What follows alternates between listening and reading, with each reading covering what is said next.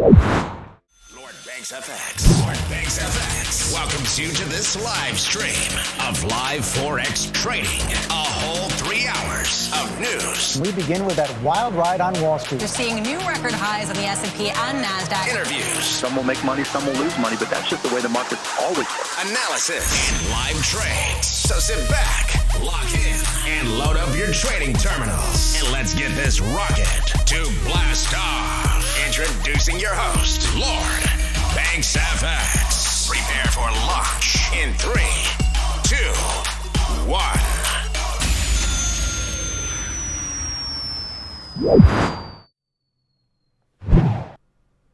Yo, what's good, everybody? Welcome.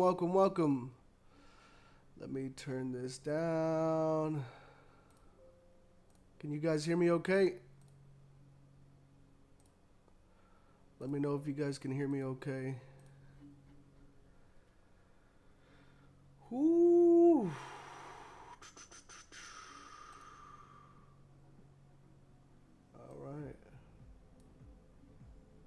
All right. Welcome, guys. Welcome to Lord Banks FX. I'm your host, Lord Banks. I live trade Forex, commodities, and indices. London session Tuesday, Wednesday, Thursday, 12 a.m. Central Standard Time to 4 a.m. Central Standard Time. I am back. I was on a little vacay, and then I caught the vid, guys. I got a little sick, but I'm back. TikTok, I'm going to go ahead and remove this screen here so you guys can see the charts, but you're more than welcome to join the live stream on the other platform. Anyways, yeah, how's everybody doing? What's good? I'm alive. I'm back. All right. Let's see here. Good morning, it's Super Gaming, Tony Gold, Lifeguard, Richie, Geo, Lion of Judah, Sonny, what's good? King Tox, V Quell, Alex Lawson, AG, let's get it. Geo, what's good? What's good? Yeah, man. It's been a rough few days. But I'm back. Wanted to start a little early today just to get back in the swing of things, you know what I'm saying? I'm doing good, man. Health is good. I'm just a little congested. But that's not going to stop me. We are ready to go. Let's get it, baby. Hey, thanks for the love, guys. Thanks for the likes. Thanks for sharing the stream, guys. I'm going to go ahead and get started here. You know how we do. Let's go with GJ. Top-down analysis. No foo-foo. Clean charts. Straight price action. Let's get back into it. Monthly. What do we see? Okay, so we got about 2 days left of this monthly candle. It looks like it is closing bullish. It has eclipsed the previous month's candle, pushing to the upside. But seems like it's rejecting at that top wick right there. So it could just be a wick fill. Would have to see how the month ends to see what happens there. But it looks like to the downside, there is not a lot of volume down there. Little wick to the downside. I mean, we still got 2 days and 17 hours left. So, I mean, this could completely melt. But right now, it looks like it's headed to the upside on the monthly candle. Let's move down to the weekly. What do we see? So previous week closed bullish engulfing of the previous candle. It looks like it is trying to stretch up here, but refusing to create a new high from this previous wick high. So it'll be interesting to see if we get that within this weekly candle. Does look like it formed a little bit of support here. We do have this long-ranging wick to the downside 2 weeks ago. So maybe we start to try to come and test this area. If we break through this area, then maybe we have some nice price action to the downside to come and test this level. But we'll see how that plays out. That's on the weekly. Looking at the daily. What do we see?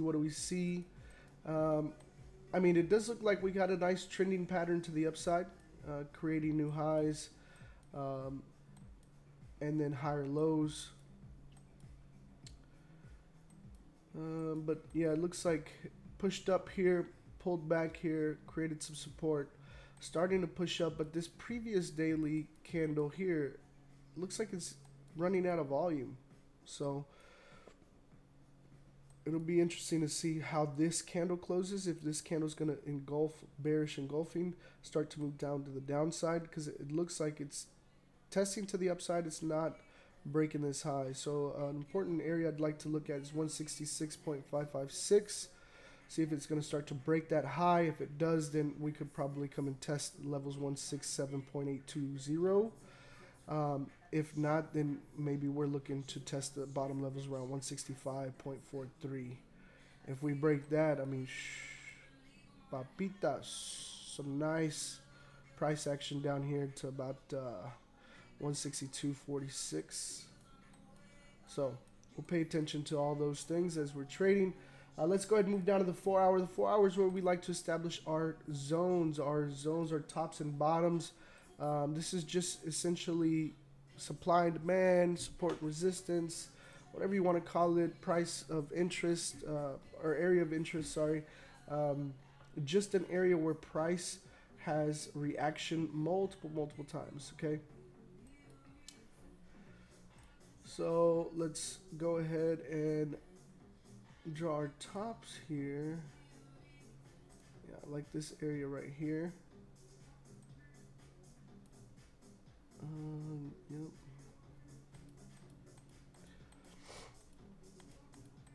Look to the left real quick. Yeah. Yeah, so we have same price action here. Right here, right here, right here, and right here. Just wanted to make sure from this area. Now, for the bottom,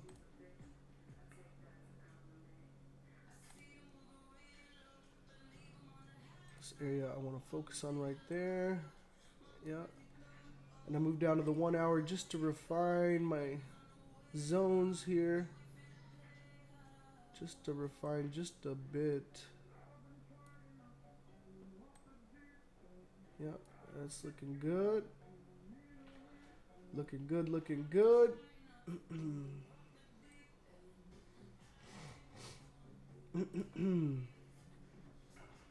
All right, so now that I have that established, this is going to be my play area, right?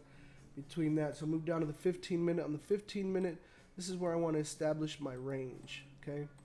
The range is basically an area where price has been moving kind of sideways, where I have a potential breakout with volume for a potential trade, right? Okay, so see that wick right there. See that wick right there. To the downside here, probably looking below here. Below here we have, well, let's see. Probably have to be below here. So I could target this area. Target this area. Target this area. So I want to see what this range is. About 26 pips, not bad. 41 and 55. Yeah, I can definitely pull out 10, 15, 20 pips out of that. Okay, to the upside here. Breaking here, we have target level here. Breaking above that, we have another target level here. And breaking above that, we have this target level there. Kind of tight there, but let's see what this is looking like. Measuring it. About 23 pips there. First target, 32 there. And about 38 there. So not bad, not bad. Not bad. We can take that setup. I know this looks like it's coming back down here, and looks like, oh man, you know, nice price action. You can have a setup there. But the thing is we don't have a level of support where I could put this range bottom at. Now, if we had like a level of support here, and I could move this up here and it was breaking, then oh yeah, we have some nice price action to go down. But the thing is we don't have that established level of support. So what I'm going to do here is, let me label this. So the top can see. This is GBPJPY on the 15-minute chart. Okay. 15-minute chart. I'm going to go ahead and set alerts on this. And I want the candle to close. Remember, I want the candle to close. And this is just so I can then be alerted, read price action, and make a determination if I should jump into that trade or not. It's for a potential buy. Alert on the bottom one, crossing down per bar closed. And that's for a potential sell. Okay, create those alerts. Alerts are set. Targets are set. I'm going to go ahead and copy the link to this chart, and I'm sending it out to the chat. Sending it out to the chat. Chat should have the link. Sending it out to the free Telegram. Remember, if those links are all in the bio and description for you guys to follow along. All right, there's GJ for you guys. All right.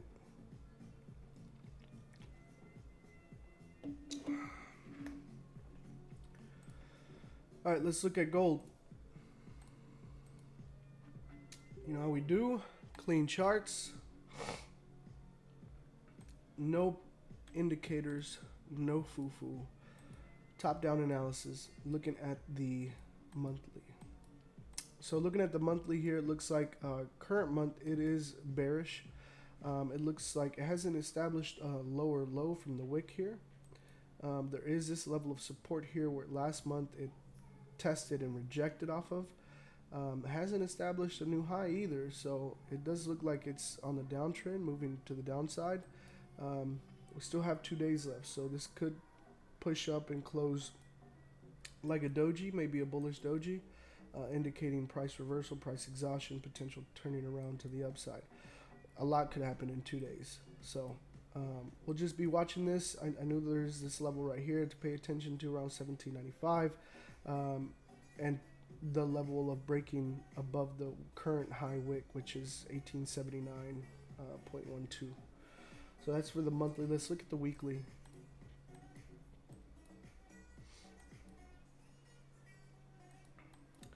So we're looking at here consolidation, a lot of consolidation. And although this is, you can still trade this, guys. Like, it is consolidation, but just look, let me measure this for you guys. From this top to the bottom right here, we're talking about 395 pips. So, you know, there's a lot of, well, actually no, more than 300. This is 3,900 pips.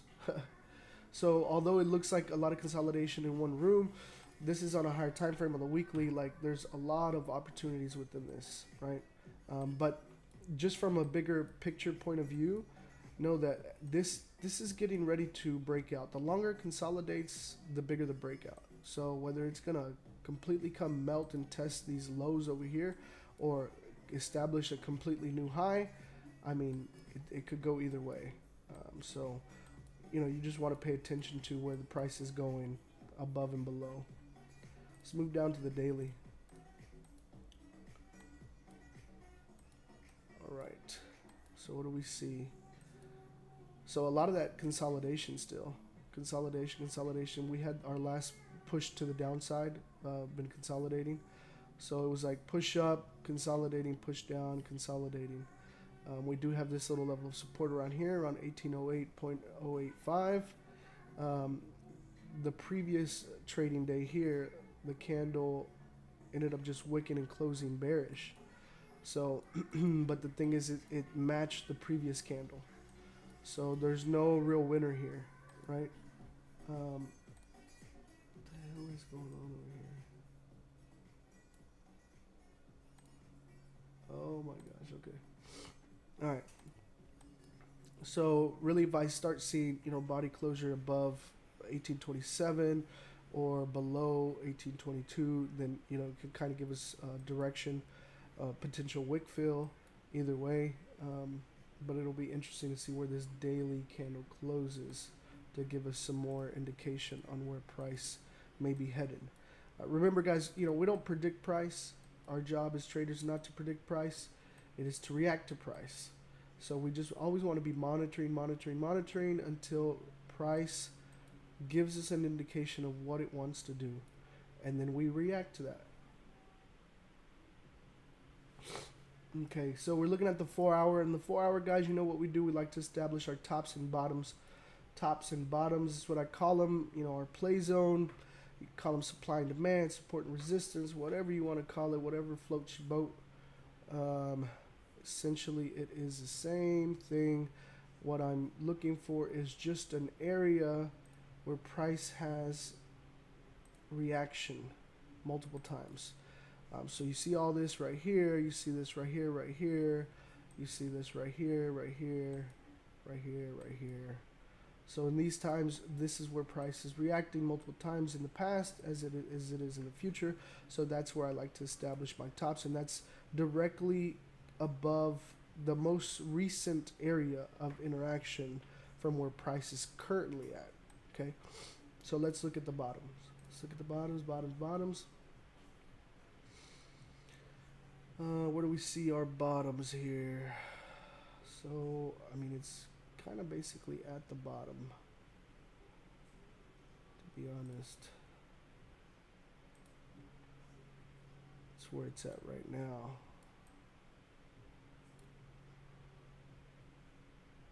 And if we break through that, then I would be looking at something like this. Yep. So let's move down to the 1 hour just to refine our zones here. Refine our zones. Remember, guys, the zones is not a specific price number. It's an area. Okay? It's always going to be an area.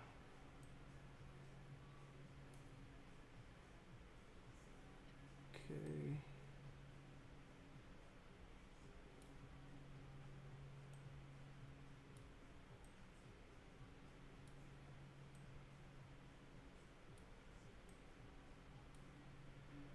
Alright, I like that, I like that, I like that. Alright, let's move down to our 15 minute. Our 15 minute, this is where we like to establish our range, okay? This is where we find our breakout range. It looks like it just established a top right there, which is perfect. Because right above this, we have some nice, clean price action to the upside. We have target up there. This target right there, and target there. Okay, now moving to the downside, I would say an area right around here, but let's look to the left. Looking to the left, we have this wick first of all, this wick second of all, this ugly price action just to make this amount. I would rather move it down to get a little bit more confidence. And even then, we have just this nasty wick to the left. Doesn't look promising, but let's keep moving to the left, see what we see. Okay, so breaking down below there, we do have this nice price action right here. And I would probably put maybe my first area of interest right here, my first target level. And then second target level. And my third would probably have to be around here. Okay, now what I'm going to do is I'm just going to measure. I'm going to measure to make sure that this is in fact worth the wait, worth the risk.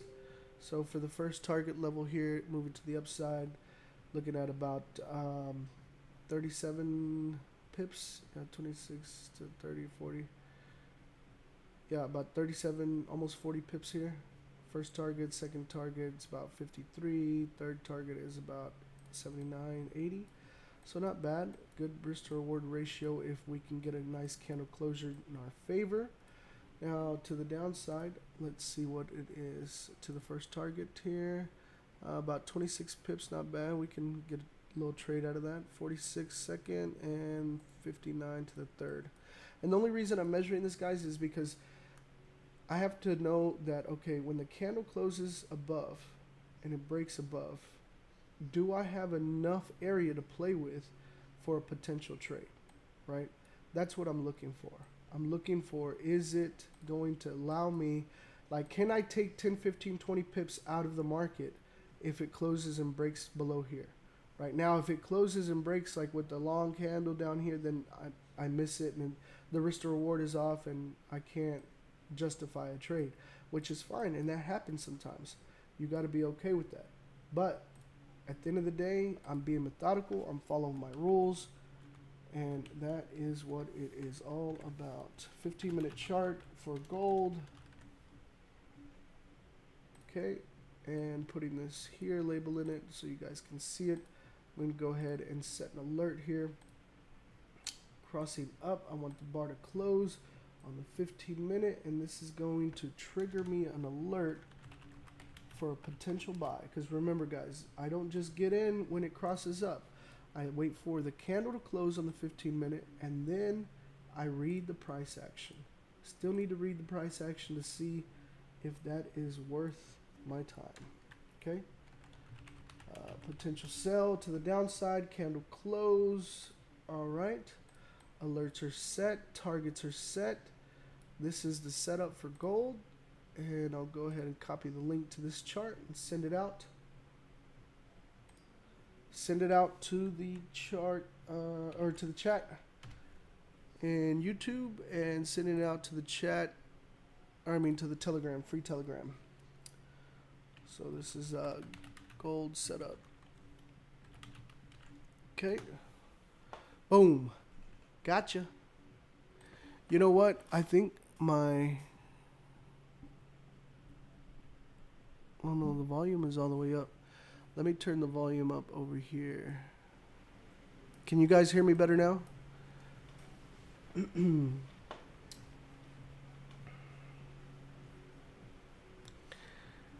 Yeah, I just turned up the volume on the mic. Yeah. Okay, cool. You still sound sick. You good? Yeah. No, I'm congested. I'm good though. Like I feel great. I'm just congested.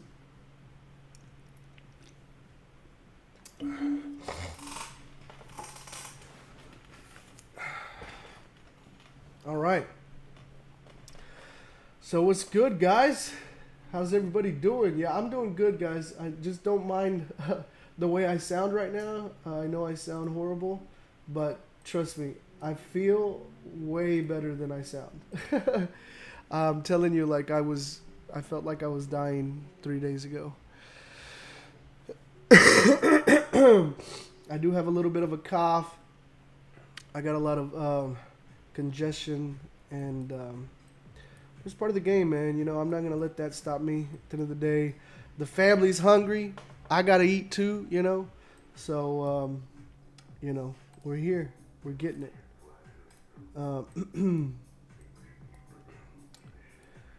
So just being patient here, guys. Now that we got our setups ready, what we do now is just wait.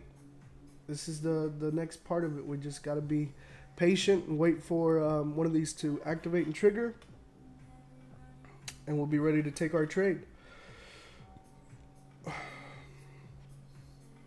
The link is in the description and in the bio, guys.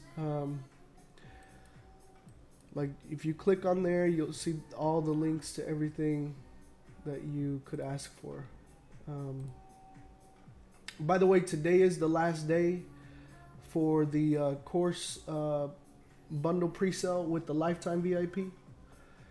After today, it will not be available, and it will be going up. The course releases on Friday, and the course will be $750 at that point. Right now, it's $500. You save $250.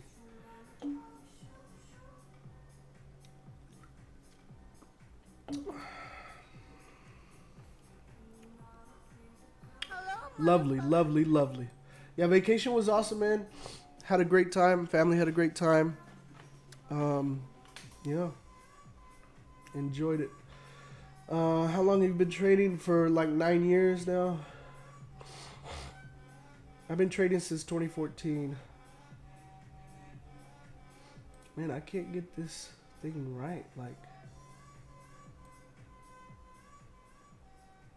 it's like really low and then really loud. Trying not to disrupt. Let's read some comments here. Good morning. How's your health now? It's good. Doing good. You are early. Welcome. I appreciate it, brother. Good morning. What's good? AK Tevin, what's good? Joey Gonzalez, what's up, bro? How was your vacay? It was phenomenal.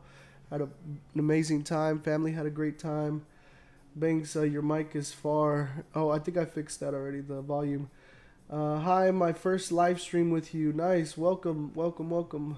Your sound is very low, maybe too far from mic. Yeah, I think I already fixed that, guys. Sound fine to me. Morning, Banks. Good to have you back. Appreciate it. Awesome. Sounds fine. Hello, bro. How are you, man? Doing good.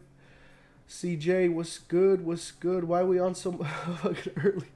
It's early for you, bro, but it's late for me. I've been busy, man. I've been busy all day. So it's 6:01 in London. 6:01 in London. I think I got on like 10 minutes earlier than usual, guys. Come on, chill out.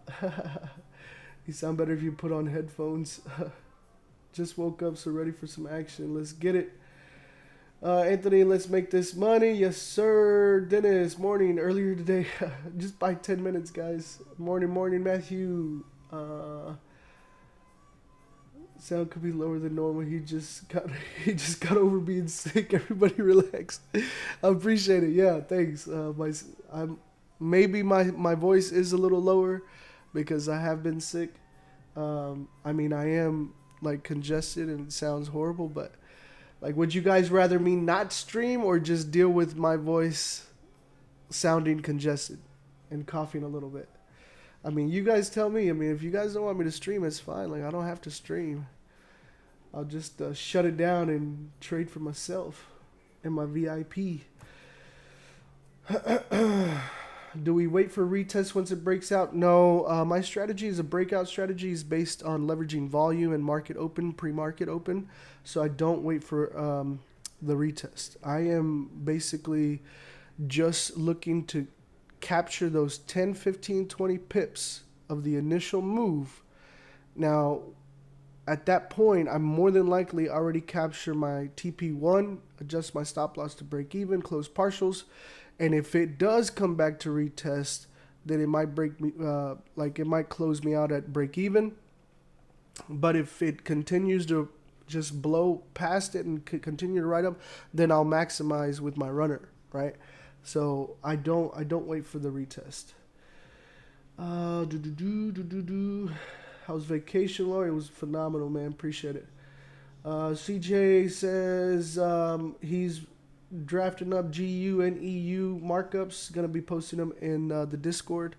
Discord link is also in the link of the bio in the description. So if you guys want to see some setups, some markups from CJ, he's going to be posting those in the Forex chat on the Discord. CJ is my protege, and he's absolutely killing it. So I'll take a look here in a minute when he posts them, but I'm pretty sure he'll be spot on. Nicholas, yeah, sound is better. Yo, oh shit, what just happened? Better. Hope you're feeling good, G. Feeling good, man. Feeling good. Sounds good now. Sound is good. Excuse me. Welcome back, King. Appreciate it. Hurry up, the market don't stop. All hell gold. Do we wait for retest? No, I don't wait for retest, guys. I'm just looking for a break. All right.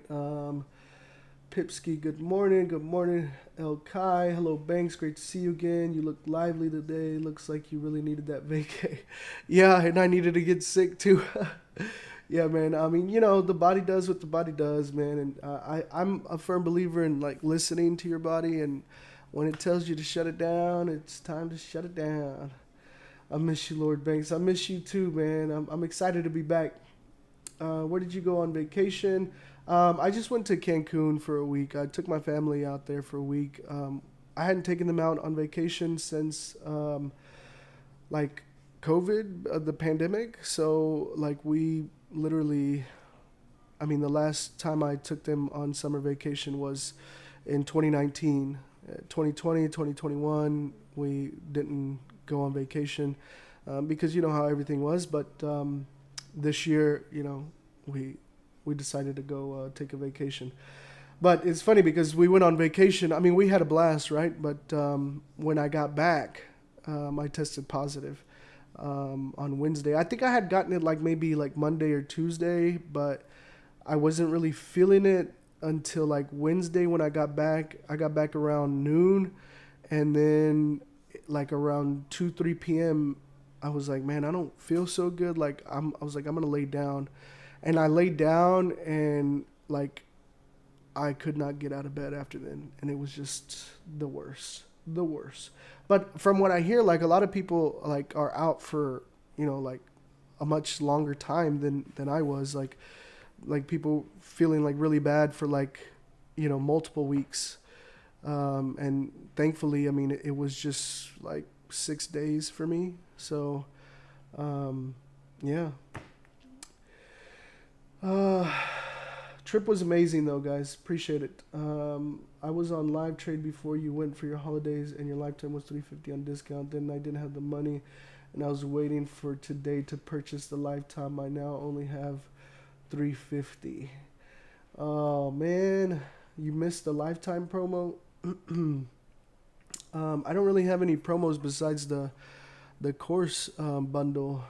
I don't know. What do you guys think? Should I do a lifetime promo for our buddy Leo here? If I do it for you, I gotta do it for everybody, man. I can't just do it one person, man. I feel bad. Like, I don't know. You guys let me know in the chat if you guys want me to turn on the lifetime VIP promo for $350. I'll turn it on.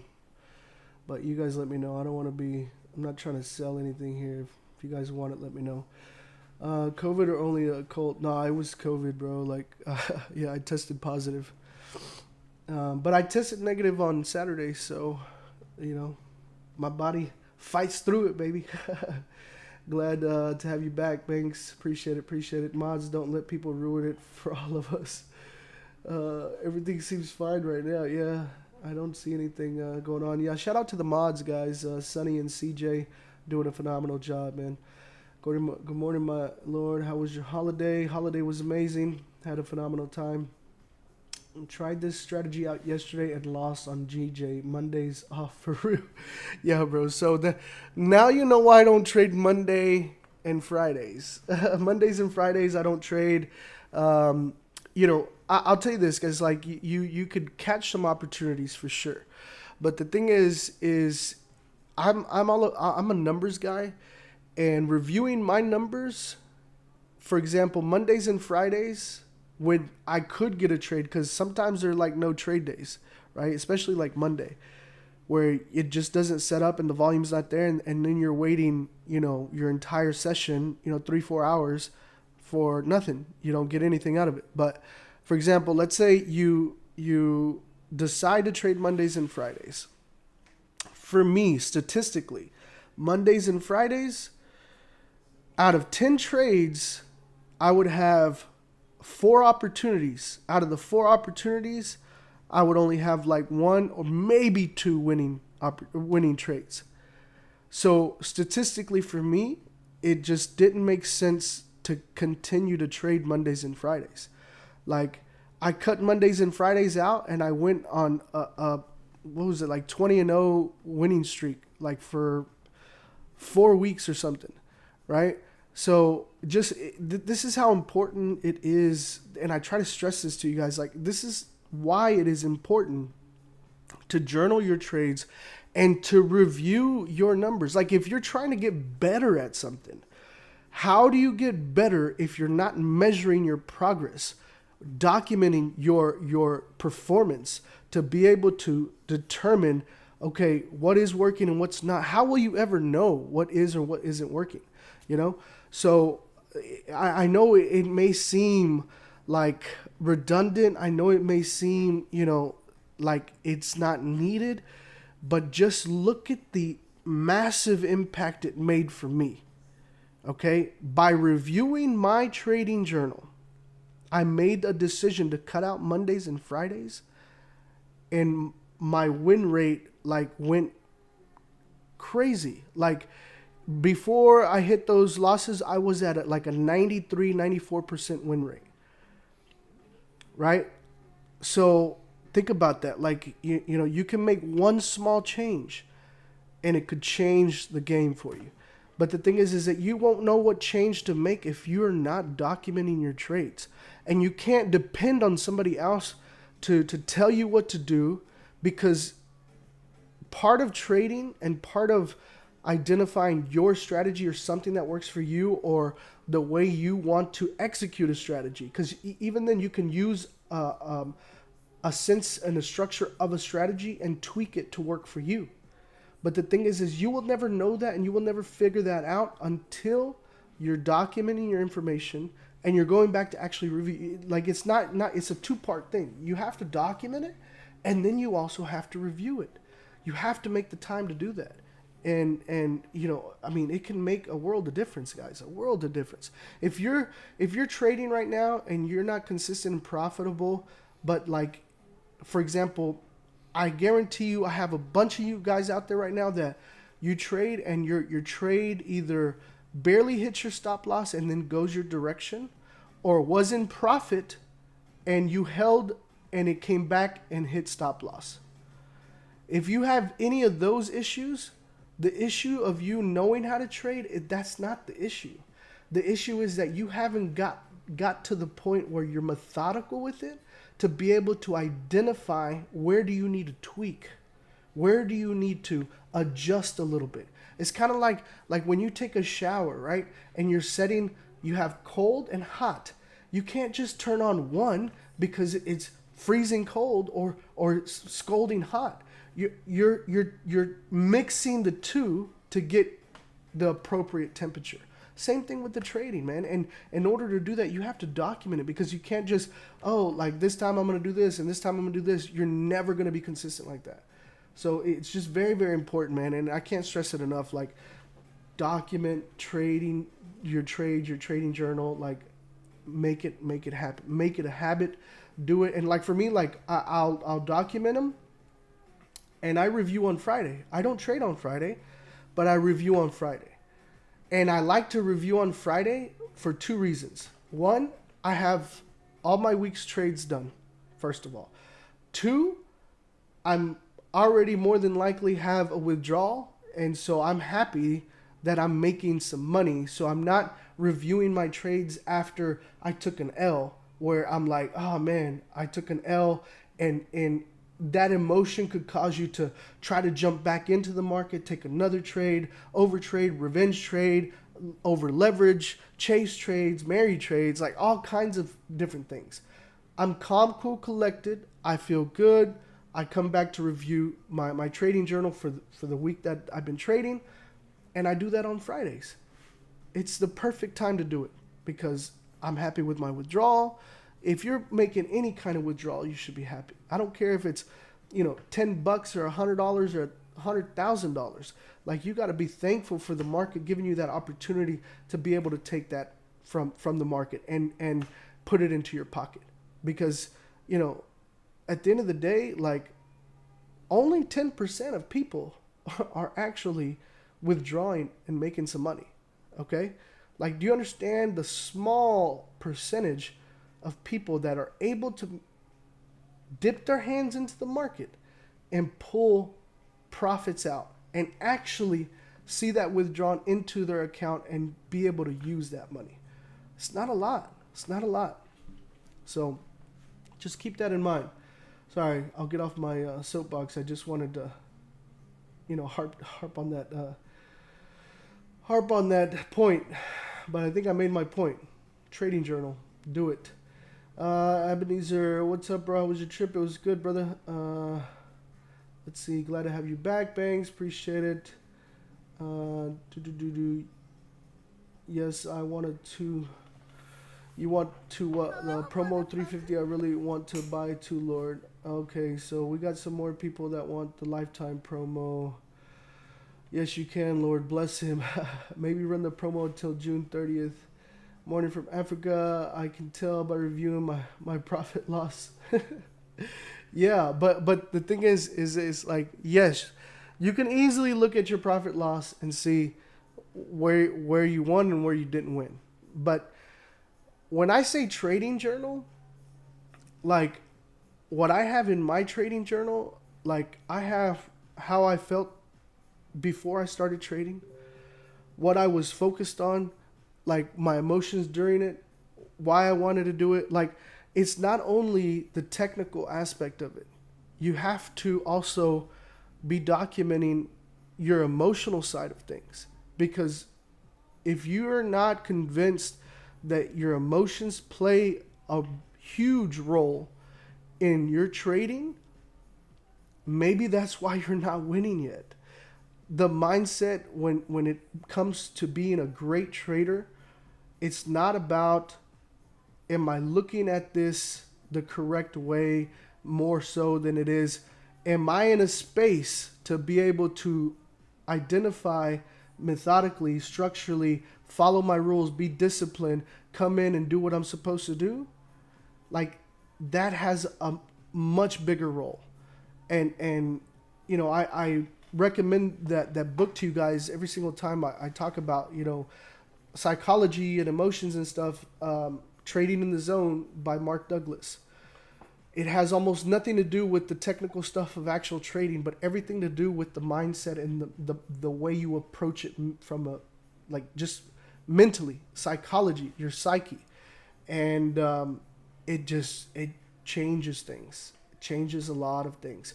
And, you know, maybe you don't agree. Maybe you're like, oh man, that has nothing to do with it. This is all like it's black and white. If that's the way you want to think, that's the way you want to think. I'm not here to change that. All I'm here to do is share my experience and what's helped me.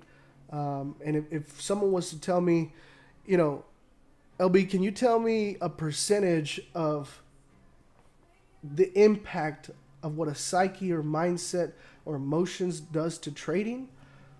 I would say about 80-90%. 80-90%. Because you look at these charts, guys. Look at the charts. You think this is difficult? Like if I come here and I show you this chart right here, and I tell you, look from left to right. Are we going up or down? From left to right, did we go up or down? It's easy to see we went up, right? My 9-year-old niece could come in here and I could ask her, from here to here, did it go up or down? And she could tell me it went up. It's not difficult. We make it difficult. We're complicated we're human beings, so we complicate everything. And that's what emotion causes us to do. But if you're in here and you're clear-headed and you're focused on following your plan, following your strategy, being disciplined, then you're going to stop seeing things in the market, stop seeing things that don't actually exist on the charts, and start being a little bit more consistent. But you won't be able to measure that if you're not documenting it and not making note of it, and not, you know, maybe that morning everything was going to shit. You had a fight with your wife or girlfriend or, you know, your parents or whatever, and then you come into the markets and try to execute, and you have those emotions backing you. Like, if you have a shit day trading, then you should document that and know, okay, maybe I need to be a little bit more cleared out. I need to be more clear-headed. I need to be more focused on the task at hand. I need to review my strategy, the steps, and, you know, there's a lot of things you can do, but pay attention to that. Pay attention to that. Just for the next week, pay attention to it, document it, and see if it makes a difference. Doesn't hurt to do it. And if it does come back, let me know. You know, and if it doesn't help, let me know too. I mean, shit. I want to say I'm 95% sure it's going to improve. You're going to see improvement, right? Anyways, yeah, it was a lack of volatility. It was frustrating. So practicing strategy, yeah.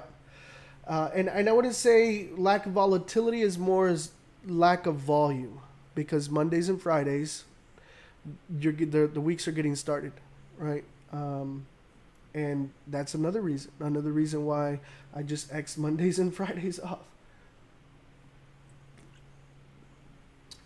The only reason I would take a trade on a Monday or Friday is if it was not the breakout strategy, but like my swings position trading, or I'm waiting for certain price points.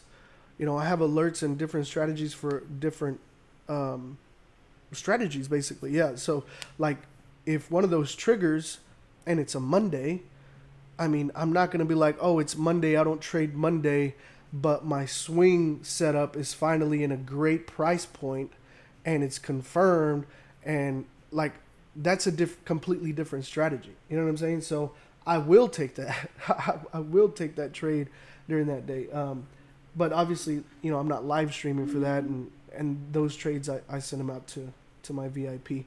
Like today, I mean yesterday, Monday, I sent out 2 trades to my VIP. One of them is like 10 pips away from TP1, and the other one is like at break even.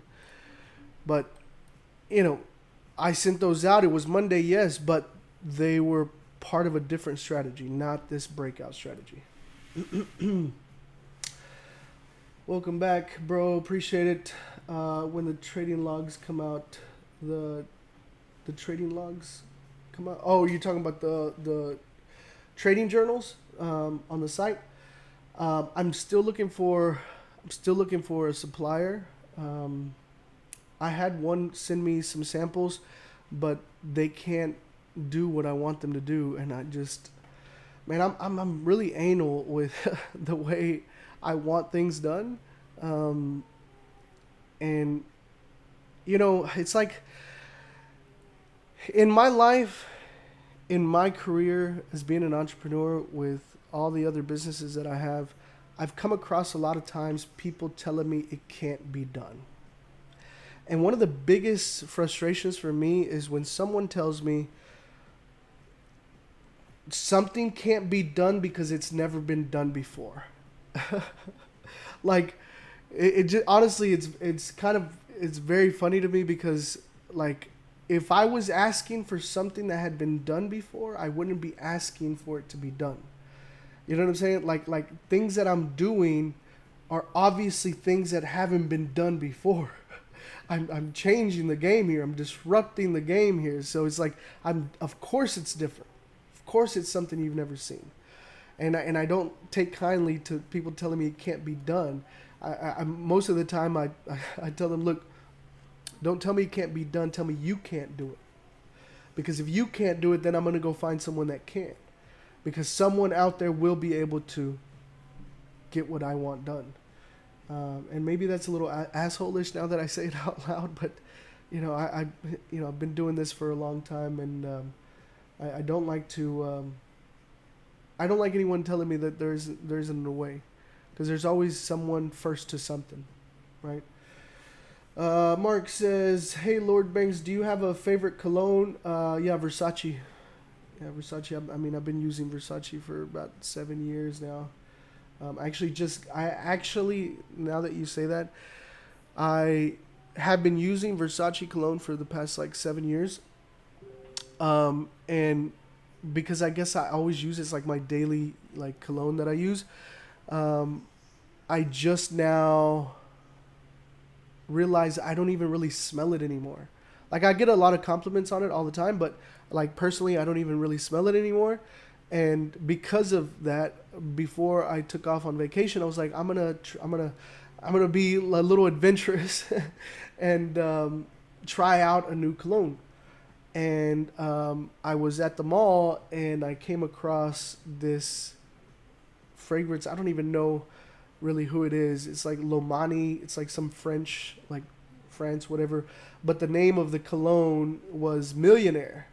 And I was like, oh man, I gotta get this. Like, just because it said Millionaire, I was like, look, I'm gonna get this because it seems so fitting and I like the smell. So I just recently bought that, and I mean, I used it a couple of times, but you know, Versace is kind of my go-to. Very well said, 100% true. I appreciate it. Thank you for this. You're welcome, brother. We'll be back, bro. All right. CJ says, alrighty, charts are up. Apologies for the fuck up. Market in 1 minute. US 30 has been very good Friday and yesterday. Oh, Did you send out US 30 as well? Chindo and Copa Andra, Mind Over Matter. Yes, sir. Welcome back, bro. Appreciate it. Can you shed some light on lot size with a small account? Define small. I mean, I think anything under $10,000 is small. You know, but that's me, and that's like, you know, I don't know what to tell you, but I feel like if you're trading anything smaller than $10,000, you have a small account. I'm not trying to you know, sound demeaning, but yeah, anything smaller than 10,000 is a small account.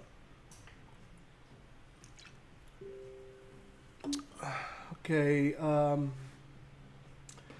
Exact reason why we don't use indicators here. Oh, I don't know what that is. Discord. FX Bounty Hunter, yo, LB back in the house. Yes, sir. I am back. I'm back. My guy, FXBH. What is BH? Would you say greed is an emotion? Yeah, for sure. I mean, come on, man. Yeah, it is. It is. And you know, one of, like, I've worked with people one-on-one before.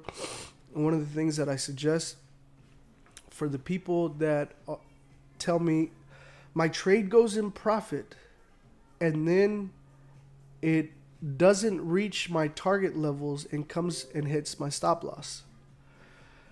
That's greed right there.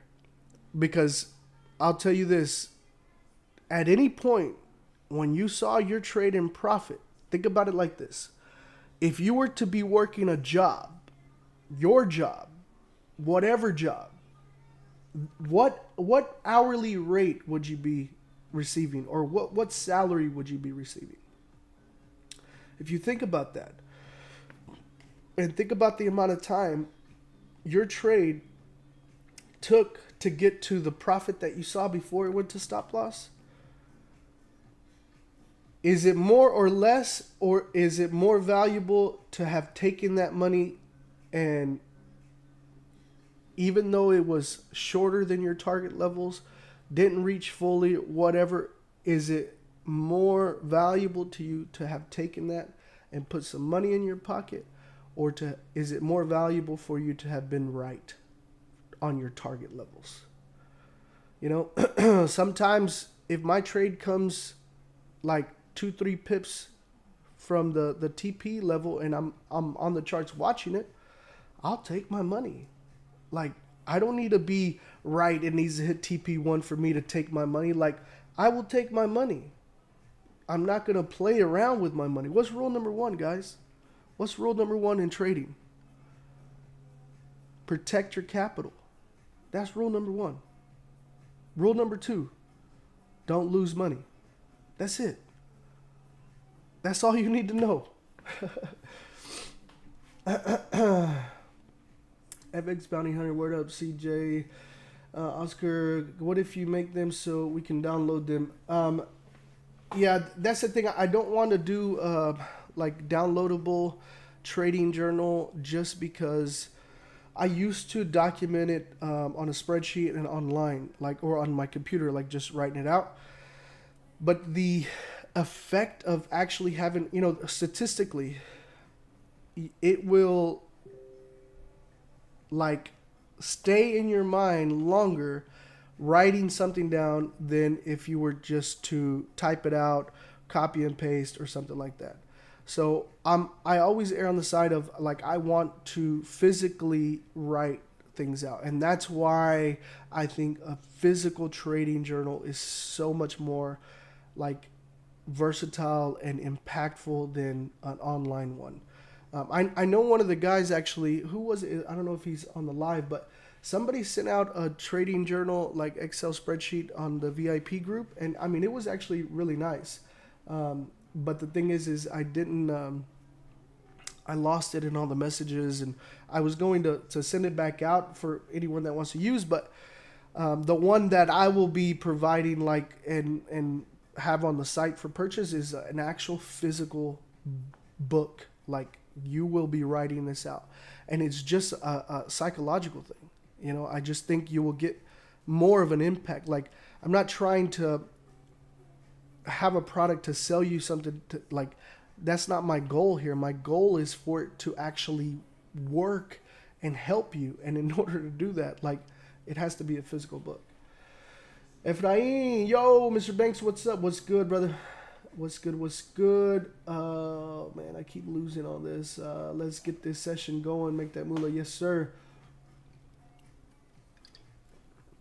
Also swap to Carolina Herrera 212. Oh, yeah, 212 is nice. Actually, I did buy the 212 VIP Black, but I haven't tried it.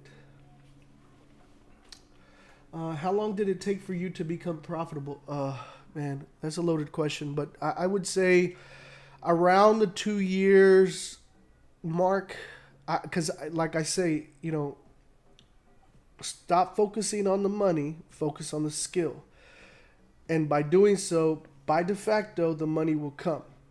So when you say how long did it take to become profitable, I wasn't focused on the money. I was focused on the skill. And then I realized that I was consistently making withdrawals. And I was like, oh, shit, like it's been my 3rd month in a row, 6th month in a row, you know, a year. And I would say that was about year 2 going to year 3 where I kind of like really just nailed that thing down. You truly are a blessing, man. Don't ever change, bro. You're awesome. Keep it up. I appreciate it, brother. Yeah, we wear millionaire a lot in Jamaica. Nice. Do you use fixed lot size? No. I do it based off my risk management. My risk management, I'm risking anywhere from 1 to 3% per trade. 1 to 3% of my account capital. I got that Paco Rabanne millionaire too. Nice. Matthew is on. How long did it take you till you became profitable and consistent? I think I just answered that. Nah, bro, I had the charts on 1 minute from marking up US 30. Oh, you had to change the time frame. What leverage do you use? The leverage that I have right now, I think, is 1 to 500. But the broker that I'm switching to come next week will be, I believe, 1 to 200, something like that. I have to check, man. I signed up for VIP. What time do you start for New York? For New York is usually about 2.5 hours after I finish the London stream. We finish at 4 a.m. I like to send the Zoom link out around 6:30 a.m. Central Standard Time. I don't know what time zone you're in, but around 6:30 Central Standard Time, I like to send out the Zoom link in the VIP Telegram. How much percentage should we close on TP1 and let rest run with break even? That's completely up to you, brother. You have to think about your account and ask yourself this. Are you in growing mode or are you in just like trading mode? There's a difference, right? Because if you're actively trying to grow your account, you need to maximize your profits and minimize your risk. If that's the case, I would be closing like 80 to 90% of the trade at TP1 because the runner is not for me.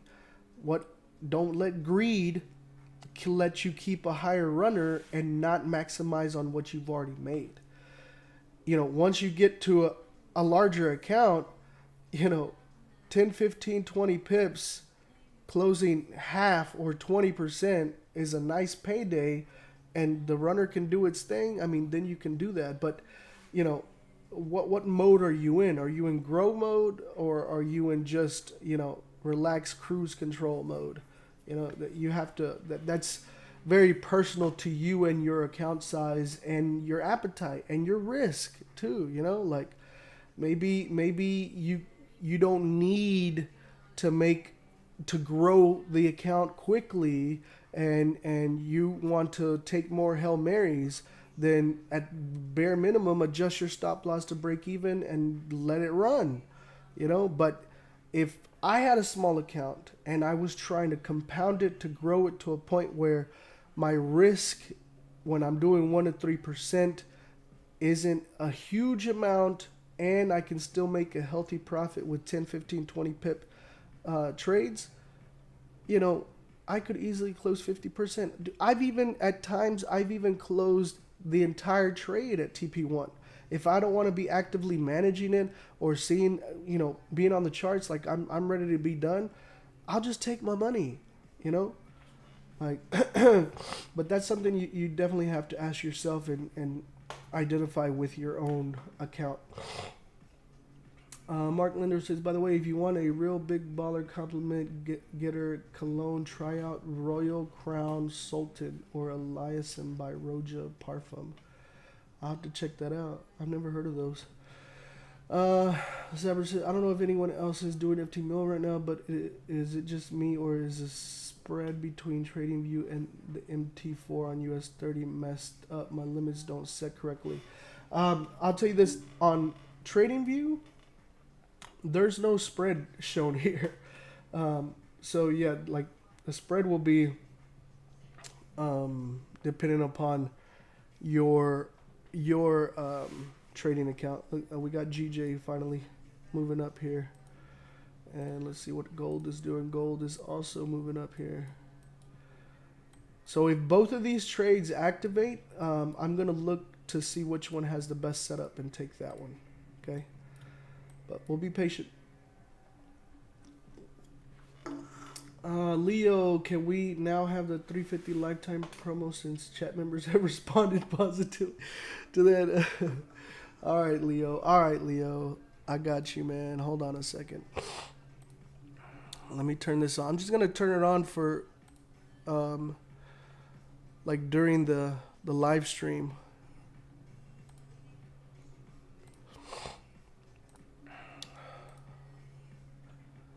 All right, let's see here.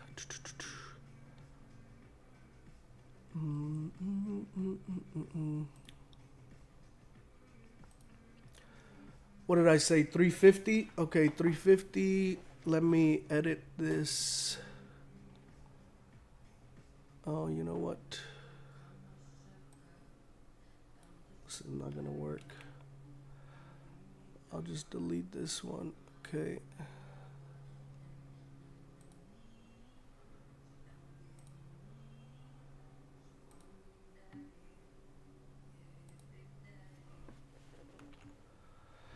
Lifetime promo, guys. Doing it for my buddy Leo here. If you guys want to take advantage for 350, I'm turning it on right now. Yeah, access to that.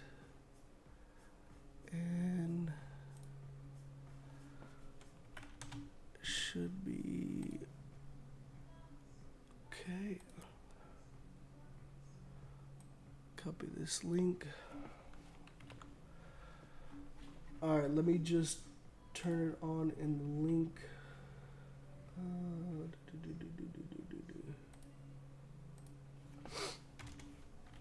For 350.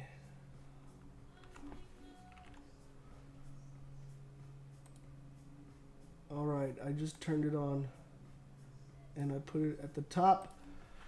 If you look at, if you click the link in my bio in the description, it will be there. Should be there at the top. Let me know if it's working.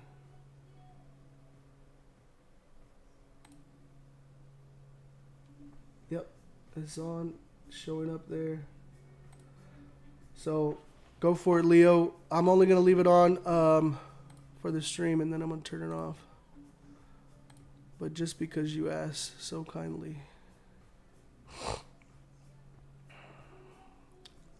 Yeah, I'm not sick, guys. I'm just congested. Just FYI. Just so you guys know. All right. Gotta find the factor difference and adjust, I guess. All right. Oh.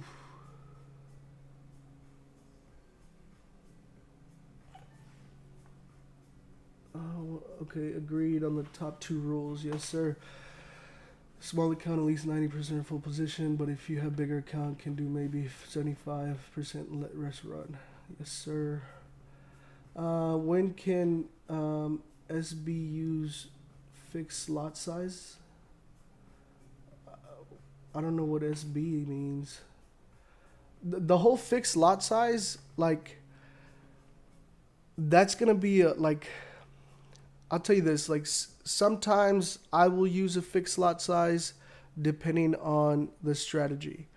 Like, but the thing is I will use a fixed lot size because I don't need to, like, trade bigger lot sizes than, you know, honestly, I don't really even like going over 50 lots. Like, I think 50 lots is fine for me. Like, I will take 10, 15, 20 pips.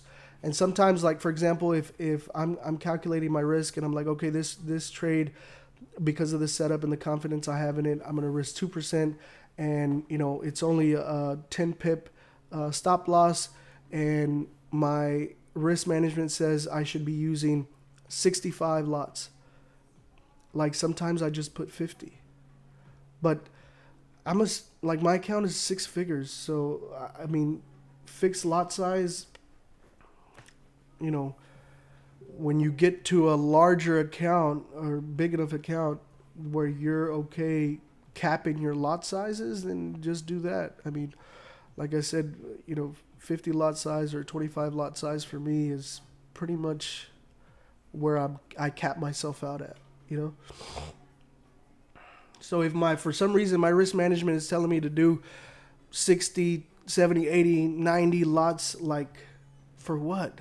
Like, 50 lots is fine. I'll take 10, 15, 20 pips, and that's a nice payday. Rule number 1, don't talk about trading. What? And everything I've been talking about is trading. I mean, answering y'all's questions, I guess.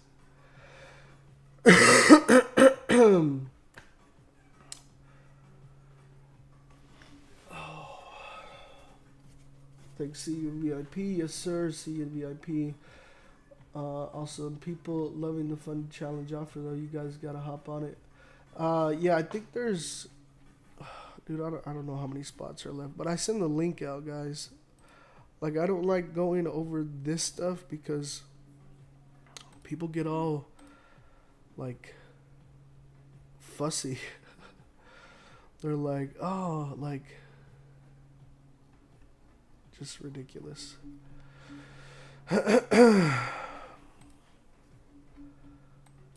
People get all butthurt because I'm answering questions regarding services that are offered and stuff, and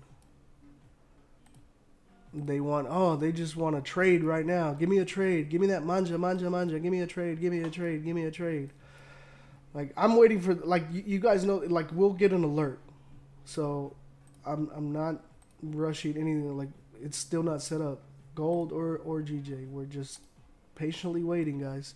It's 12:44. It's early. But yeah, if one of the mods can send out the link for the form for the challenge, the funding challenge service, and you guys can answer the questions on that. I'm not going to talk about that.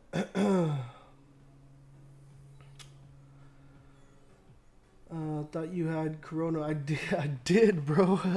I did. I tested positive on, I don't know, what was it, Wednesday? And on Saturday I tested negative. So I'm thinking I probably got it like on Monday or something. And then really didn't feel bad till like Wednesday. And then Saturday when I tested again, I was negative. So all good, all good. Mark says, would you say volume in certain months decrease as well? Like, no, obviously December, but what about August? Yeah, most definitely, dude. I think about it like this. Usually the last 3 months and the first 3 months. It's like half the year.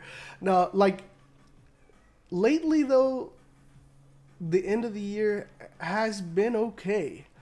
But you do see, usually, like, I don't trade after like October.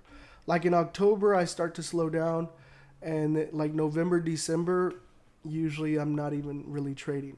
But I will say that last year I did trade in November and December, and there was some, I mean, it was some nice months.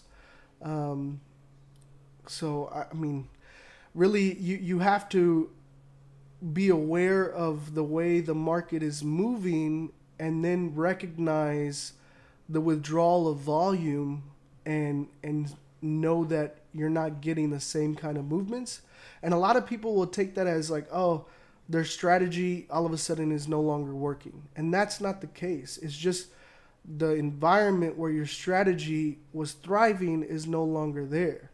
So but yeah, usually like after October, I like to pay attention to volume a lot, just to see where we are. Because usually November, December, I won't trade.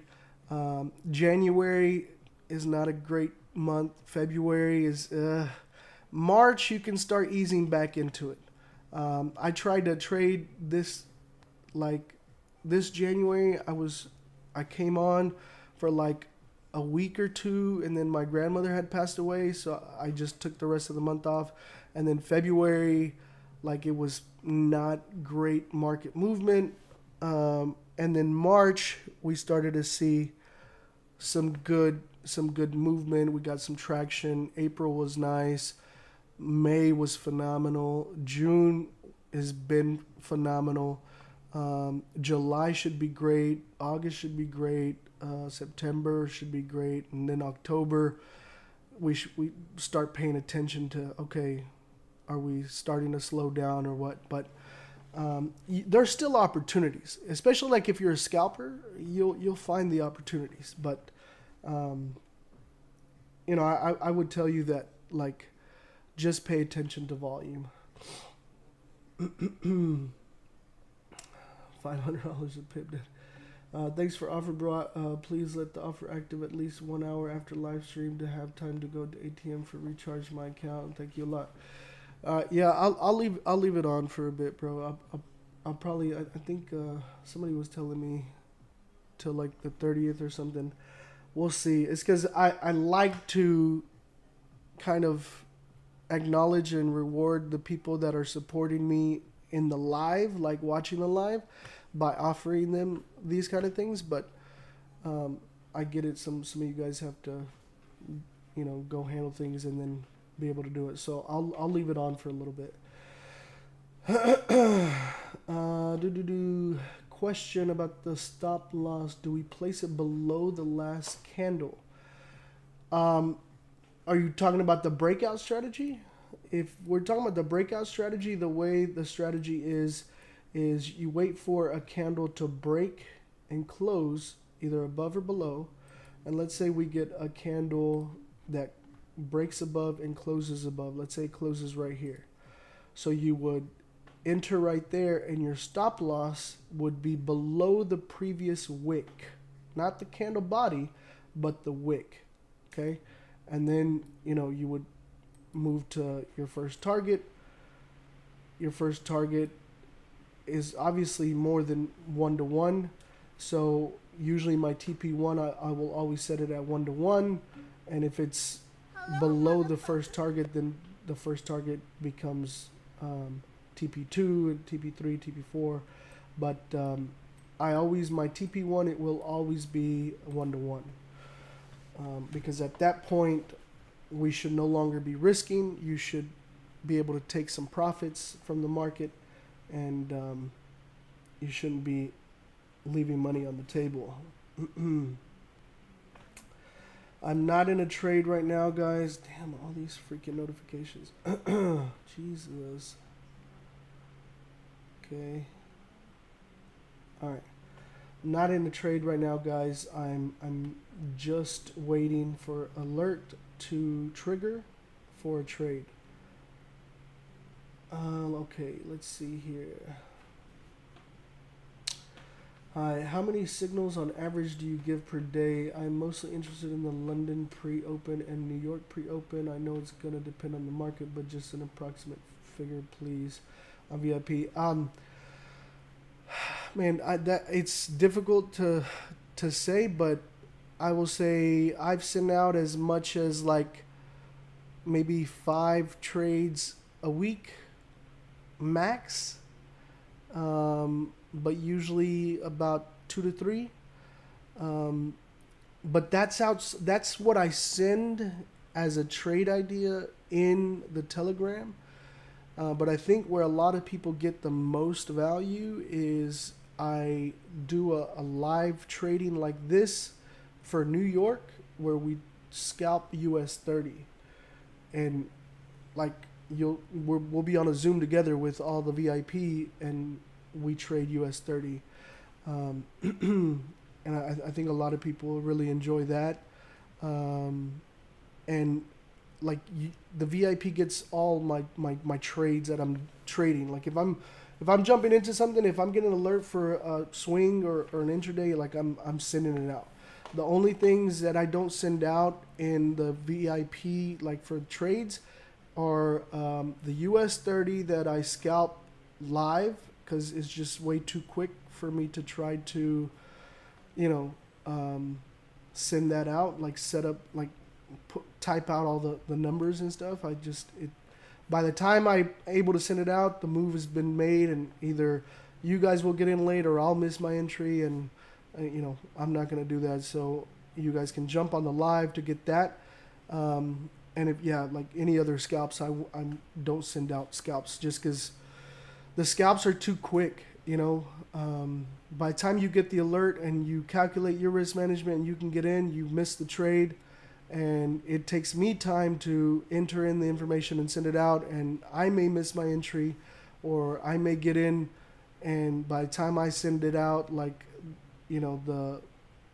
it's already, the risk to reward is no longer worth it, so I just don't send out scalps as trade ideas. It's just way too quick for me to try to send that out. But I would say on average anywhere from 2 to 5 trades a week. Like I don't overtrade. I let the market come to me, and whatever it gives me that week, it gives me that week. And that's apart from the trades I do here live, the trades I do live on the New York session. Those are just trade ideas that get sent out. Like I sent out 2 already yesterday, and this is my first live of the week. So just to give you an idea. All right, thanks, CJ. What is the funding challenge? I'll let the mods answer that. How was your vacation? Phenomenal. Funding challenge. There's the link Sunny sent out. Thank you so much. Link for all the links. Yes, the link tree. Appreciate it. This is where you purchase it. Yep. Appreciate it, CJ.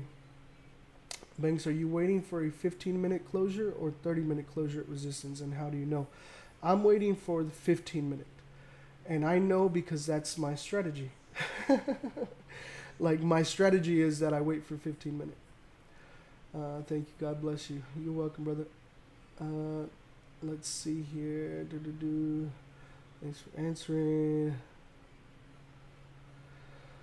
Thanks, bro. The New York kills, bro. 1,000 pip US 30 days all last week. Yeah.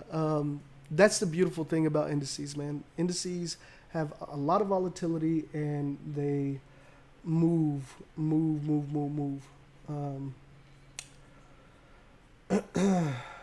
Which I mean, I love volatility. So, well, Banks, good to see you back, my man. Yes, sir. I'm back in the flesh, baby.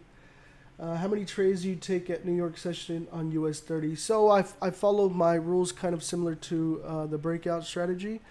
Is I take 1 trade. If I lose that trade, then I can give myself a second chance trade.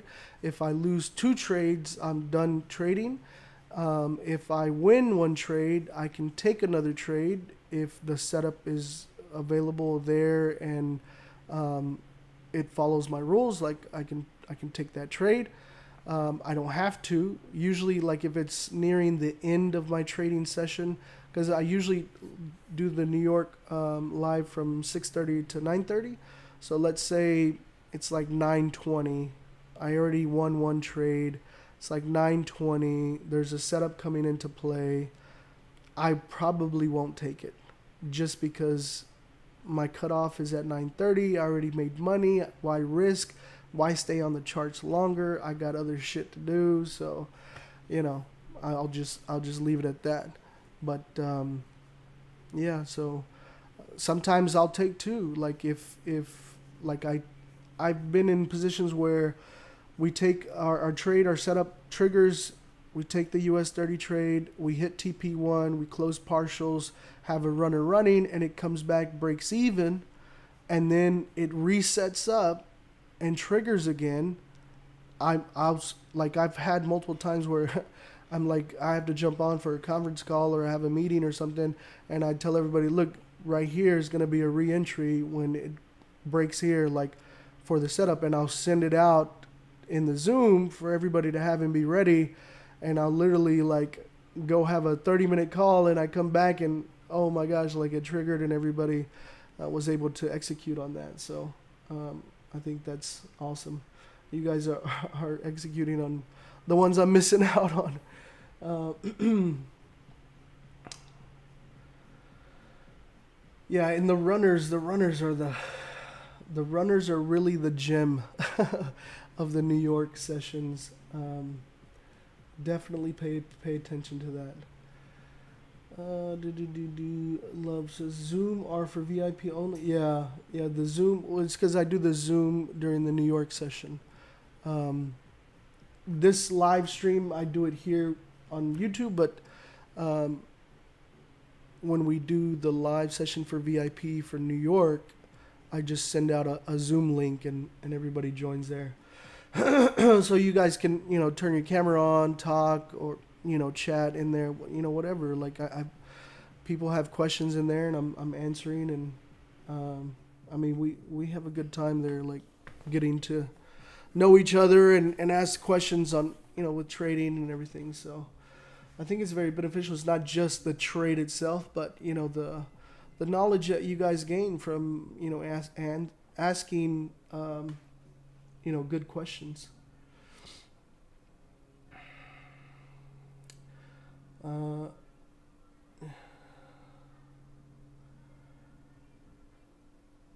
you use MetaTrader 4 and what broker is good for the US? I have in my links, I have a recommended broker. If you want to use that broker I'm going to be switching to next week. This was my last month trading with my previous broker, which was on MT4, but I will be on MT5 starting next week. Okay, I also scalp US 30 on 5-minute time frame, but I take about 4 to 5 trades with runners. Yeah, I don't like to take too many trades on US 30. Maybe you're splitting up your risk, or I mean, I hope you're not over leveraging, but I used to look into splitting up my risk and having multiple different like positions. Like let's say if I was going to risk, 5 lots, instead of taking a trade with 5 lots, I can take 5 trades with 1 lot each, right? But honestly, like I don't like to. I've had a lot of times where US 30, when I enter, it just flies or melts. So I don't like to miss my position. So I just do 1 trade on it. Yeah, and I'm more of a, like guys, I'm more of a quality guy, not a quantity. I know there's like a bunch of other traders out there. They're like, oh yeah, we do like 20, 30 trades a day and all this and that. Like, dude, you don't need all that. Like, it's a misconception to think that to be a great, profitable, consistent trader, you need more trades. That's not valid. Like, you can take just a couple of trades and be consistent and profitable with that. And trust me, guys, don't underestimate what 15, 20 pips a day can do for you. Trust me. Well, thanks for the thorough explanation. Is a live scalping Zoom session be based on breakout strategy? No, it's a completely different strategy. The US 30, that's a whole beast by itself. It does not and cannot. I just can't do a breakout strategy on US 30. Like, there's times where it looks like it might work out, but it just no, there's no way. Oh, look, we're breaking out here, but we don't have a wick to the downside. So, what time is it? 1:01. Gold is playing around. What time is it in London? 7:01. So it's pre-market open right now. That may be this volume we're seeing here, but it doesn't have a wick to the downside, so I don't like it. Do not like it. But we'll keep watching it. We'll keep answering questions here. Okay. See CJ and Sunny are answering questions. Appreciate it, guys. Appreciate it.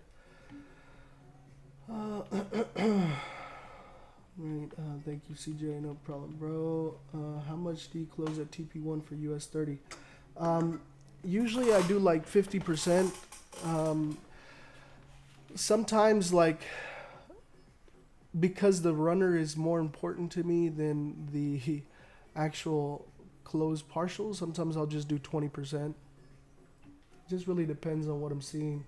Like, I'm all about price action, guys. It's like I make decisions. That's where the active trade management comes into play. And this is why I like doing live trading, because you don't get that in someone sending you a text of buy, price, target, blah, blah, blah, blah, blah.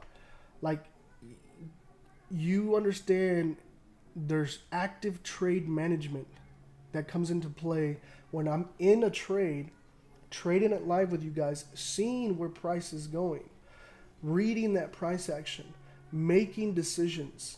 You know what I'm saying? And that's why I really, like, I feel the live trading sessions is very, very beneficial to people. And another thing, like, if you are following anybody else that doesn't trade live, I don't know, I would question that.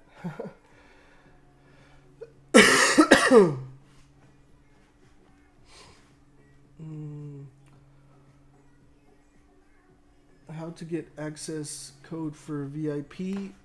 The VIP, I think you're already in the VIP, right? B-Town Media. But it's not an access code. If you purchase the lifetime promo that I just opened up, or if you bought VIP, you should have a link in there to join the channel. It's a Telegram channel, so it automatically gives you that if you purchased it. If you got into VIP by purchasing the course bundle, which it comes with lifetime VIP, the course bundle right now, then there's a module in there that says lifetime VIP, and you click on that, and it brings you into the VIP Telegram. How many hours of sleep do you usually get? I try to shoot for like 4 to 5 hours a day. Damn, look at DJ. You see that? This is why we wait for candle closure. You saw that? Popped up and melted.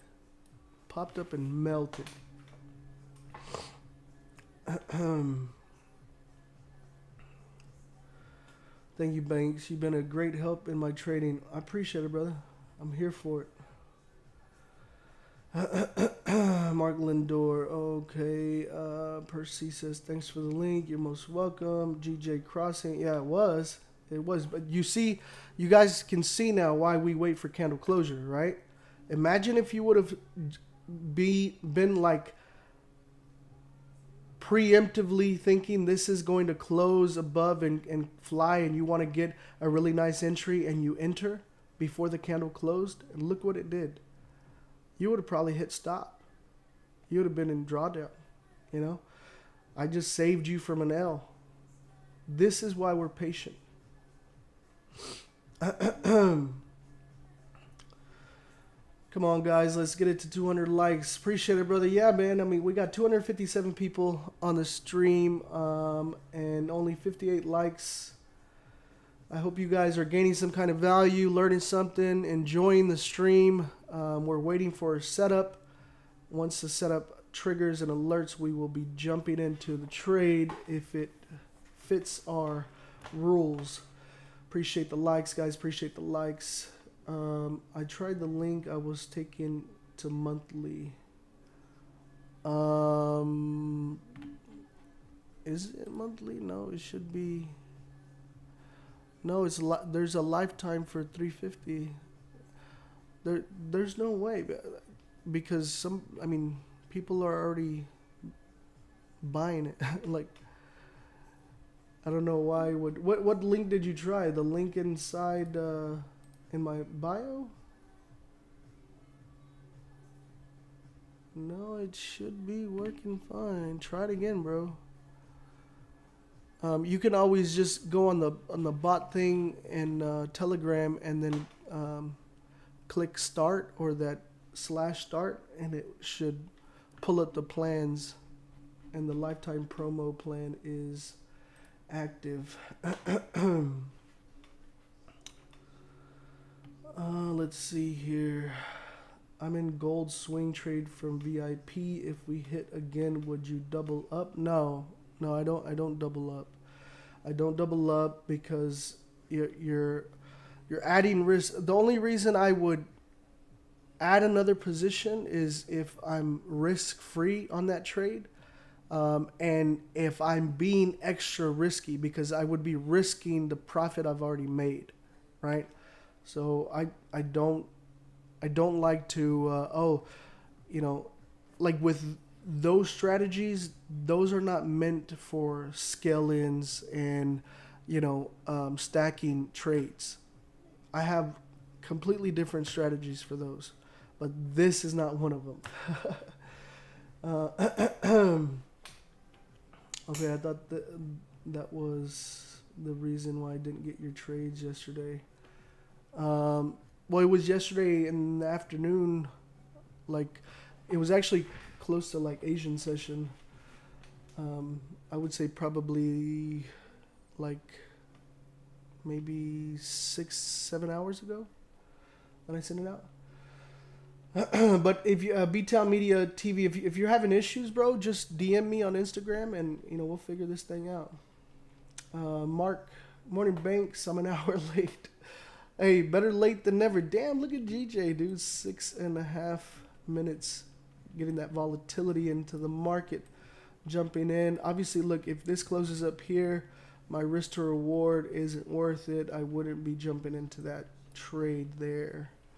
It would not fit my my parameters.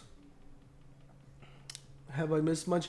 Well, we're not in a trade yet, bro. So, but I would probably go back and watch this live, just because there's been a lot of great questions, and I've talked about a lot of very important things that I think are very beneficial. So definitely check that out. Hit me with more questions, guys. Border smoke while I was waiting for trades. Will be interesting to watch because it's going to bounce back again from 166.31, then hit your stop loss and fly up. Really? Okay. Thanks for the vote of confidence. KO is of course ready. Yeah, I'm just trying to finalize a couple of things, but it's automated, so on Friday it will be opened up for you guys to enjoy and consume. What's up, Lord? Just got home. Where we at?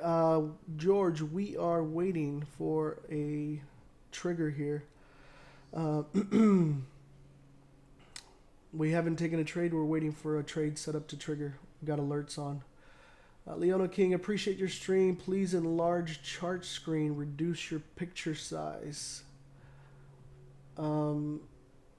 I honestly can't do that because of the template that it's on. So, may I suggest you increase your screen size? I don't know. Put me on the TV, baby. Shit. Oh, we about to hit TP1 for gold. Looking lovely. TP1 on the trade I send out to my VIP earlier today. She's looking lovely. Damn, both of these are pumping up. That's kind of weird. It usually goes the other way. We'll see. We'll see what happens. We got about 4 minutes left on this candle. What promo you got going on right now? Leo asked for lifetime VIP promo for $350. So that is on. The link is in the bio in the description. You can. Oh, nice. Gold just hit TP1. For those that took it, congratulations. Congratulations. Man, this thing has been lacking, dude. I don't know why it has not been. It's supposed to send an alert. I'm gonna give it a minute, see if it does. Oh, that's not it.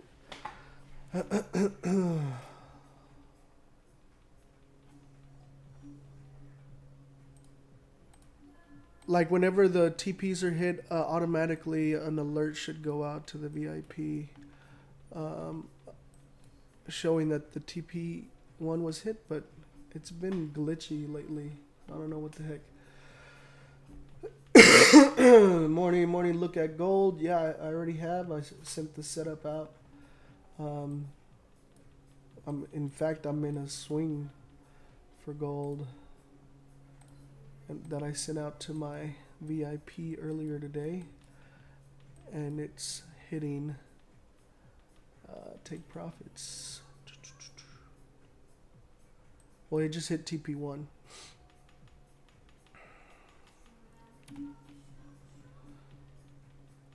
I'm kind of upset that this thing did not.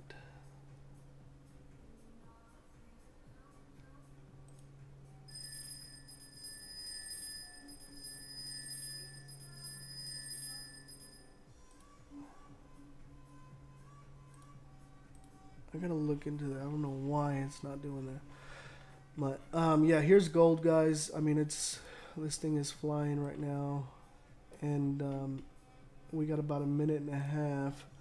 Let me just measure this, see what this is looking like. About a 26, about a 30 pip stop loss or so, 25 pips. What is the first target here? It's about a 26, so really I would need it to be around here to consider an entry. We're not in an active trade yet, guys. About a minute and 15 seconds left. Depending on where this closes, we'll make a determination if we're going to enter it. We could get a slight pullback before it continues to the upside, but let's be patient. Got about a minute left here. About a 25 pip stop. Potentially taking a trade here. Just calculating my risk. Just risking 1% here. Risking 1%. Okay. Ooh, it's right where I want it. 30 seconds, guys. 30 seconds. 30 seconds. I might take a trade here. What is GJ doing? Ugh, that's ugly. It's huge spikes. Ugly.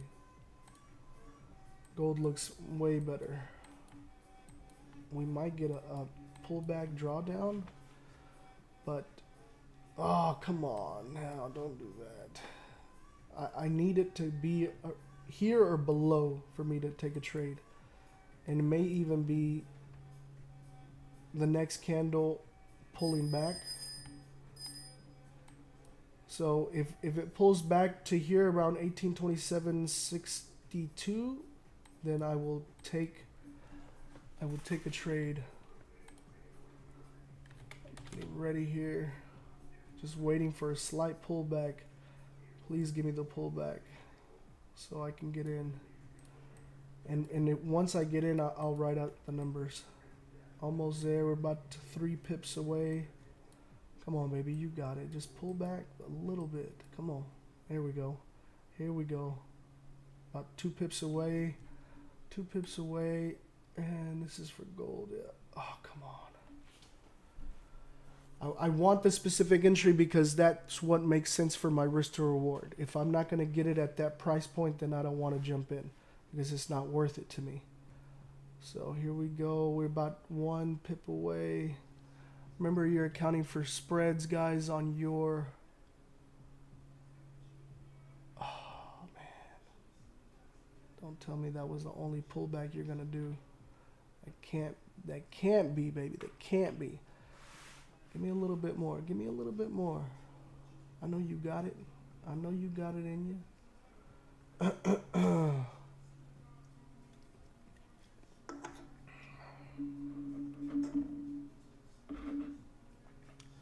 All right, we're about like half a pip away. I'm going to go ahead and jump into a buy, guys. I'm jumping into a buy right here on gold. I'm putting my stops below the previous wick. Remember to account for your spreads, guys. Account for your spreads.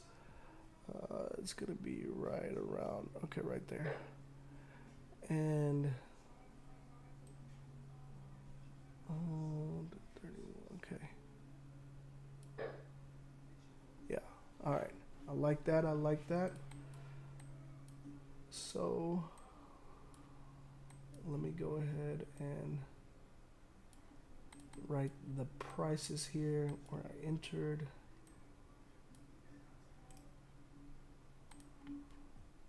Okay, my entry here, 1827.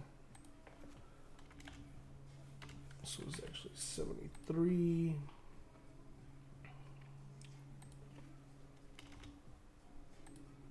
Okay. So I'm risking about 27 pips. So my TP1 is going to be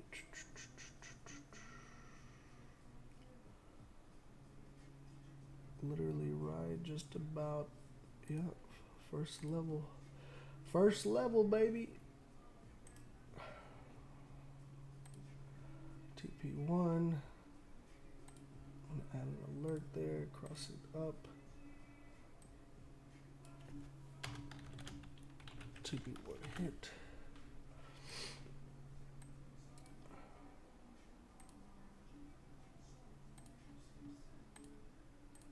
TP2 hit.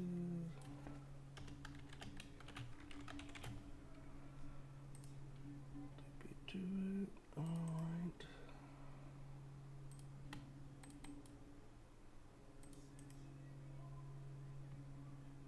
TP3.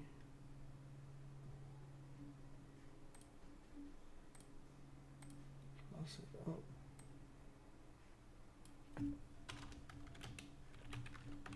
TP3 hit. Okay. Alright, so let me write out the numbers here.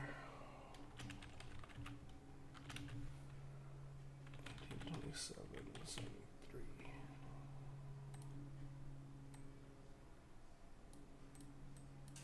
Remember, guys, the numbers vary by brokers, and you need to account for your spreads. Okay? I don't know which brokers you're using. I don't know what your spreads are. I pay attention to the area. Like, you could probably even put this one into this wick just to buffer your spreads. 1830.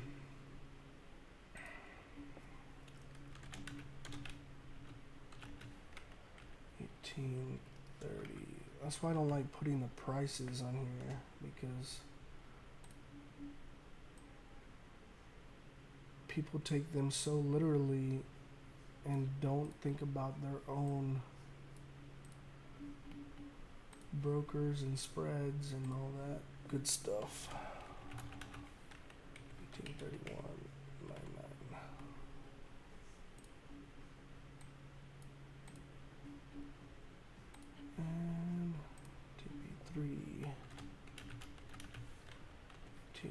4.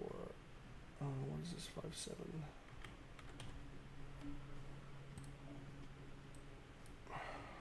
Potentially about 68 pips.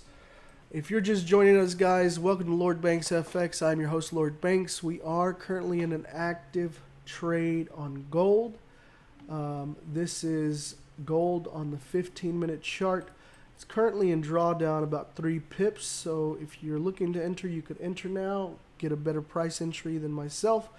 And yeah, we are in buys. We are in buys for gold.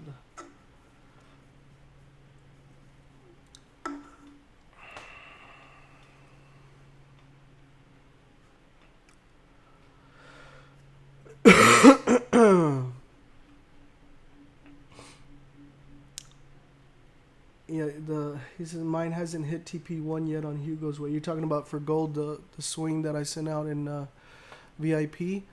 Yeah, so that's why I say, like, you have to pay attention to your spreads and to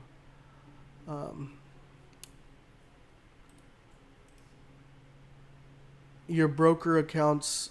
Oh, where the hell is? Okay, here it is. Because they vary from broker to broker. There's slippage. They get their price data from different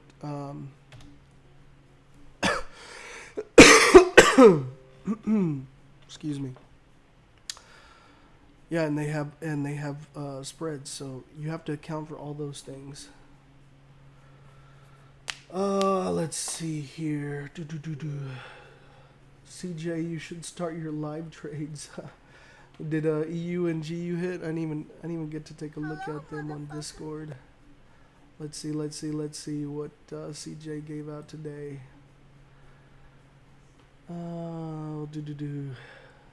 GU. Okay. Nice range breakout. TP1, 2, and 3. Looking lovely. EU, same thing. Looks nice. I'll let you know. An EU trade changed. Okay, yeah, push down. Winding it out. Okay. Moved bottom zone and change TP levels. Yeah, man. Shout out to CJ, man, for killing it and sending you guys those. Those are freebies for you guys to eat up. You know. Let's see here. Are you remember? Yes, I am. I am in an active trade right now, guys. In gold, in a buy in gold. Numbers are on the screen. Take the trade at your own risk. I'm just sharing what I'm doing. Trade is currently around entry, so still time to get in if you want to get in. Yes, trade is active. Why didn't you wait till candle flipped bullish before entering along? Because where I entered this one, my strategy calls to enter off the close of this candle. So I should have entered here. But the reason I waited was because at this price, my risk to reward was not enough for the first target. It was under 1-to-1. So I said I needed to enter lower in order to make it worth, like, actually viable trade for my first target, right? So I allowed the first candle where I should have entered to open up and waited for a retracement, a pullback to my price area to enter. And when it did that, I entered and I got a better entry point. I mean, obviously, if you would have held longer, yes, it would have came down further and you could have got an even better price entry. But the thing is I was looking for this certain price level. I got it, and I just took it at that point. I'm not concerned with this wick here. Price action looks good. Everything looks in my favor. Looks like a nice breakout. There's a nice price action to the left. The trade looks great. It looks good. Are we in on gold? Yes, sir. We are in a buy on gold. Currently down about 3 pips if you're looking to enter. Robo Forex broker, very low spread, good commission. Yeah, I'm not sure about them. Fly, baby. Oh, you're going to let us know when you move from Hugo's Way to your new broker? Yeah, I'm letting you know right now. Next week, trading week, I will be on the new broker. This is my last. I'm just finishing out this month with this broker, and I will be on the new broker starting next month. The next month starts on Friday, but I don't trade Fridays, so Tuesday it is. Nothing has triggered yet on my one's price action, ugly as shit. Yeah, on GJ was looking ugly on the GBP pairs. Probably same for Euro. I was looking at Forex Factory earlier, and well, we have the G7 meeting stuff going on, and then at 3 a.m. we got ECB President Lagarde speaks, and then G7 meetings. That can always go a little crazy. We got USD news at 9 a.m. as well, so something to pay attention to for our New York stream. Anyways, let's see here. In profit, nice. Tobago. Now we go a wick. I enter on 23.6% pullback. Oh, I don't use fibs. I don't use indicators. I don't use moving averages. I don't use volume indicators. I don't use MACDs, Ichimoku. I don't use crossovers, RSIs. Like, I know how to use all of those. But I like naked price action, clean charts, no foo-foo. I am the indicator, right? So that's how I feel about that. GJ price action grows. How to account for the spread? It's keep changing. You need to look at where, like, look at your quotes and see what the spread is. If it's averaging 2 to 4 pips, well, then include an extra 2 to 4 pips, right? Like, that's how you should be accounting for it. It is going to be a variable where, oh, sometimes it's like 1 pip, sometimes it's 2, sometimes it's 3, sometimes it's 4. But you should be able to get an average of how many pips it is. And I'll tell you, like, for the most part, anywhere 2 to 4 pips, it should be plenty to account for your spread.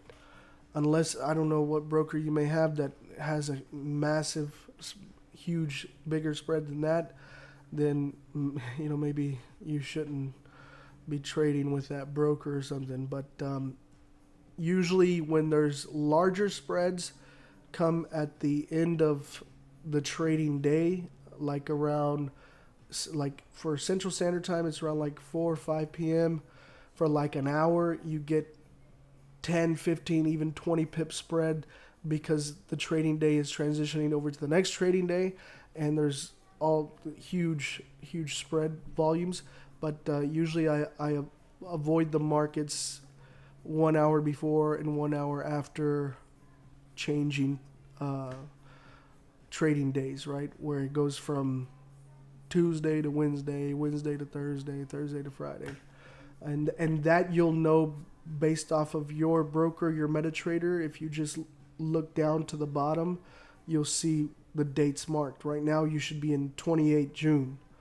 So an hour before it becomes 28 June, and an hour after it becomes 28, or hour before it becomes 29, an hour after it becomes 29, I would avoid the market. If you get crazy spreads, right? Another reason why I'm moving to the other broker, because it's a lot tighter, a lot more raw spreads.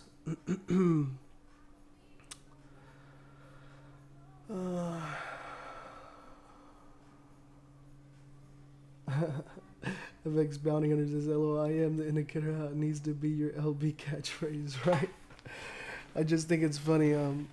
I know, and I'm not, I know a lot of traders that are super successful and use indicators. I'm not saying it's wrong. Like in trading, you got to understand there's no right or wrong way. There's no one way beats all. Like it's everything's very subjective. And even like, for example, I could call a buy on gold and somebody could be selling it. I could hit my TP1, cash out, make my money, and it could come back and break even on me and then melt completely and go into profit for that person that sold. So even people that are contradicting one another with whether they're buying or selling, they can both make profit. And I just say this because, like, I'm not trying to, talk down or demean anyone that uses indicators. Like, if it works for you, it works for you. Like, keep doing that. Don't let me change your, methodology. I'm just expressing what works for me and how I like to trade. And I've shared my story, almost every single live stream of, how I went from using a bunch of indicators to trading how I trade now.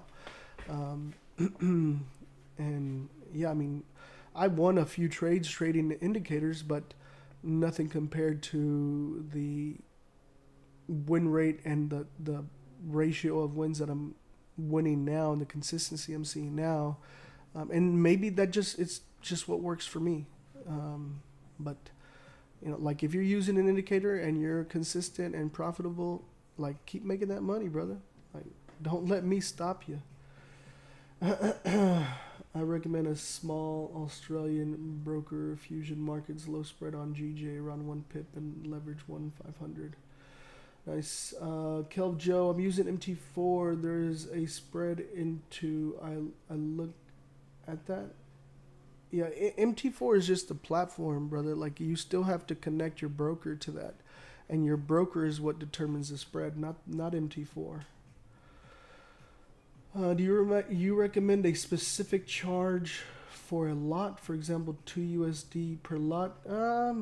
Not really, man, to be honest. Like, it just depends. Like, if you're going to pay a higher commission, then it's going to be tighter spreads, right? Like, if you're trading like a pro account that has a higher commission based on your lots, then you would get the benefit of a very like tight spread, which is really good for accounts that are larger in size and are scalping, right? Because for example, if I'm scalping to take 10, 15 pips out of the market and my spread is 4, 6, 10 pips, listen, by the time I actually can get into profit, I'm already hitting my TP1, so it doesn't make sense. I want to smack EU just go into the mood for no reason.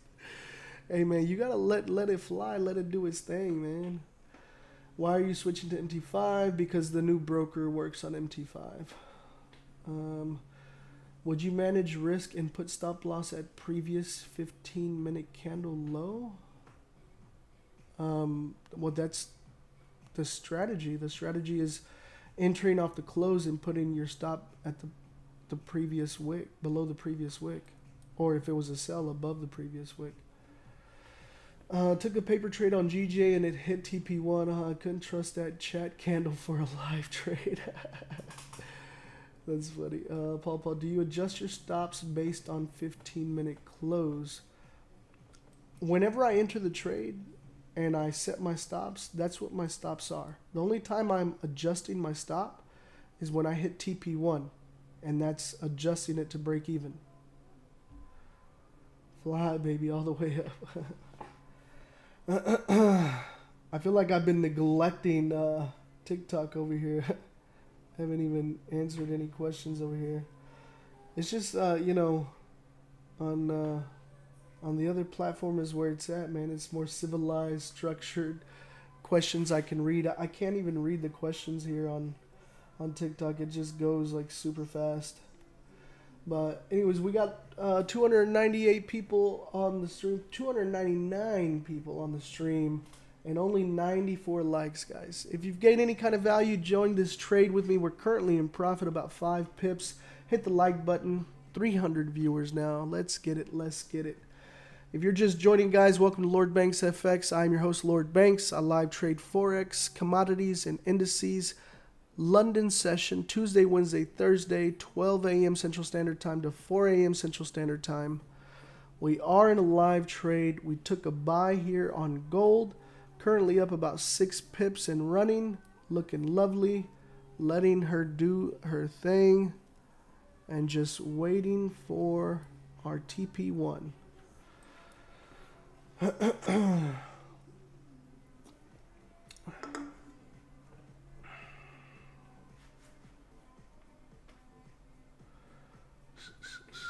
She's looking lovely, guys. Who took this trade with me? Who took this trade with me?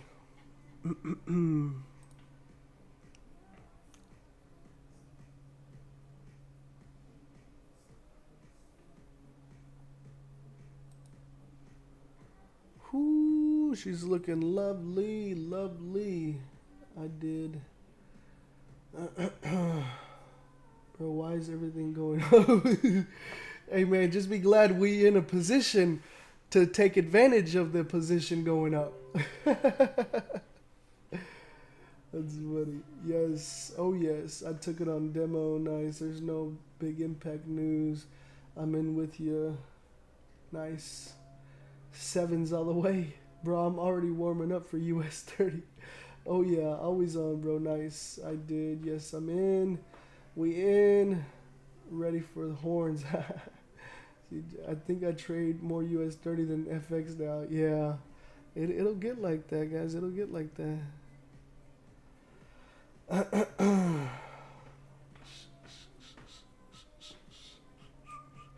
And what's crazy is if you're my VIP and also took the the swing I sent out, you're double dipping right now because this is a scalp, and I mean it's in the direction of the swing as well. The swing over here hit TP1, and then we entered the scalp here.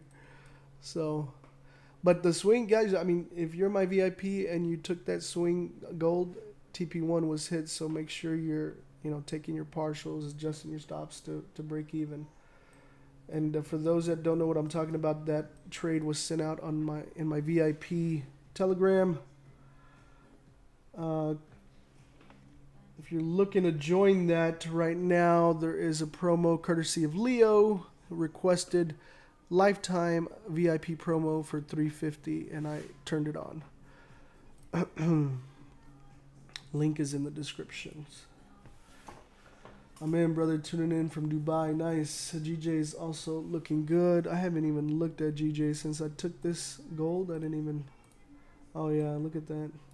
That would have been nice. But what would have been this risk to reward here?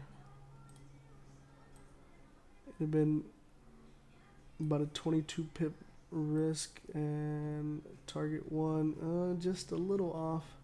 Probably could have waited for a pullback. Because, yeah, TP1 would have been right here. It would have hit TP1 already and been up like 30 pips. Not bad, not bad, not bad.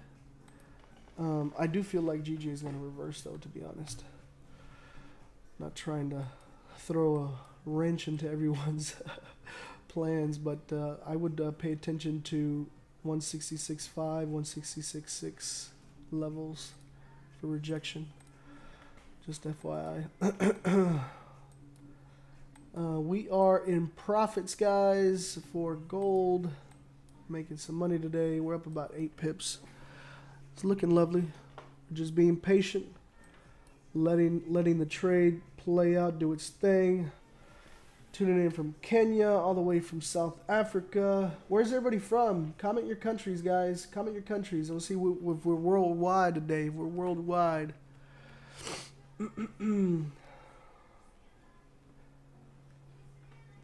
Thank you guys for the 9,700 likes on TikTok.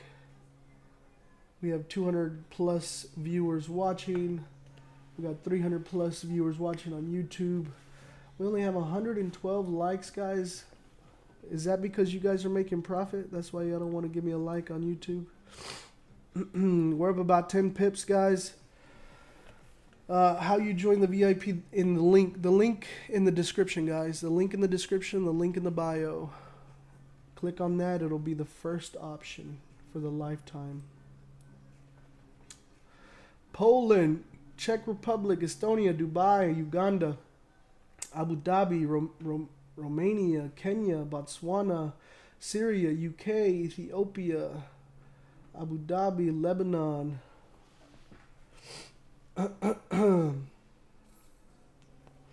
USA, hello from the Philippines.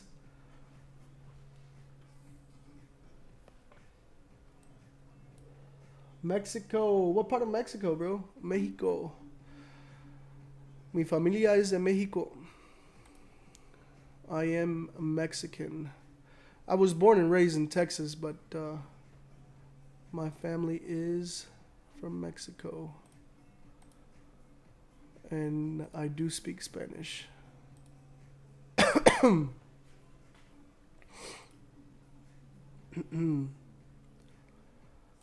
Yeah, there shouldn't be a problem with the link because it seems to be working for everybody else. Mexico Pampaña. I don't know what that is. How was your holiday? It was beautiful, man. San Antonio, Texas. Nice. I went to college in San Antonio. GJ going to the stars. Is she really? Hello, motherfucker. Freaking GJ. Not that bad. Yeah, I would pay attention to this price area around here. Hello, motherfucker. Because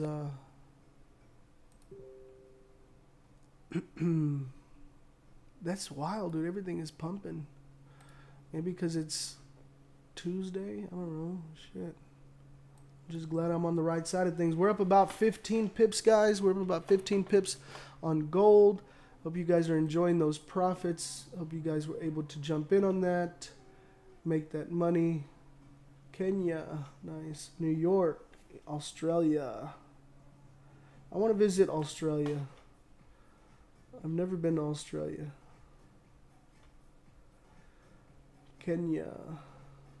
There's G7 news fundamentals. Yeah, well, I mean, there are meetings going on all day for G7. So looking lovely, guys. Almost there to TP1. We are just about 11 pips away. Hello, 11 pips away. Thanks for the subs, guys. Thanks for the likes. If you're making money with me today, making some profits, don't forget to hit that like button.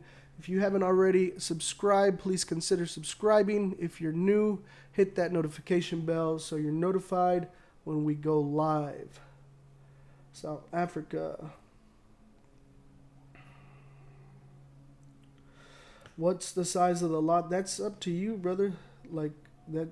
Your lot size is going to be determined based upon your trading account size and what your risk management is.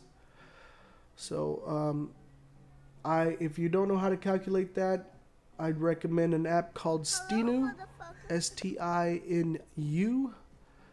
It will help you enter you just enter in your account size, enter in how much risk percentage you're risking, and what the stop loss is in pips, and it will literally calculate your lot size that you should use.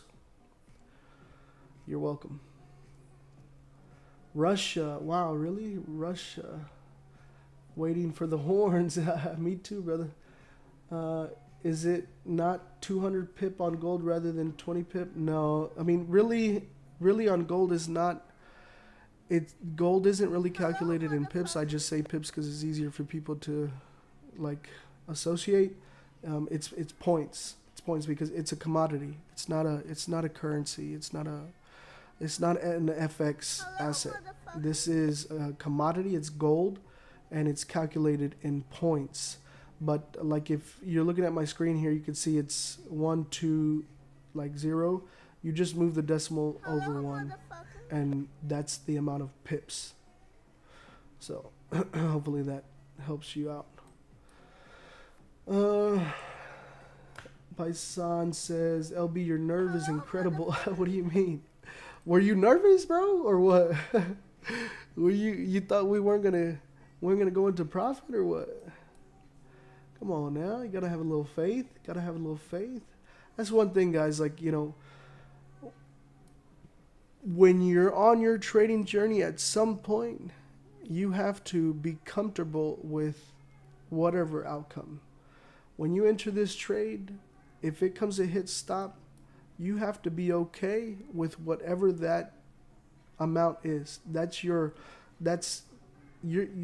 paying that to play the game.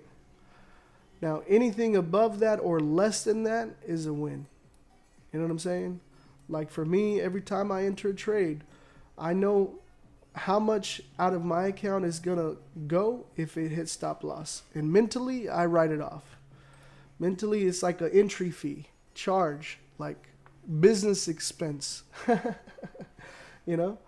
And once you start being more confident and okay with those situations, you're not going to be, oh my gosh, it's in drawdowns. It's not going my direction right away. Like, man, we have trades that have like 0 drawdown and go fly or melt in our direction. And sometimes we have some that go into drawdown. And sometimes we have some that go straight to stop loss. You know, you can't allow those range of emotions to dictate or control how you're going to be reacting and executing when it comes to trading. You have to detach yourself emotionally, like emotion. Your emotions have to be just detached from what you're doing on the charts, executing and trading. Let's see here. You're securing at 10 pips or only at TP1 or 1-to-1? At the 1-to-1, at my TP1. My TP1 is 1-to-1, and at that point is where I will adjust my stops to break even and take partials. But it hasn't got there. It pushed up, and now it's about like 3 pips in profit. So I'm still in it, and I haven't adjusted my stops. So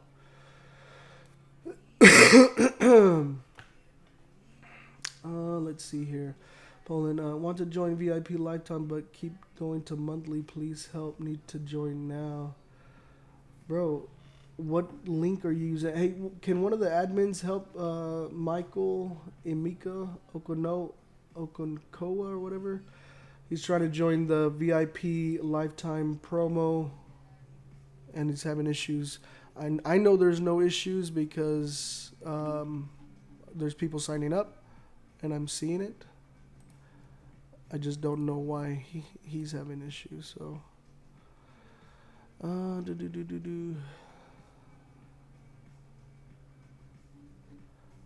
sheesh.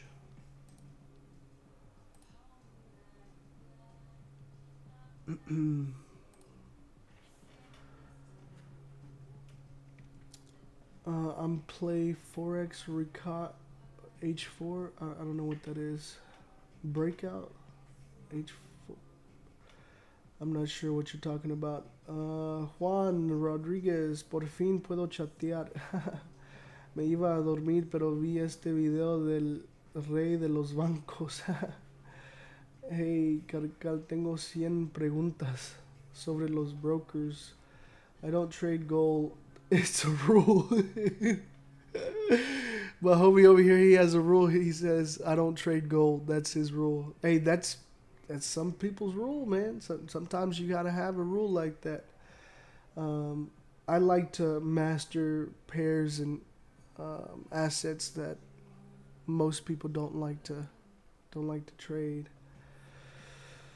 Que todos son unas ratas. ¿Cuál me recomiendas para Colombia? recommended broker is in the link. If you check out the link, I have the link to the recommended broker. And if you're signing up in a country that is not allowed there, instead of using your country, just select crypto as your country and it will let you sign up.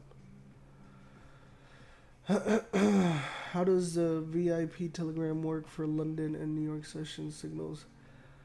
I'll let you guys, let the mods answer that. Hace un mes que vengo estudiando el tema, lo difícil es encontrar un trustworthy broker. Yeah, no, I know there's a lot of shady brokers out there.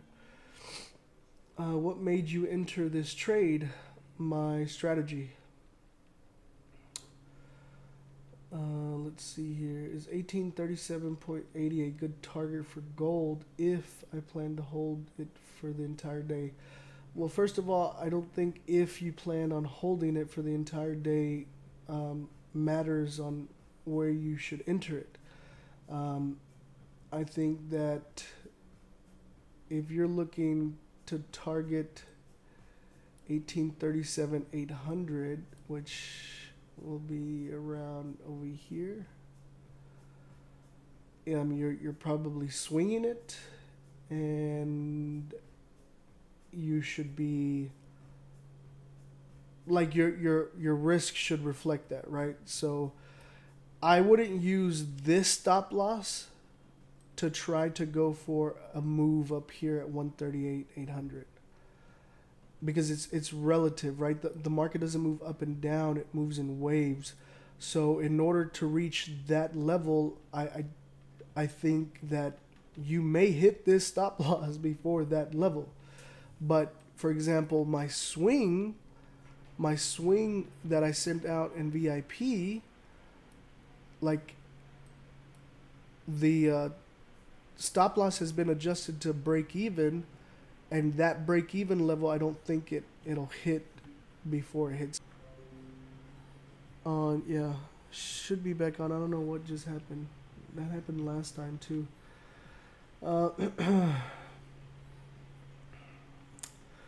Gracias por responder. You're welcome, brother. I just came to know about this channel. Hey, well, welcome. I was looking for a channel which is live in UK session. I am live London session Tuesday, Wednesday, and Thursday, 12 a.m. Central Standard Time to 4 a.m. Central Standard Time. We are currently in an active trade on gold. It came up like 14, 15 pips and pulled back a bit. We got about 6 minutes left on this candle. It's just around entry, about a pip in profit. So if you're looking to enter, you could still enter now. It's still valid trade. I'm still in it. So trade at your own risk, guys.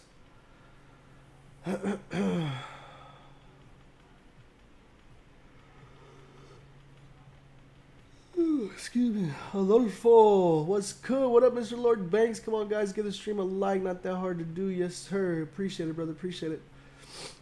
The virtual dude gamer, I came out. Okay. I'm already in profit in gold. Nice. Awesome. Awesome. No indicators here, just price action. Yes, sir.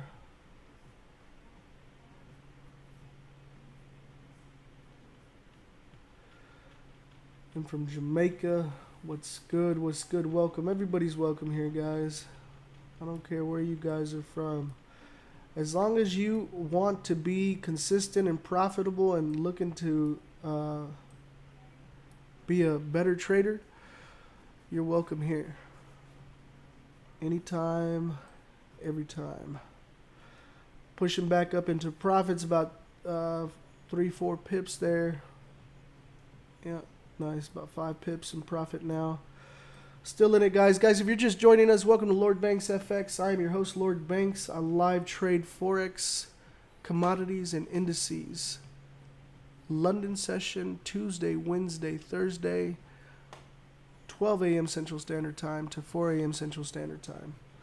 I'm like forgetting the times I stream. I've been away on vacation, and then I got sick, tested positive for the vid, and I'm just now coming out of it, so excuse how I sound. I'm just a little congested. Remnants of the big old bad wolf trying to take me down. Not today, though. Not today. That's funny. Oh, dude, did freaking GJ fly? Let me see this. She did. Look at that. Damn. Yeah, so what did she reject here? 16659. What did I tell you guys? What was the price that I said?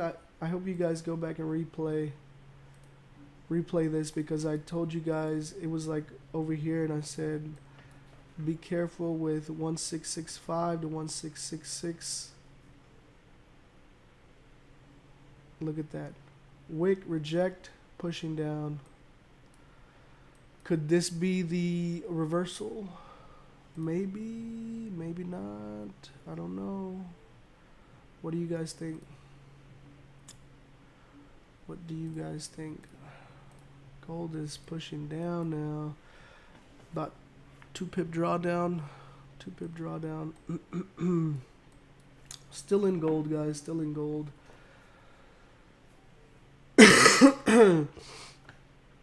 What, love Gupta?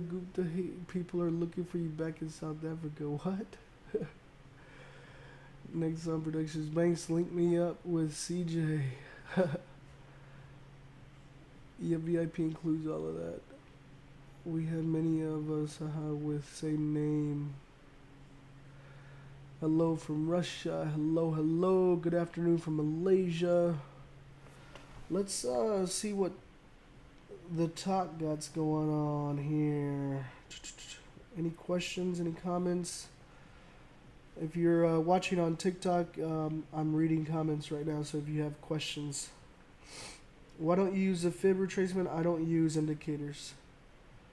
There are several patterns. Yeah, I'm aware. I got in GU shorts 10 minutes ago looking for, okay. What do I think about GU shorts? I think that I have a swing trade for a GU short that is currently active. But I sent that out to my VIP, so I'm not really gonna share that with everyone because VIP paid for that, right? How much is VIP? I just opened up the lifetime promo for $350 because Leo requested it. My buddy Leo, so it's open for the stream. Links are in the bios. Otherwise, it's $150 a month. Hello, motherfucker. I'm still in gold, guys. I'm still in gold. We're down about 3-4 pips. Still in it. Still in it. I know she's pushing down. I see it. I'm watching it. I'm still in it. I'm not... this isn't making me want to jump out. And if you are in 5 pip drawdown and are nervous about having a serious loss to your account, you over leverage, you don't know how to use risk management, and you should not be at risk of blowing your account. This 5-6 pip drawdown should not be affecting you. It should not be putting you in a position where you're feeling, oh my gosh, I gotta get out, I gotta jump out, and it's gonna... Hello from Brazil. Hello, hello. Hey, it's Buffer. GJ's flying. She is, isn't she? Yeah, it's all good. I'm paying attention to gold right now.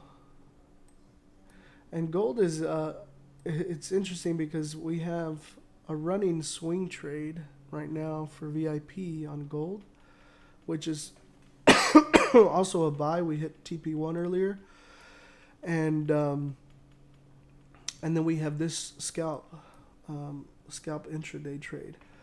So it's barely 2 a.m. guys. Right now in London, we should be seeing market open for London 8 a.m. Banks open up at 9 a.m. So we should start seeing some volume and volatility. But as of now, we're still in the gold trade, currently at entry, up about 3 pips or so. Still in this trade. Hello from France. What's good? What's good? Appreciate the love, guys. 14,100 likes on TikTok. You guys are amazing. Thank you so much for the love.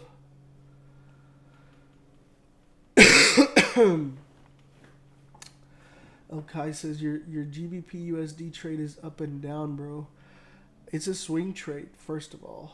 Second of all, I don't even look at that trade because it's a swing trade until like 12 hours, unless I get an alert that my stop was hit or my take profit was hit.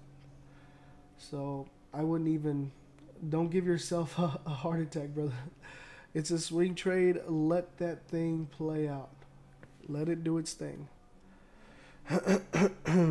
It followed all my rules. It looks like a phenomenal setup. If we execute here in that area, that entry in the grand scheme of things is going to look like a sniper entry. But you just got to give it some time, man. Give it some time. Don't be impatient. Remember, patience pays. How would you manage risk on your current trade? On this current trade, I would only start to consider managing risk if I get a candle closure back in this range. If I get a candle closure back in this range, then I would consider reducing my position, my intraday scalp position, only to minimize the potential L, because if I have a candle closure back in this range, then the probability of me hitting stop before hitting TP1 has increased significantly and is now on the side of it actually hitting stop rather than hitting TP1. But like I said, I won't consider that until I see, like I said, a candle closing below here, or if I saw some price action that would warrant that. I know this right here is a bearish engulfing candle on the 15, but the thing is we're respecting within this wick, first of all. Second of all, we're still above the breakout range. Third of all, it's creating a nice little level of support here with this candle. Obviously, we still got about 10 minutes to go, so just be patient and see what price tells you, right?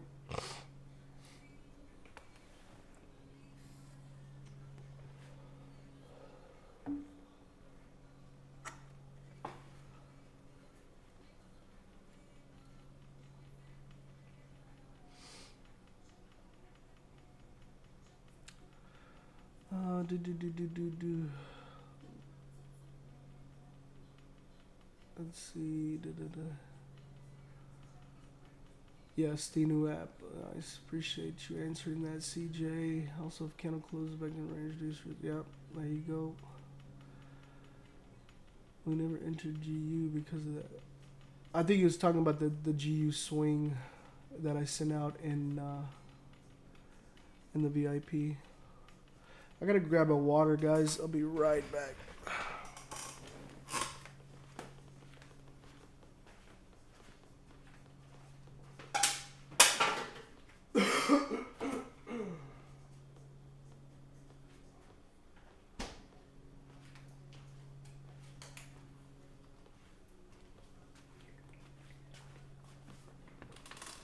All right, I'm back.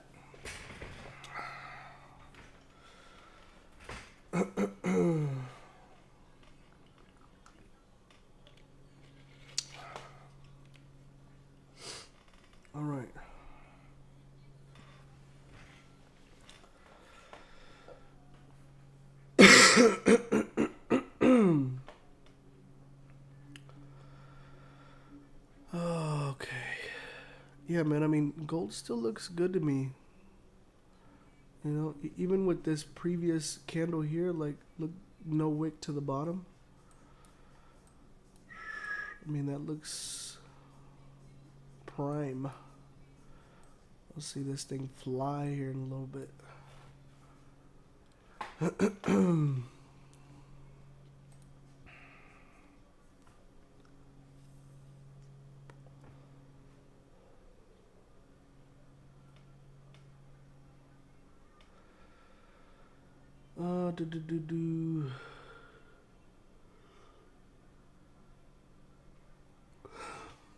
Excuse me.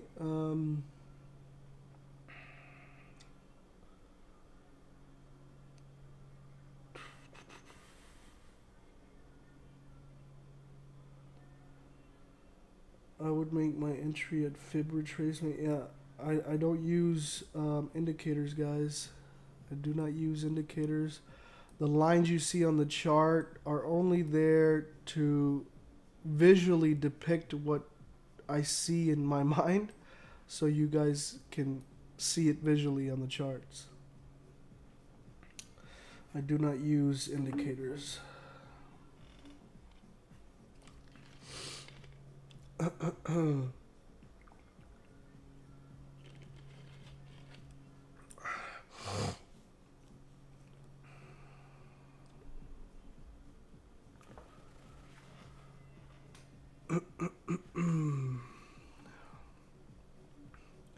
Just being patient, guys. Just being patient. Talk through your reasoning for placing this trade. Did you just join the stream, bro? Like, because, I mean, I talked through the whole thing. Like, literally, my throat is tired. So, this is based on my breakout strategy. We had a breakout right here. Okay, usually you enter at the close of the candle. The reason I waited was because the risk to reward to my first target was not sufficient enough. So I waited for a pullback. At that pullback, I entered at my risk to reward ratio being at least a 1-to-1. Once I entered there, my stops go below the previous wick. Make sure you're accounting for your spreads and the price points of your brokers. Prices vary from broker to broker. Shouldn't have to tell you guys that, but sometimes I do. Anyways, we went into profit here, came back down into a little bit of drawdown. Right now we're around entry. So that is what it is. The breakout was set up based on this range that I set up here. Based on my analysis, I do top-down analysis starting from the monthly all the way down to the 15-minute where I establish this range to break out of. This is just an intraday quick scalp trade. We're looking to gain 10, 15, 20 pips. At this point right here, I have my TP1 set at 1-to-1 of what I'm risking. When I hit TP1, we are closing partials and adjusting our stop losses to break even. If it continues to run, the runner will catch the extra added benefits of the pips running. And if it comes back to close at break even, you were able to at least take some of the profits off the table.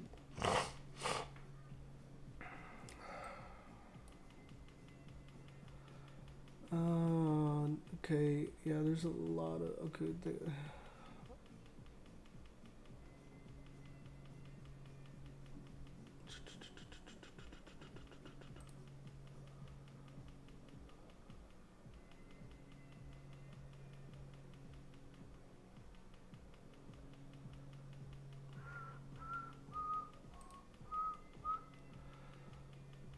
make a horn test?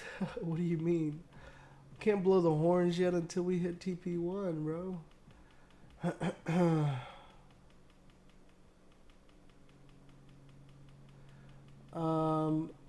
For my deposit, I use Bitcoin, bro. I use Bitcoin. Yeah.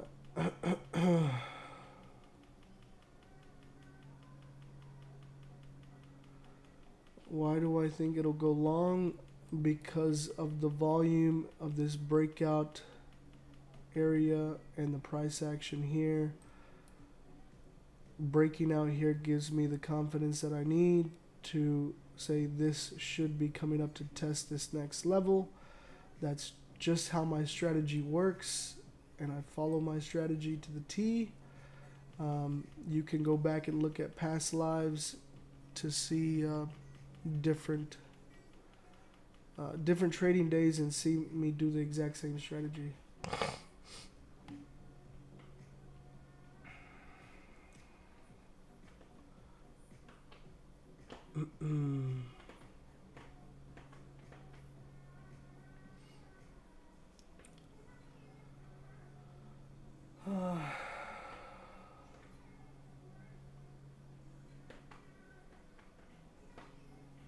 Thank you. Have a nice trade. Appreciate it, bro. Appreciate it. Thanks, guys. Yeah, guys, if you're new, welcome to Lord Banks FX. I'm your host, Lord Banks. I live trade Forex, commodities, and indices. Tuesday, Wednesday, and Thursday. London session, 12 a.m. Central Standard Time to 4 a.m. Central Standard Time.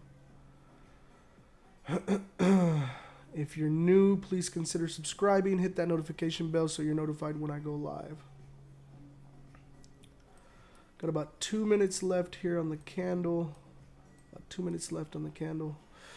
It's currently in drawdown about 3.5 pips, 3 pips. Still not concerned. Still in the buy. We were up about 14, 15 pips. If you took your profits, congratulations.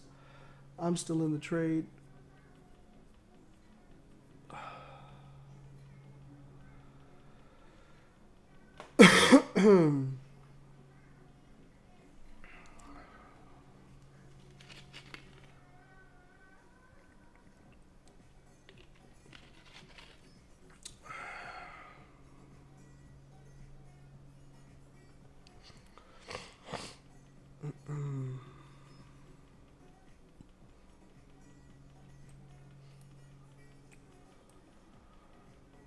Still in this, guys. Still in this trade. I've been trading since 2014.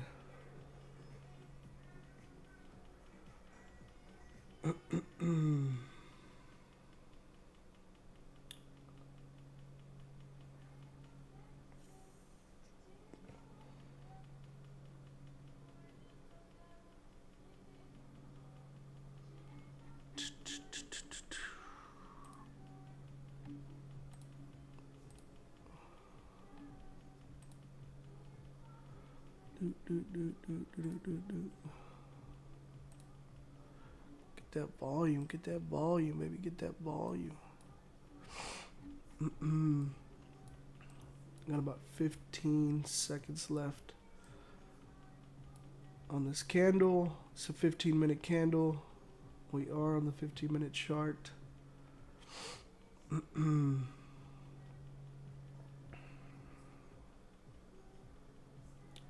Still in this trade, guys. Still in the trade.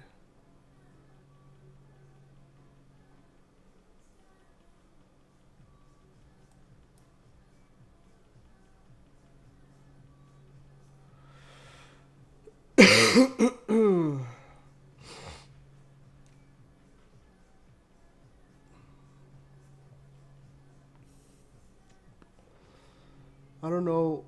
Nobody should have... Like, you shouldn't be taking any L's right now. Like, the stop is down here. Like, I literally have the stop loss price right there. Like, has not come to the stop loss price. So, if you're saying you took an L, like, I don't know, what was your stop? Like, 4 pips? 5 pips? If you're just joining, guys, we are in an active trade on gold, currently down like 3 pips. So if you're looking to jump in, you get in at a better price than I did. Better entry price. Still in this trade, guys. Still in this trade.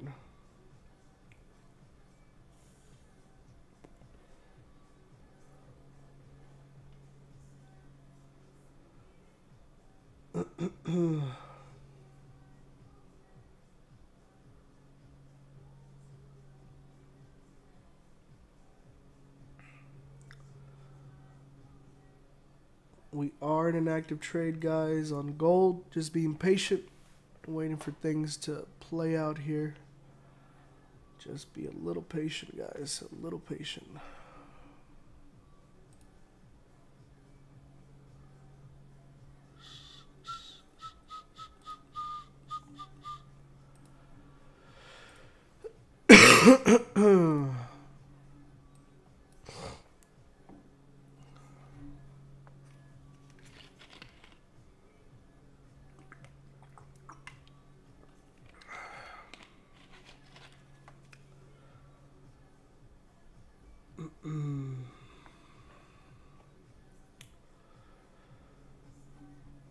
Just being patient, just being patient.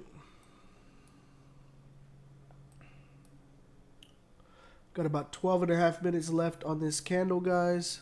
12 and a half minutes left on this candle.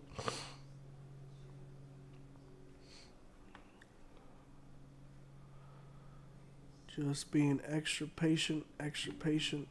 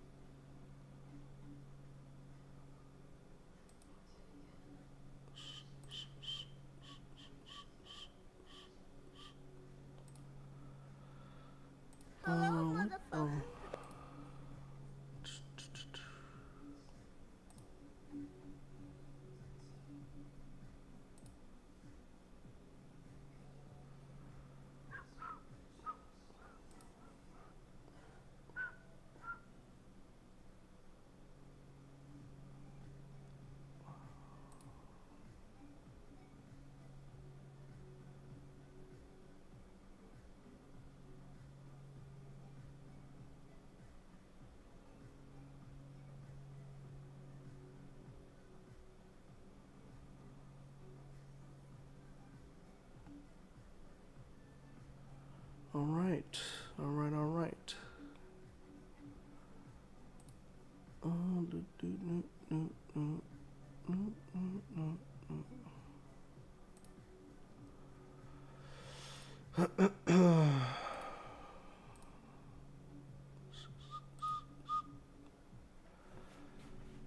Yeah, she's looking lovely, looking lovely.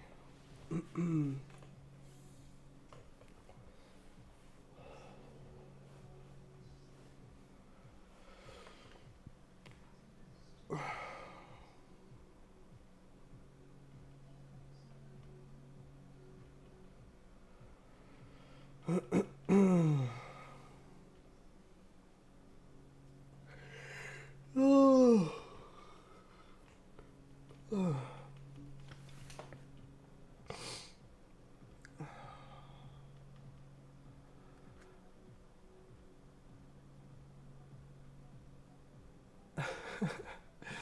Gold is played as, nah, man, be patient.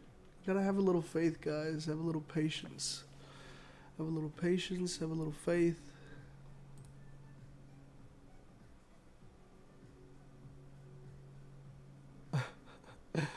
That's funny.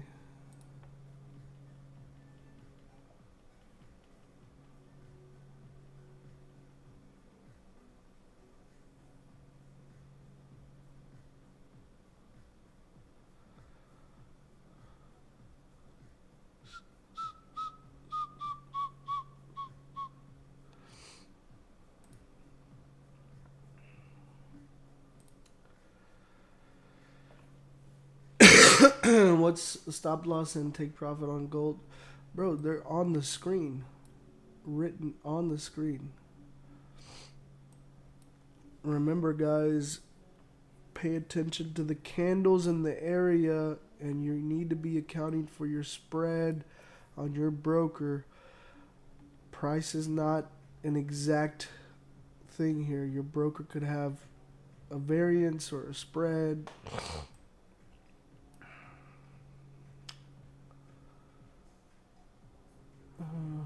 Patience is what pays out, boys. I got a smoothie now, though, so all good. Nice. Yeah, if you're just joining us, guys, welcome to Lord Banks FX. I am your host, Lord Banks. I live trade Forex, commodities, and indices Tuesday, Wednesday, and Thursday. London session, 12 a.m. Central Standard Time to 4 a.m. Central Standard Time. We are currently in an active trade on gold. Currently about entry price, about 1 pip drawdown. So if you're looking to get in, you could definitely jump in. Please be sure to mind your risk management. Don't over leverage. Don't, trade too many positions.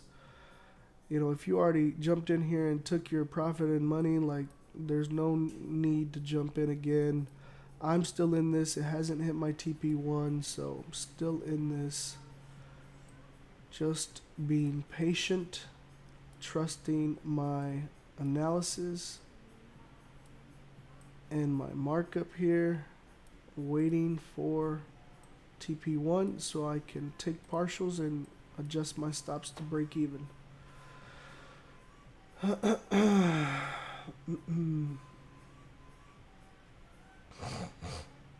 So we have about 270 people on YouTube, and we have about 152 likes. If you've gained any value, if you enjoy the stream, please consider hitting the like button. It helps me gain more exposure and reach those traders that are looking for me, just like you guys that have found me.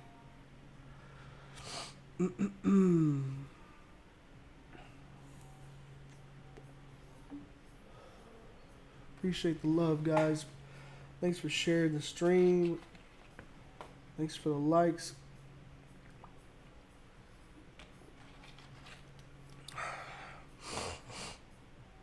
Can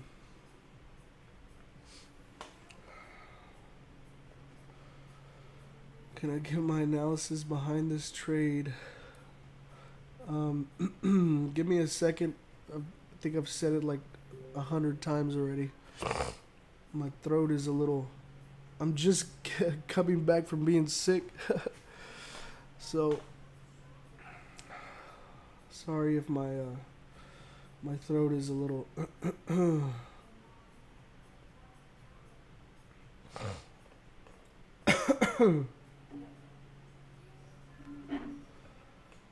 Let's see.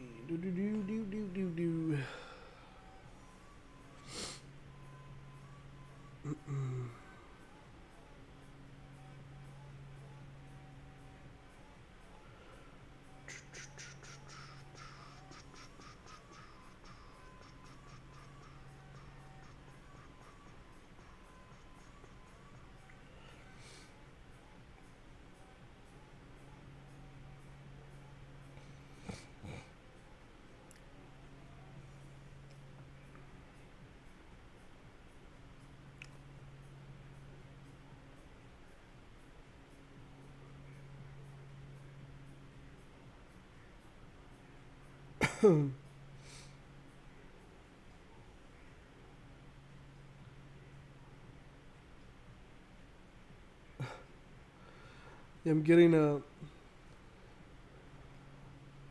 bunch of messages asking me if VIP is worth it. I'll let my VIP members answer that. I'm pretty sure I have VIP members here on the stream. If you're in VIP, can you let the newbies know whether or not you think it's worth it? I think it's better if it comes from them than me.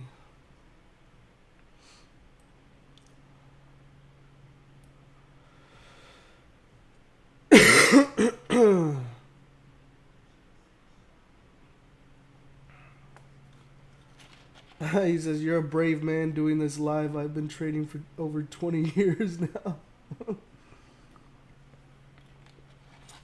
I think I'm just confident, man.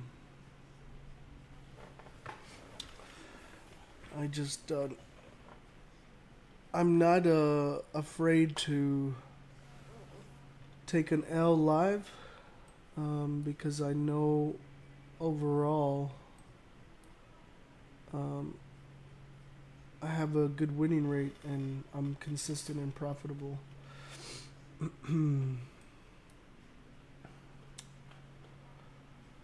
on, gold, what you doing? We're down about 7 pips, guys. About 2 minutes and 10 seconds left on this candle. I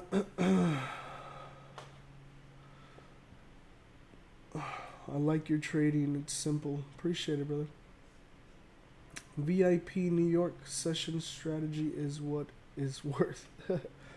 Nice. You will make back the money you paid for VIP in one session in New York. Nice. Guys, there's all the info in the world out there. We just got to put in the work. Yeah, for sure. For sure.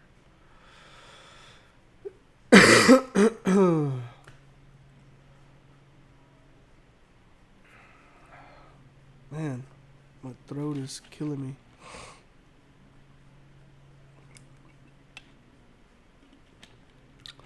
I've been trading since 2014, guys.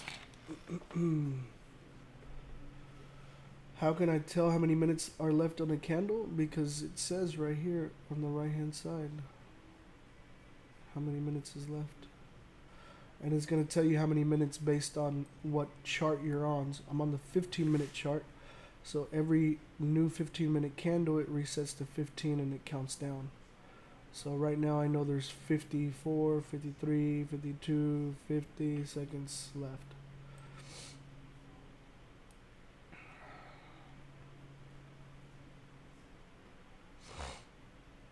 I'm still in the trade, guys. Down about 10 pips. Down about 10 pips. Oh, I wonder how ooh, nice. So GU is finally coming into play. She's looking lovely.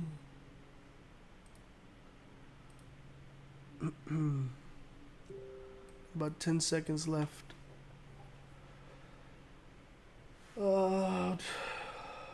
Signals will only take you so far. Oh yeah, 100%. 100%. That's why I don't call it a signal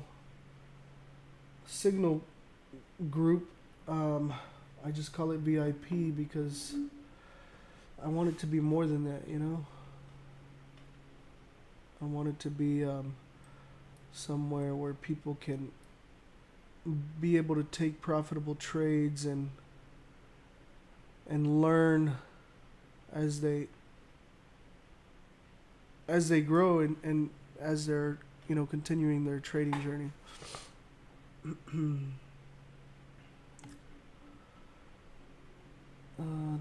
Hypothetically, I say I was too lazy to learn the ins and outs of trading myself. Would I be consistently profitable if I took all your trades in London and New York session?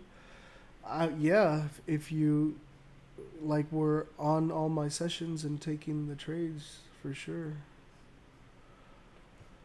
Do you help with passing funded accounts? I actually just opened up the service for that. I'll have one of the mods put the info for that. For Bulls Lazaro. Juan says, learn the art, live it, breathe it, die for it. That's the passion, baby. Be a master, not the slave. Yes, sir. My gold got break even. I'll re-enter if it's the new 15-minute candle engulf the last candle. I'm short on gold and making some small pips. I mean, yeah, if you took a short here, it is pushing down. Currently down about 16 pips. I'm still in it. If this candle closes below, like back into this range, then I'll probably reduce my risk. I'll probably close like half of my position. If it doesn't come and hit stop like before the candle closes. But I'm still in it. I'm still being patient. You know, I've had trades literally coming within a few pips of stop and then push back into my direction and hit my TP. So it's just about being patient and reading price action, you know, actively managing your trade. So I am doing just that. Not even in VIP, but been on every live for over a month now, and they always recommend VIP for the New York session. Yeah, it's good for learning in all fairness. Everybody has a different learning curve. Oh yeah, for sure. What do you think about GU? I have an active GU swing trade that I sent out to my VIP. So, what do I think about it? I think that I'm in an active GU trade for my VIP. Did it hit stop loss? No, bro. Look, stop loss is down here. Two reversal. What did he say? Sorry. Two reversal candles. Is that a sign that it will go down? Not on gold, man. I would not commit to that on gold. Gold loves to spike and move with a lot of volatility. So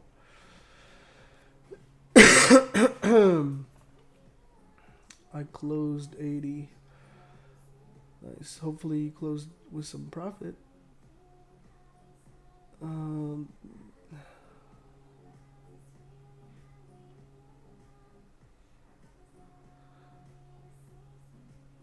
He said, CJ said, the funny account challenge service is me passing both faces.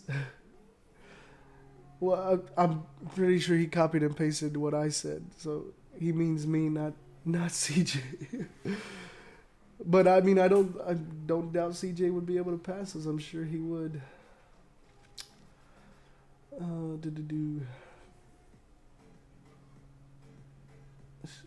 GU bearish. Have you heard about Mamba FX? Yeah, I've seen he's a YouTuber. Good sign is rejecting from support. It's definitely a good sign. If this new candle engulfs previous candle, I'll re-enter. Whatever you'd like. Bro, I'm fucking copy and pasting your message. Yeah, that's what I figured. 3 different messages. Yeah. That's funny.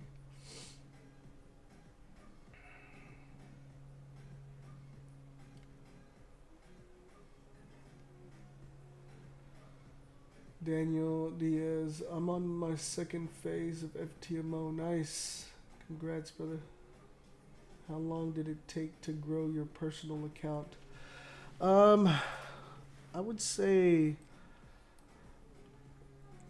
like, once I was like consistent and profitable, like within 6 to 8 months, my account went from like literally, it was like 5 figures to 6 figures. And then like I didn't want to like every time I get close to like $500,000 or over $500,000, I like to make some like bigger withdrawals. So I don't know, I feel like for me and my personality, I like to kind of bring it down anywhere from like 100 or 200K and then climb it back up to like half a mil.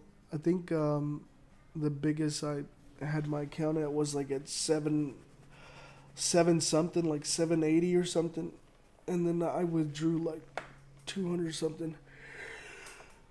I just, like, for me, it gives me satisfaction knowing that I'm not spending money. I'm like taking from the market and then recouping from the market, you know?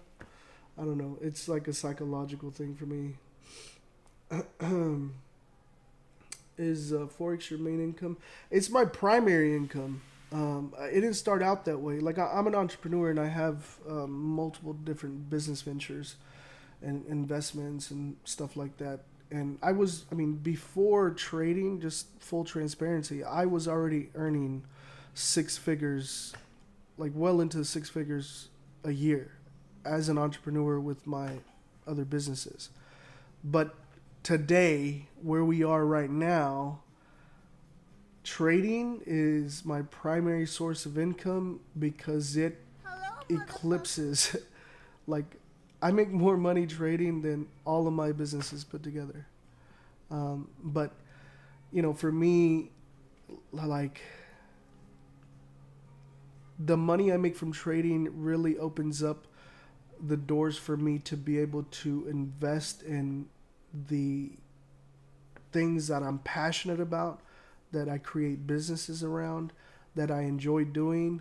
So I get to spend my time really just focused on building things that I love to do and be around, and those things make money as well. But nothing comes close to trading, guys. Not like, I mean, my trading, like, is just, I mean, I own 8 different businesses, and trading makes more money than all of them.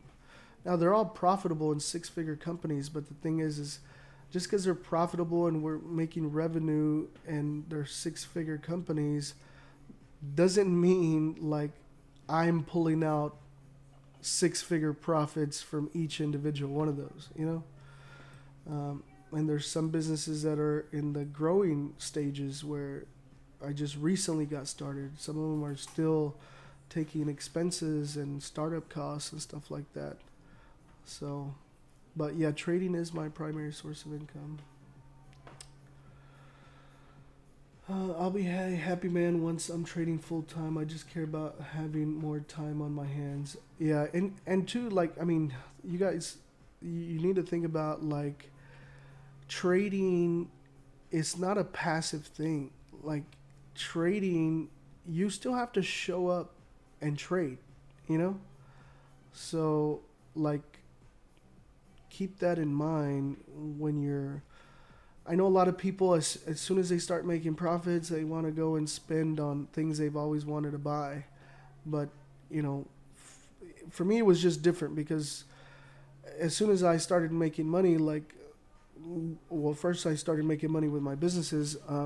I used all that money to invest into other ventures, just like reinvest into my businesses, and like literally everything was going back into the cycle, into the system to try to make more money. So I highly recommend and suggest that, just because trading, although it is fun to do when you're winning and making money and consistent and profitable, you still have to show up. You still have to click the buttons. You still have to do the analysis, you know? So it's not like a passive thing. But, I mean, it pays out way more than anything I can think of by far.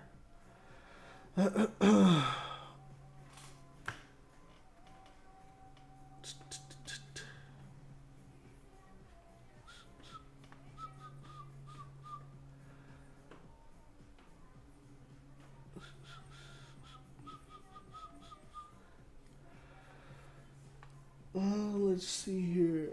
It just made the 3 candle strike. Yeah, I don't follow that for gold. I'm talking about that, the pattern. Are you talking about this pattern? thinking that it's going to melt. I don't follow that for gold. But do whatever works for you, brother. With that in mind, how many hours do you trade each day? Well, I do like 3-4 hours London, and then I do like 3 hours New York, because I'm live trading.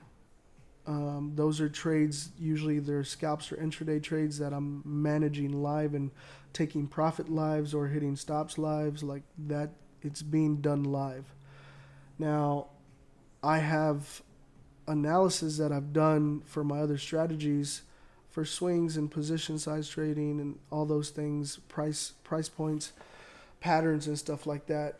And I just set up alerts on TradingView. So whenever it alerts me, I look at it, look at the price action, make sure I have my confirmations, and then I'll trade it. So I'll send that out in my VIP.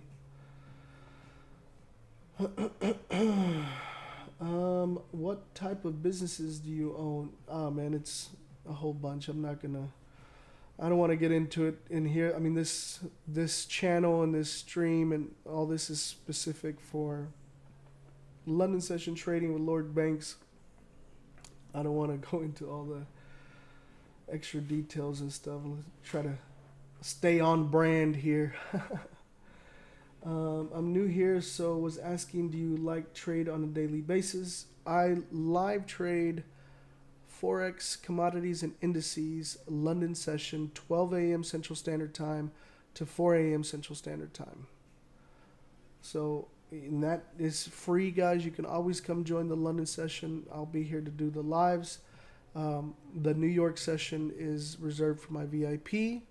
And yeah, I mean, like, if you want to join the VIP, you can. The link's in the bio in the description. The VIP is, they get all my trades. So whatever I'm trading, I'm sending it out. But it's not just like trade ideas. Like I do markups, analysis. You know, the discussions are open, so you can ask questions about setups of trades, like all of that stuff. It's available. So I want it more not to be like a Signal Telegram per se, but more of a like ongoing educational, like value driven type of platform. So hopefully that answers that. Let's see here. I need to go now to the doctor. Good luck, guys. All the best, Lori. We'll see you tomorrow. All right, bro. I hope everything's okay. All I want to do in life is trade and chill. Yeah, don't we all? Nah, I don't know. I'm a very like just productive in general. Like one of my like I guess mottos is like I build businesses and like I have a lot of fun doing that, you know? Like I enjoy coming into either a new business or starting a new business and working through those challenges. Because they're all going to be unique and different, but like bare bones, business is business and numbers don't lie.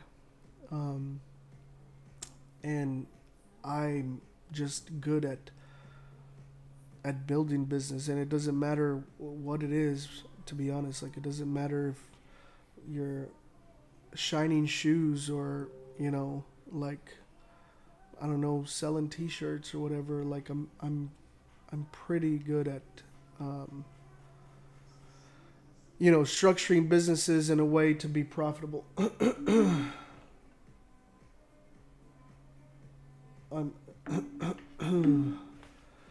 Let's see here. How is Euro JPY for short based on price action? Oh, I have no idea, bro. I'm not even looking at that. Trading is extremely stressful and it demands all sorts of skills.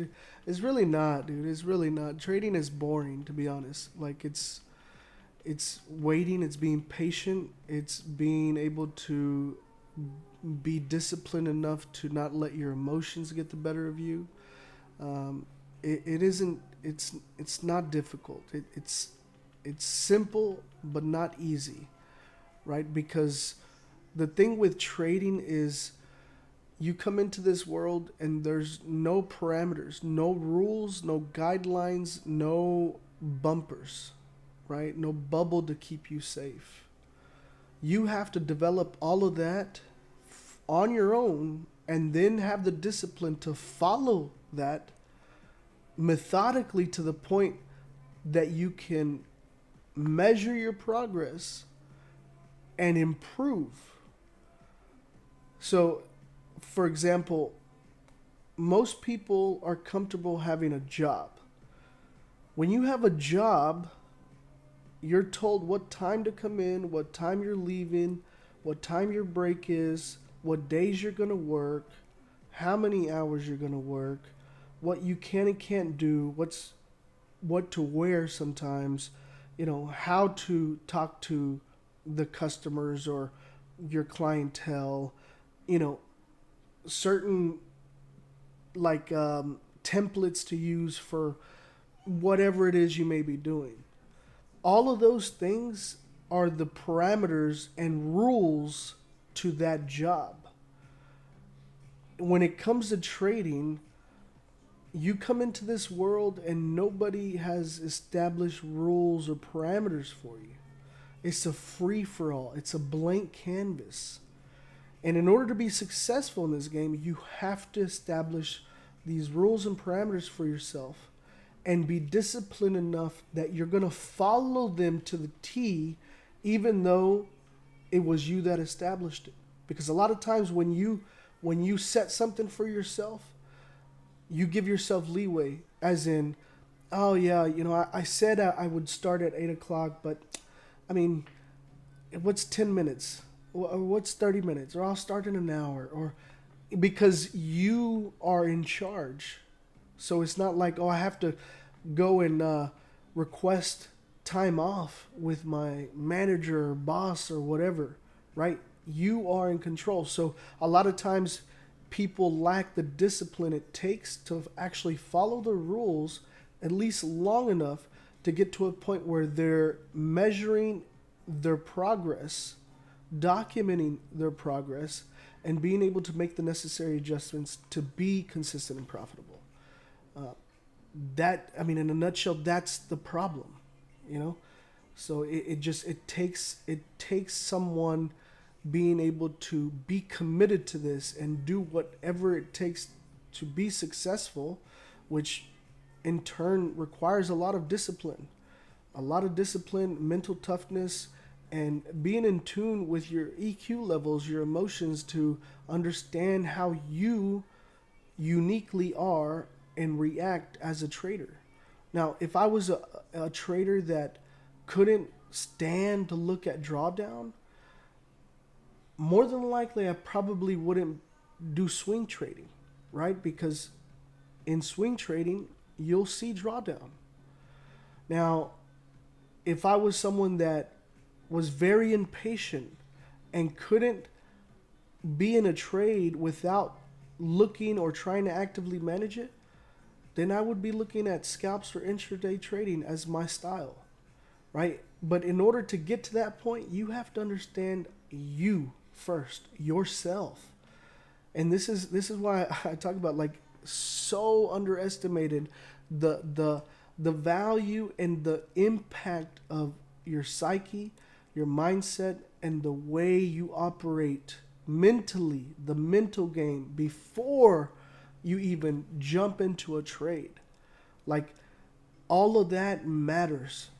If you can't nail that down, if you can't figure out what kind of personality you are, what kind of trader you are, how are you ever going to establish the parameters and the rules for you in a like in a world with no rules, no parameters, like you're setting yourself up to lose is what I'm saying.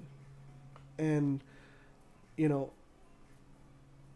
like I tell you guys, it's super important to understand that and to figure out who you are as a trader, figure out what your style is, what you're okay with, what, you know, gets your emotional triggers going, and work through that, you know, like work through that till you get to a point where you feel comfortable, confident, calm, cool, collected.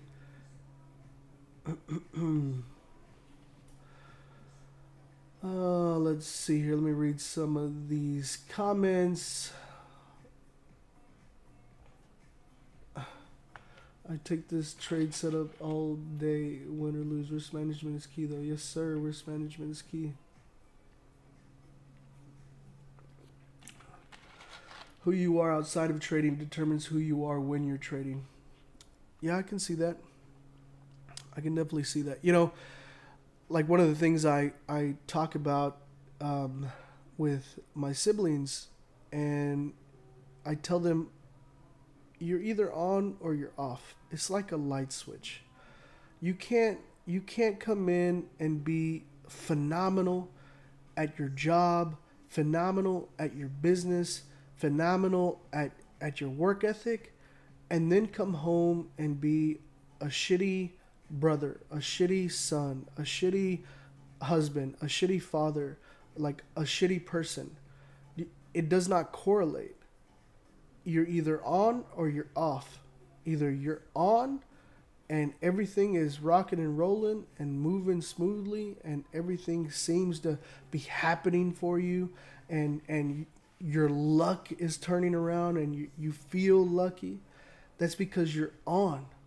But you can't go fake that energy and fake that type of life and then come and be that shitty person, because emotionally there's an imbalance and it's just going, at some point it will pop, at some point it will not move forward, at some point you will become stagnant, at some point one or the other is going to take over, the shitty version of you or the version of you that's on. And that's really up to you, you know.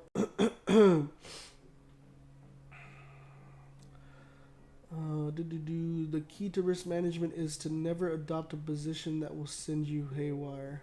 Oh yeah, of course. Like, we're not throwing Hail Marys here.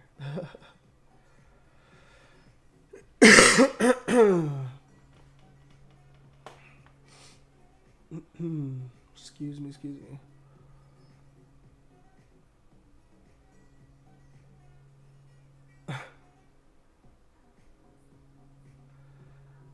B-Town Media, send you DM on IG concerning VIP issue. All right, brother. I'll look at it here in a minute when we finish the stream. If I make $350 from you this week, I'll join VIP. I mean, you do what you want to do, brother. I'm here Tuesday, Wednesday, and Thursday. Most people 95% blow their account because they initiate traders above their emotional tolerance. And then from there is all downhill by revenge trading. Oh my gosh. Oh, no.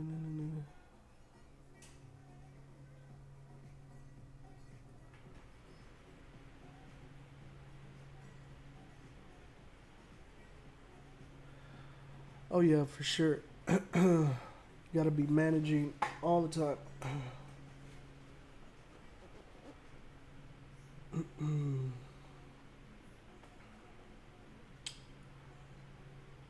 Oh, no.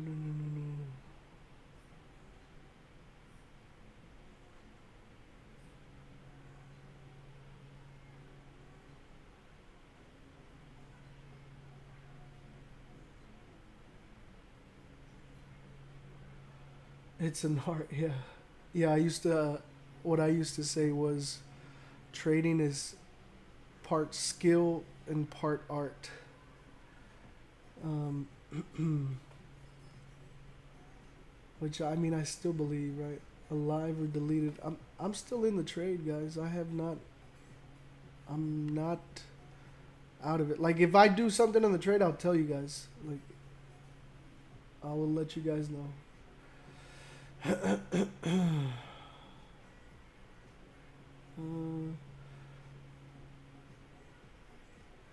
Yeah, I'm not gonna look at GJ if I'm already in a trade on gold and I still have risk on the table. So 30-minute promising to further upside.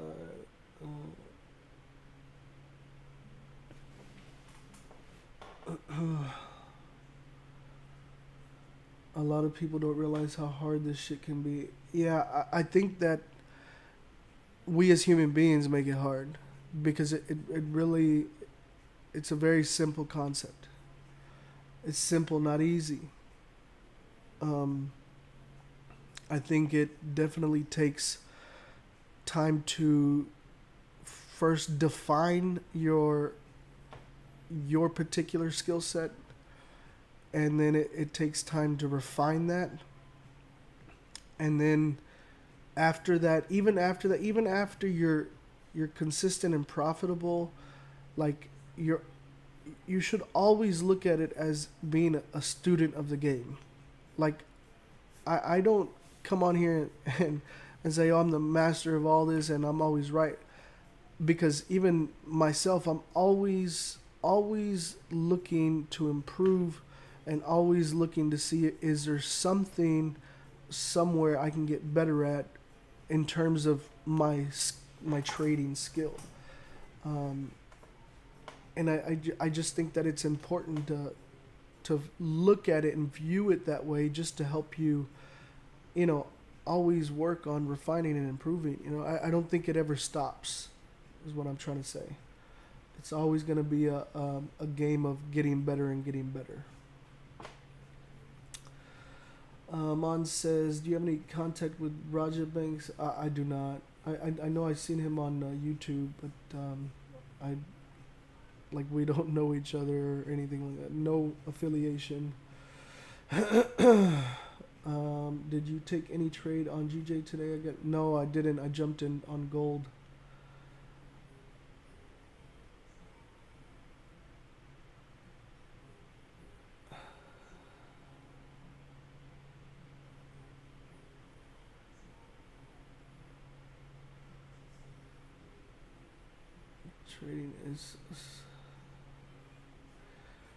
Trading is something you can't really master. Yeah, I think you can develop a good enough skill to make profit, reasonable amount of profit, and even unreasonable amount of profit. But I don't think, I don't think there's anyone out there with a 100% win rate and they never lose. There's no way that for me, that is not feasible. Eventually you will take an L. Eventually you will take a loss. And depending on how you manage your risk and how you manage your trades, that could be,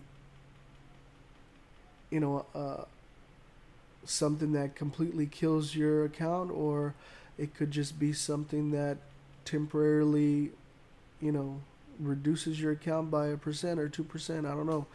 But I don't think there's a one way, because also you have to think about, the market is a variable, and as time goes by and news goes by and different things are happening economically around the world, the market will flow in certain ways. You know what I'm saying? So it's very hard. And that's why I harp on, our job as traders is not to predict price. Our job as traders is to react to price.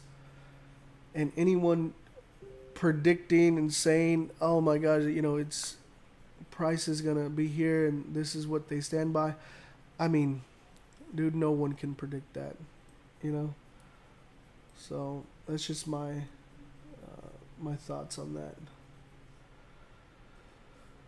Yeah, it's about mastering yourself a hell of a lot more, because that's why I talk about. So listen,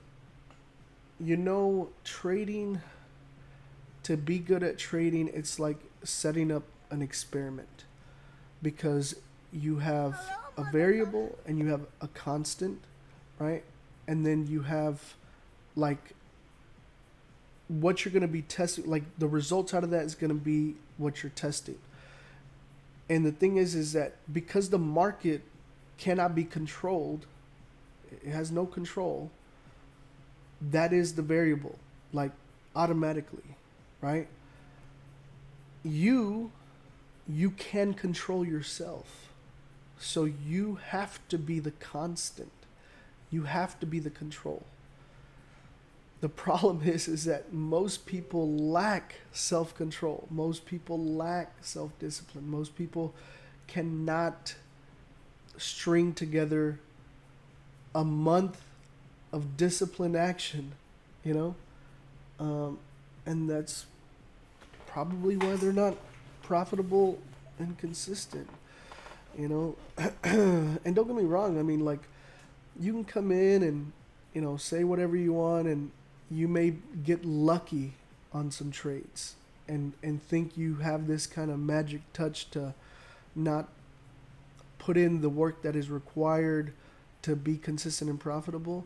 But ask yourself this: are you in here to have one lucky payday, or are you in here to consistently pay yourself? You have to answer that. And if you can honestly tell yourself you're in it to consistently pay yourself, then ask yourself, what is that worth to you? Is it worth spending the time to refine your skill to a point where you can be consistent and profitable?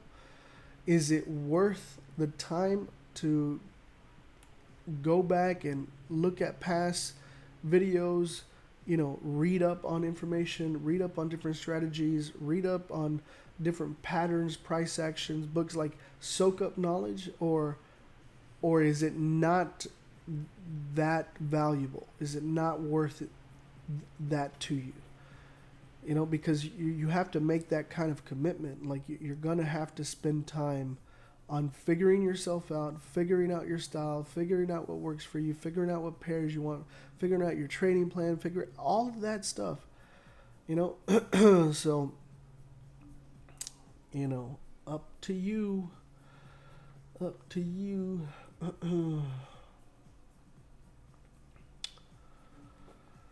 GJ would have been better for a 1-to-1. Possibly.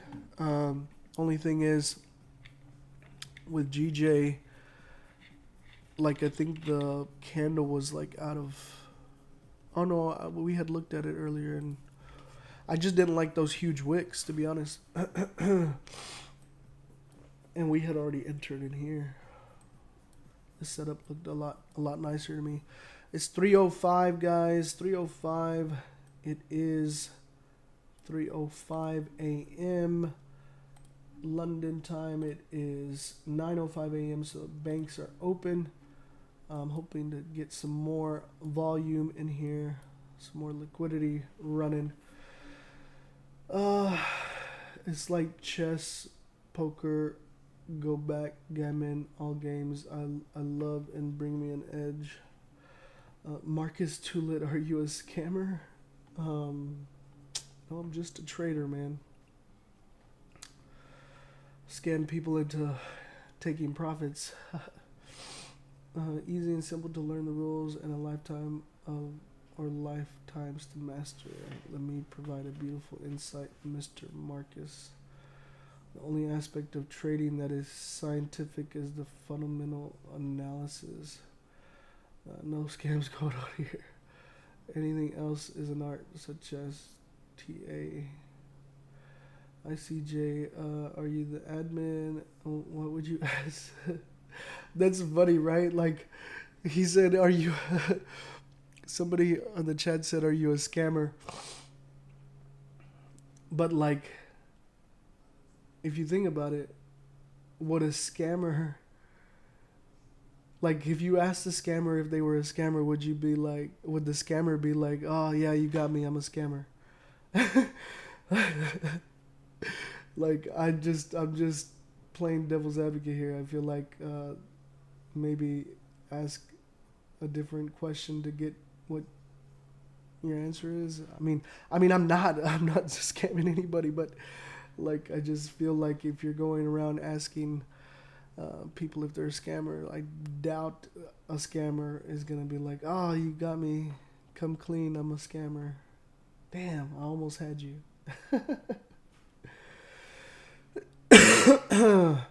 Yeah, CJ's one of the mods here, guys. CJ and Sunny, shout out to both of them. Appreciate you guys handling the questions in the chat. I know there's way too many for me to get to, but they have a lot of the info, and they are answering those questions for you guys.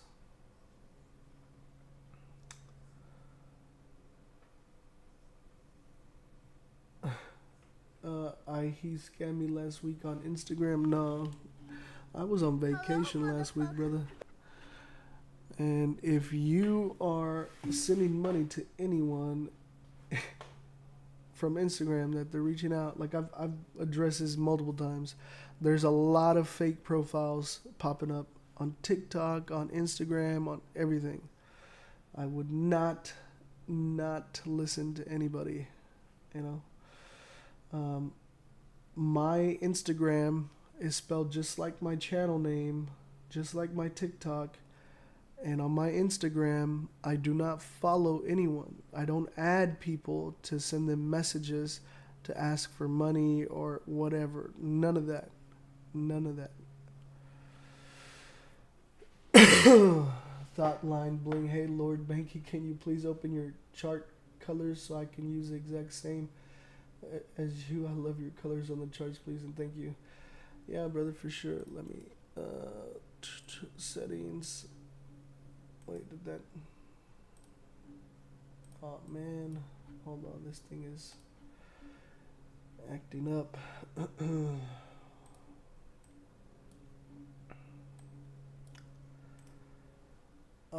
Just showing my colors here for my buddy Thoughtline Bling.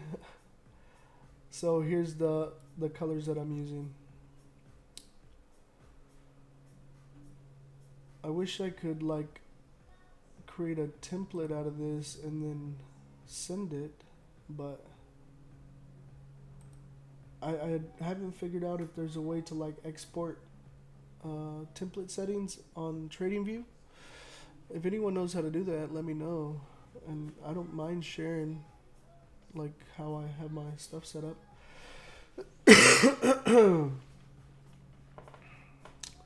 Hopefully you can see those settings. A-Banks, how was the vacation? Phenomenal, brother. It was phenomenal. Had a phenomenal time, really good time with the family. Unfortunately, on the day I was coming back, I tested positive for the vid, and it was rough for a few days, but I'm on the other side of it. I feel great. I just have congestion left over from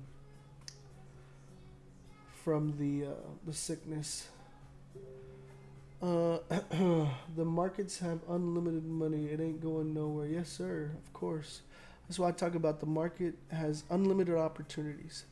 So we should never allow the market to bully us into rushing a decision, rushing a trade, rushing to like jump into something without, you know, our confirmations and, you know, outside of our rules and our strategies. Like, we should not do any of that,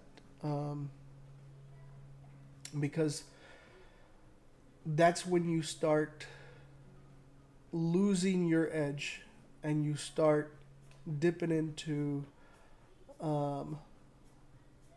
the red, right? Where you're constantly starting to lose, and your emotions get the better of you. Start chasing trades. You know, start revenge trading. Start holding on to trades longer because you want to make your money back. Like, it's just not good. Let's see here.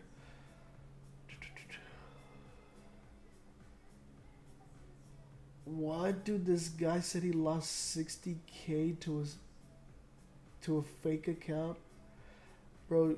Guys, you guys got to be better than that, man. I mean, there's nothing I can do about that. Like, I don't know what to tell you, bro. Like, file a report and file like, that's should not be happening, man. That sucks, man. I'm sorry you got scammed. Like, I don't know how these guys are convincing you guys. Like, you gave some random person $60,000, bro. Damn. Yeah, just playing. Oh my gosh, this guy. He was too many stupid questions. This guy. 30 pips on JG? You mean GJ? This is why we lack self-control and discipline. Great gold trade. This Banks. Appreciate it, bro. Appreciate it. Still in this the scalp that for the live trading, but the swing that I sent out in the VIP is, I mean, she's looking lovely.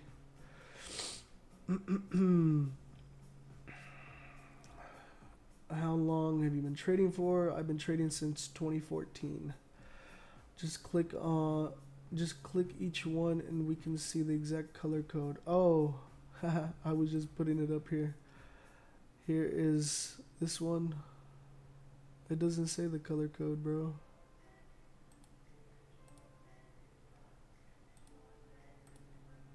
Where does it say the color code? Oh, there's the color code. There's the color code, homie. And the blue, there's the blue color code. Borders, here's the color code.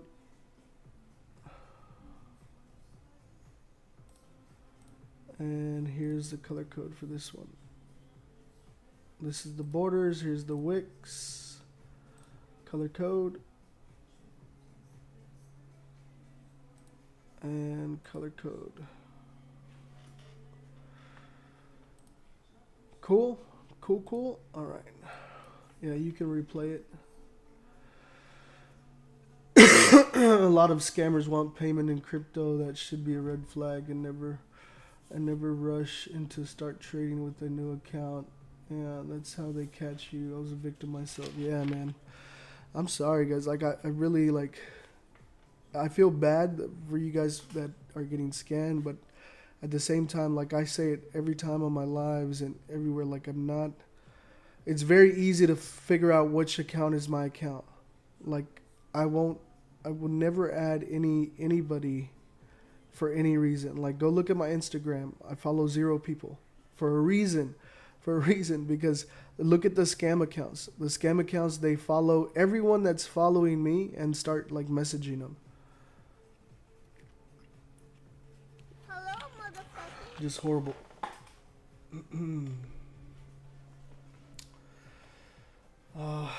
It's all good though, man. Stay tuned in, plugged in, and we'll make that back. We'll make it back here and some.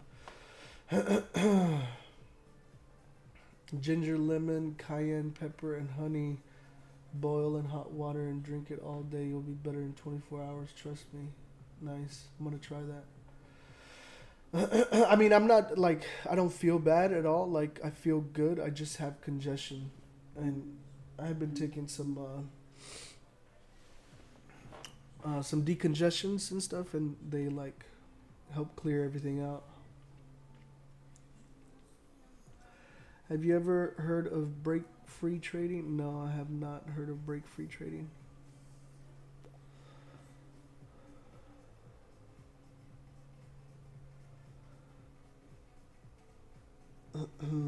Thanks for taking your time to do this. Appreciate it very much. We win a gold tonight. Yes, sir. Are you still trading? If you are, have you found a broker that's trustworthy? Bro, you're still on the broker situation? I'm trying to make a list of potential brokers and go one by one and disseminate them as much as possible. I use Capital Index from the UK.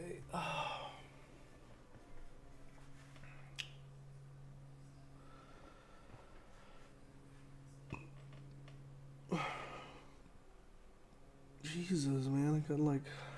Yeah, guys, in the links, there's a free Telegram. Discord is free.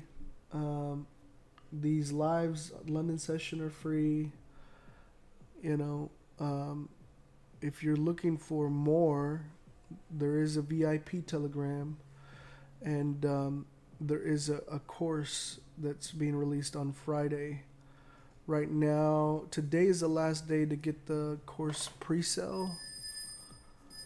The course pre-sale is just a discounted price because you're buying it pre-sale, and it comes with lifetime VIP. So,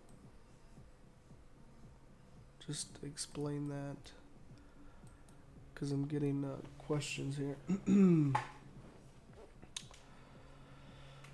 I opened 3 trades, 0.1, 0.5, and 0.8. On what? On gold? Was a man here who wants to go live. I think I found out. What? I don't know what that means.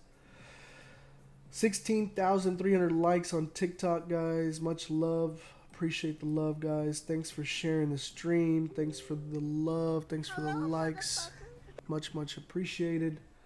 Over here on YouTube, we are at 185 likes with 287 people on the live stream. If you've gained any kind of value, guys, if you've learned anything, if you're enjoying the stream, if you're making some profits, if you made some profits, do me a favor, hit that like button. I would much appreciate it, and I know the people finding the channel because of it will definitely appreciate it as well. And if you're new here, welcome to Lord Banks FX. I'm your host, Lord Banks. I live trade Forex, commodities, and indices Tuesday, Wednesday, and Thursday. London session, 12 a.m. Central Standard Time to 4 a.m. Central Standard Time. We are currently in an active trade on gold, currently around half a pip drawdown. So if you were looking to enter that trade, you could enter now. It's still valid. You would have a better entry price than myself. And yeah, trade at your own risk, guys. You know, I'm not telling you have to take these trades, and I'm just sharing what I'm doing. And you're more than happy to join along.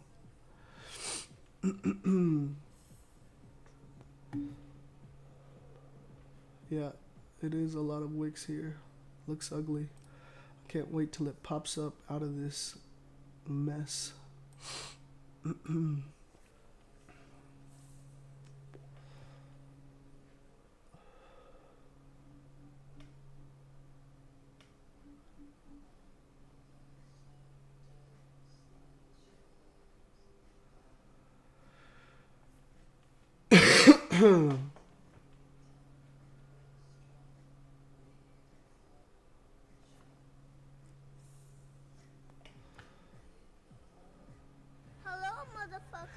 Would you say it's better to be a prop firm trader than to trade your own capital? I would say that if you don't have capital and you're consistent and profitable, then by all means do a prop firm. But your goal should be to use those profits to fund your own account. I don't use a prop firm. I trade my own account capital, and it's just simply because I don't like sharing profits. Like, I'm doing all the work. Like, why would I share my profits? But I understand, like, there's traders that have just become consistent and profitable, are good traders, but they have small accounts, small account capital. And for those people, I would say, yeah, I would recommend that you could go through a prop firm in order to fund your account, to at least get like 10, 15, 20 grand in there, so you can actually, trade and have some profits and be able to scale it up and compound it. Now, don't get me wrong, like I've done challenges with my Discord where I take $10 to $1,000, $1,000 to 10,000, and that can be done, but that method is like, you have to be a skilled trader to do so, and you have to understand the risk management that you incorporate at the beginning with the smaller account is not the traditional risk management that you should be working towards as you grow your account. And some people tend to forget that, and that's what causes them to blow accounts and all kinds of stuff. But I would say if you're consistent and profitable, go for the prop firm, with your primary goal being funding your own account. It's always going to be better to, trade your own account.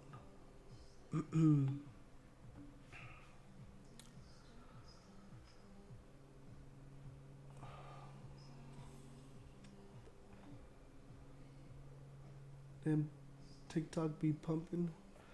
What do you mean? Oh, you talking about the likes? 17,000 likes.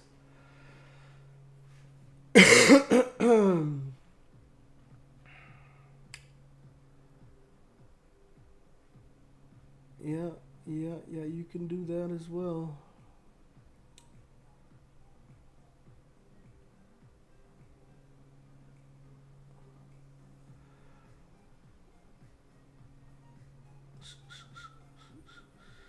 $4 on gold is looking lovely. How old are you, if I may ask? You have accomplished a lot. It's relative, brother. There's people my age that have done 100, 1,000 times more than what I've done. But I'm 33. I just turned 33 in April. Every day, can I see you here? Every Tuesday, Wednesday, and Thursday, London session, 12 a.m. Central Standard Time to 4 a.m. Central Standard Time. You can see me here.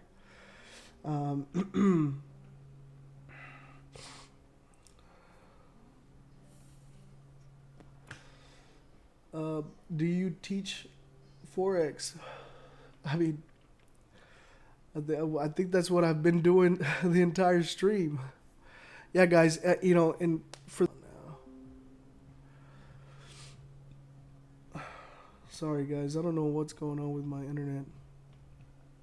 I think it reconnected. But like I was saying, like to the new people that are coming across my channel and wanting to learn and are not looking to purchase a course or get into VIP, like there's so much value in my past lives. Like if you just go to my YouTube and just start watching, like just start from the last live and the previous and then just keep going. Like there's so many nuggets in there. Like, because think about it, I'm spending 3-4 hours with you guys and there's questions that are coming every single time and I'm answering. That alone like is invaluable, like, and it's on YouTube for free. But if you don't want to put in that work to go look at these videos and take notes and soak it up and learn, I mean, I don't know what else I can do for you, to be honest.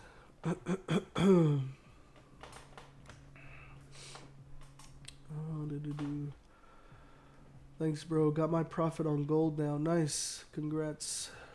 Damn, that means I have 5 years ahead of me till 33 on the right track in life. Nice.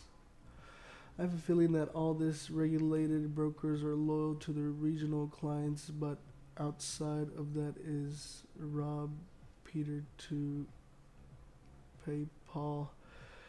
Yeah, man. I mean, look, if you're still having, if your biggest decision or challenge is trying to find a broker, I mean, that I don't know what to tell you, man. I mean, I have my recommended broker out there. You know, it's what I've been using. Like I tested them for 3 months before I made a decision to go with them. I haven't moved my primary accounts over. I will be doing that to start July. The only reason I'm changing from my current broker is because of the pro accounts with the raw spreads and tight spreads and you know, the small commission accounts or commission fees. Sorry.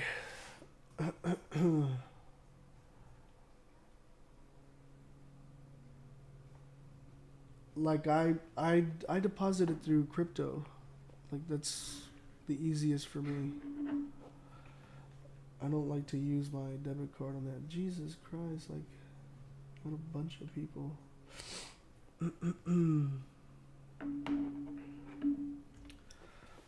Yeah, I don't like to use a debit card.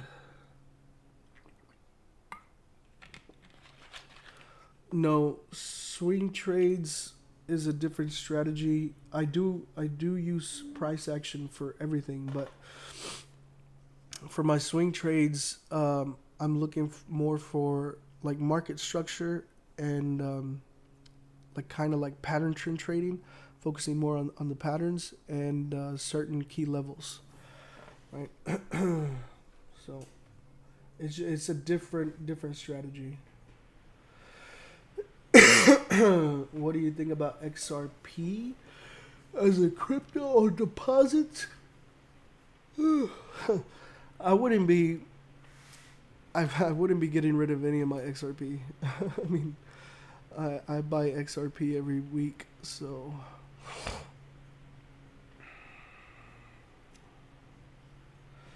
how many pips do you target in a week? I don't. I just take what the market gives me. So where can I learn all your strategies and how much do I pay? The course right now, you can get the course on pre-sale price. Today's the last day for that. It drops on Friday, and you'll learn my strategies, and you'll have lifetime VIP, where you'll have access to the live trading. You'll have access to anything new that I'm releasing there, my webinars, access to all of those. And yeah, I mean, like as I'm like adding new stuff, like different strategies, I'll be adding them into the course. So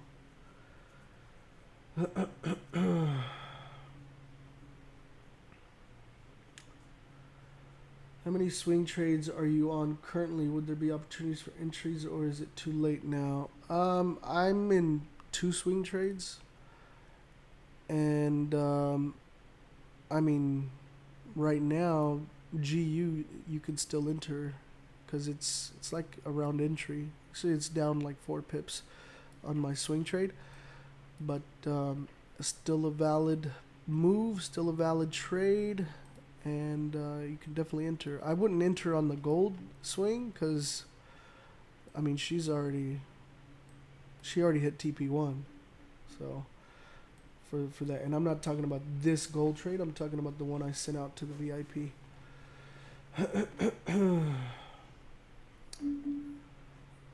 To be safe, a good broker will accept bank transfer. Yeah, bank transfer is good. I don't like the wires, and I don't like providing like my bank info, and I don't like the fees associated with it. But yeah, I mean, I used to do it like that, but I honestly like when I found a broker that I trusted, then crypto was super easy for me.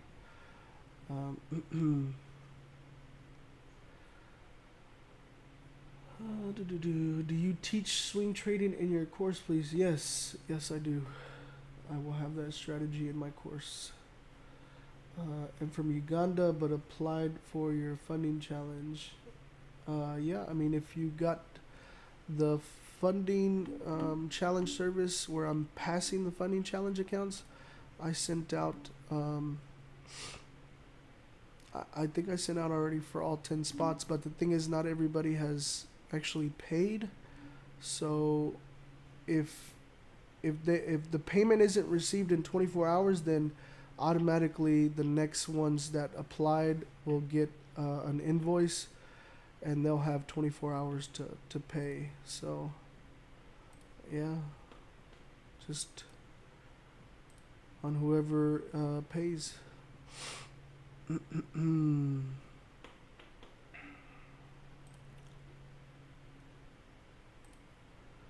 Whoever pays first, I guess.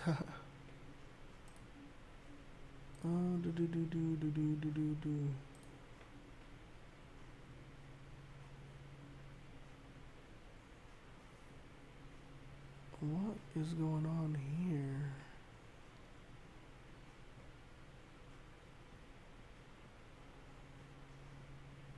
Oh, I see.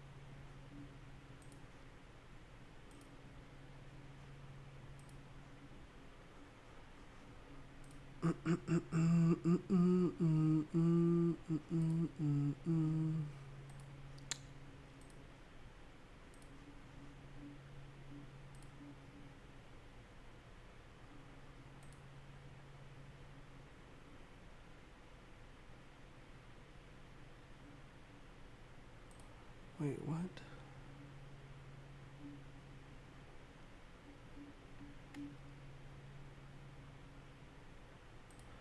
Yeah. Give us one swing trade. I mean, I can't just give you one on command, bro. I do, though, on my free Telegram. I will send out one of my trade ideas from the VIP, one a week.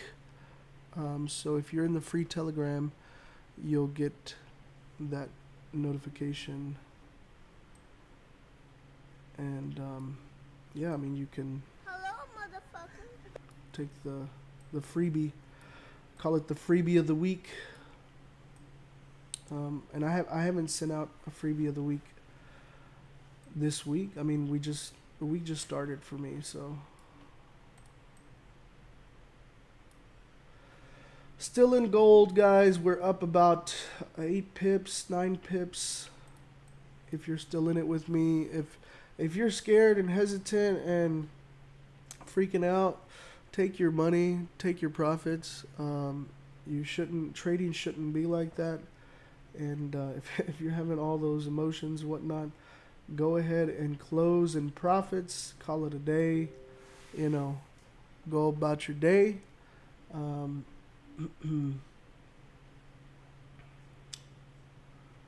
yeah, you shouldn't feel that way.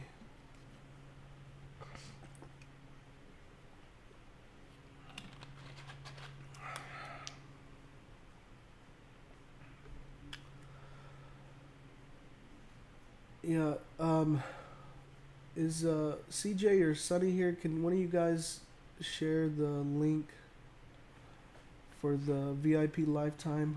Because these people are asking for it. Yeah, the VIP lifetime, I opened it up because Leo in the stream asked for it. It's just a promo for one-time payment and being VIP. Normally it's $150 a month. So that's why the lifetime is, I guess, you know, most people like just to pay one time and not have to pay anymore. So you could take advantage of that. That promo is going to be on till the end of the stream. Got about 23 minutes left on the stream. And yeah.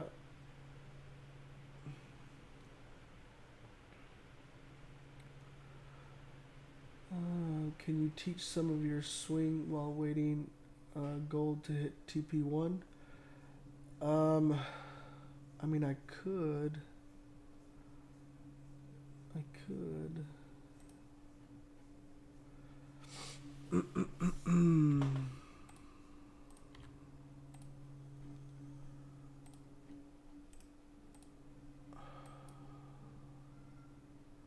So one of the things I like on my swings is going to be breaks of trend lines.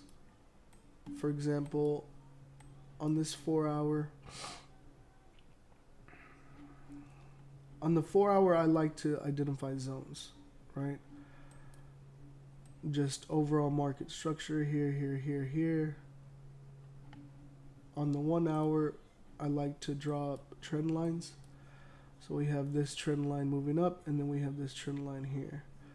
So I'll set alerts on this, like this, and when it crosses and closes, for example here,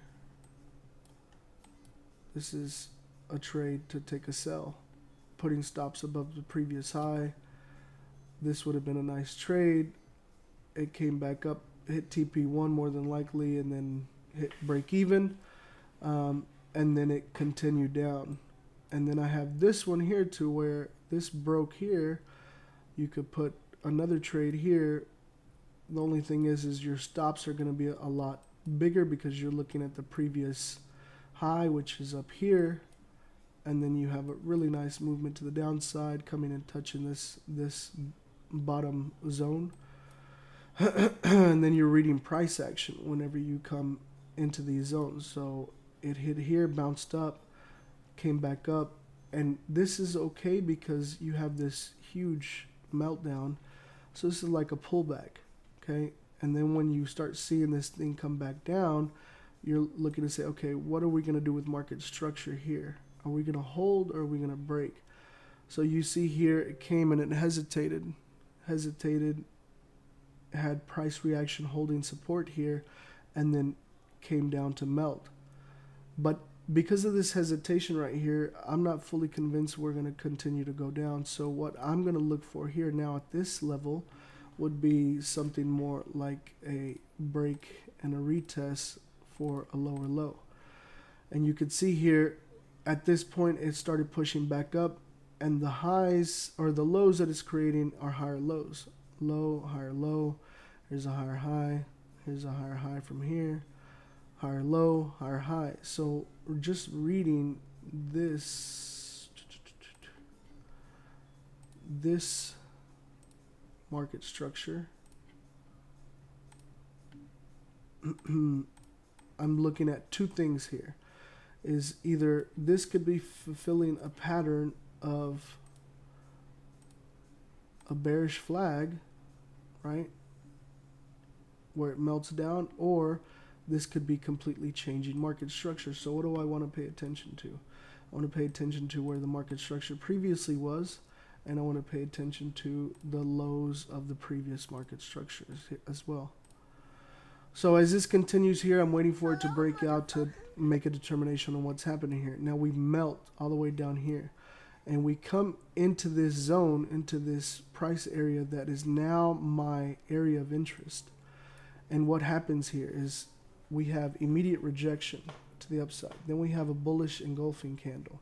So right here, right away, like if I was just looking at these candles right here, to me, I'm thinking, okay, this could be a price reversal. I got to pay attention to this price area. But more importantly, I want to see if we begin to break market structure of these previous highs. So we continue to watch this.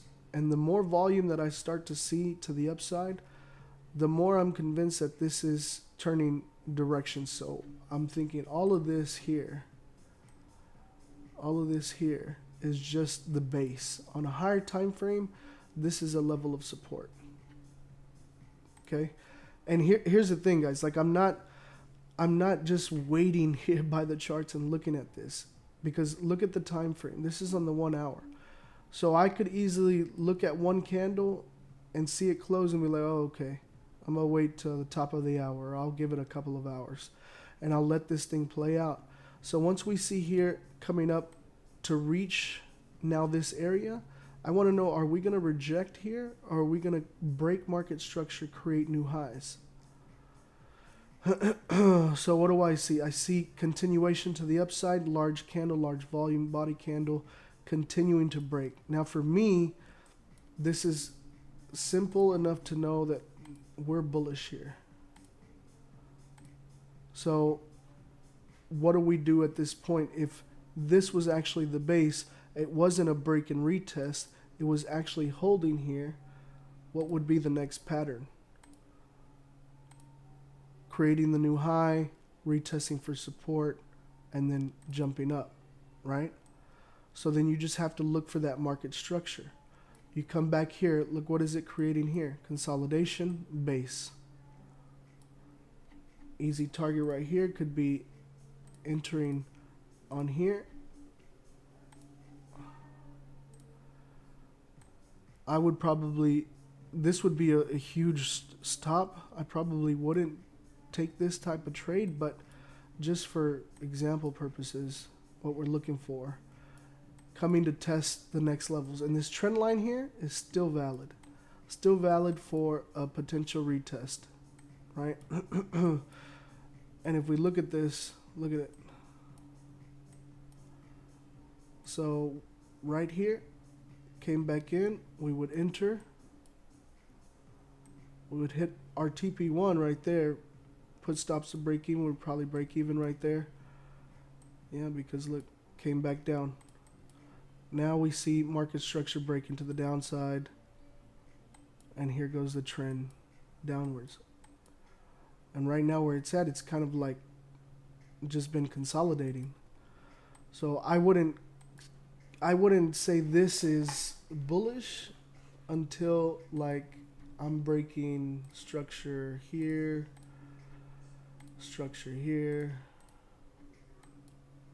because this could be what we've seen earlier as a bullish flag. And this is what I talk about, pattern trend trading and certain prices. And on top of this, I would look at the daily, and I would look at the highs on that, the highs and the lows, that and on the 4 hour, just to get a sense of where we're at. So you see this impulsive push up, this could easily come melt down like this to complete the pattern. Hopefully that kind of makes sense. Just a little quick crash course, I guess, on swing trading. That's like one methodology, and that methodology would incorporate having different like trend lines and different figures here drawn with alerts on them. At the same time, let me show you something. Actually, I'll just show you here's my swing charts.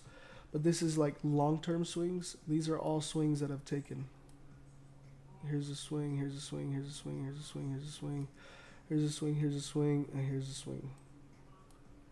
This is a current swing that I'm in long-term. And I know this is pushing up right here, but I'm not too concerned with that. Like, because I know we have all-time highs here, and here it failed to make a new high. So I'm just waiting for this failure. Like, we have support here. I want to come test it and break it with enough volume to break this level of support, come test this level of support, fill this wick, and then make its way back down to this area where traditionally we come and have a lot of support since December. See this? I've been trading this. I trade GJ. It's like my go-to pair. GJ and gold. Man, what the hell?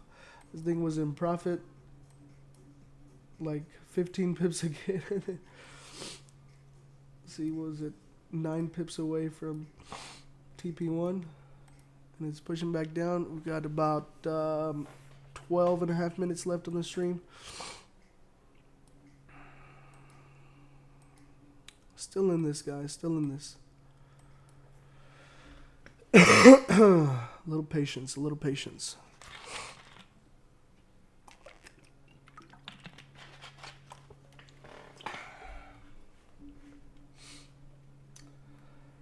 So you're gonna close 1/3 at TP1, 2/3 break even? No, that's not how I do it. I mean, I may close 80% at TP1.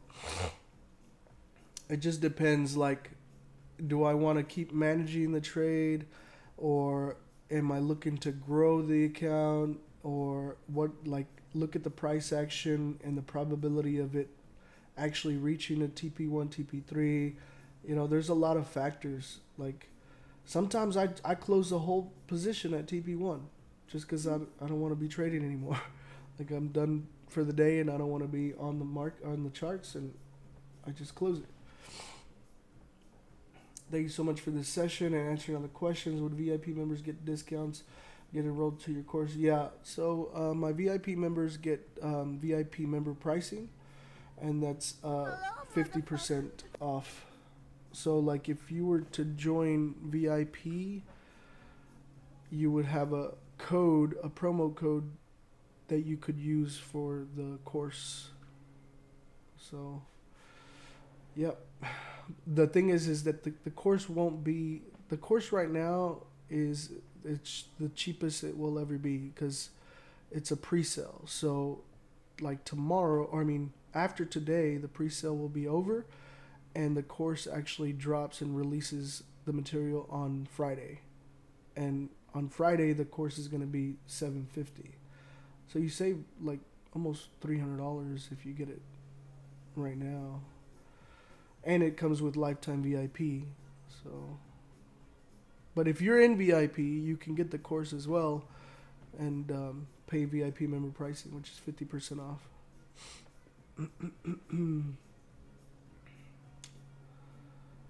Okay, now I have to figure out how to get crypto in a sage manner. This journey never ends. Safe better.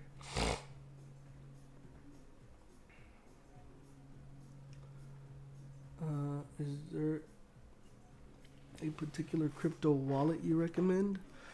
I use cold storage, cold wallet.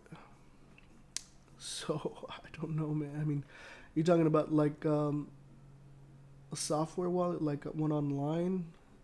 I don't think I would recommend any of those. But if you're just using it to like move crypto into like fund your account, then I don't think the wallet really matters. Like, you can purchase on Coinbase and send it directly, you know.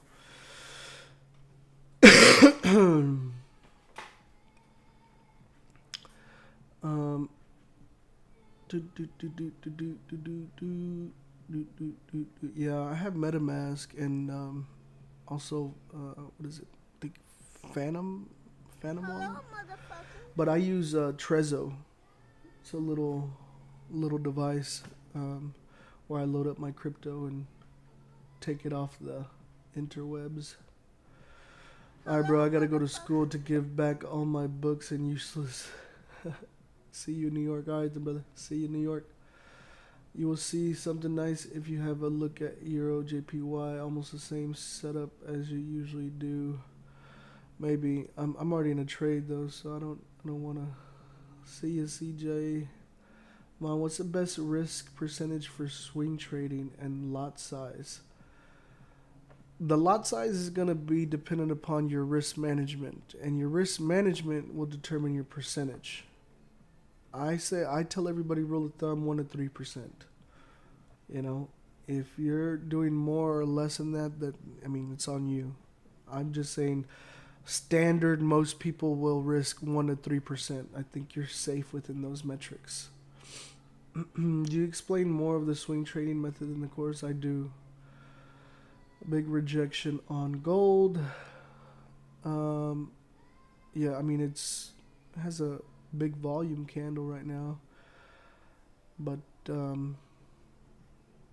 mean I'm still okay with it. I'm not like I'm still in it. You know, I don't know what to tell you. The top, it's a 4-hour resistance. Mark Patterson, love watching this guy. I've been watching him for over 6 months, and now it won't be long before I'm a 6-figure trader. Giving myself another year of education off this guy. Thanks, Banksy. You're welcome, brother. I'm here for it. Would you consider closing at break even? Nah.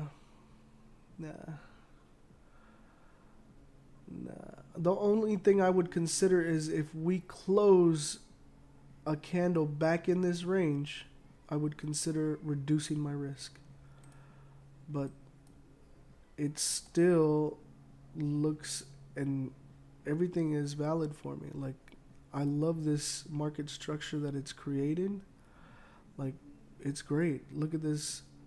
You got your high, low, higher low. You got your next higher high, your next higher low, another higher high. Like, I like this structure. And if we look at in the past, in this same price area, when we've reached this same price area, it's gone up minimally up here to where the TP1 is. Long term, every time in this price area where the red line is, here, here, here, here, here, here. This is a downtrend. But does that downtrend mean I can't get to here or here or here? Even here is still less than here. If we're on a downtrend long term, getting here would only mean that we're completing this pattern of creating like a lower high before it does go lower, and it could. But look, by the time it comes up here, I've already made my money, you know? So I'm not concerned with that. Like, I think you guys need to have a little bit more patience and a little bit more confidence in yourselves and your ability. Like, if you're having issues like with this, seeing this right here, like you're probably over leveraged, or you're risking it all on one trade. And I mean, it's at entry. Like, it's not even, you know,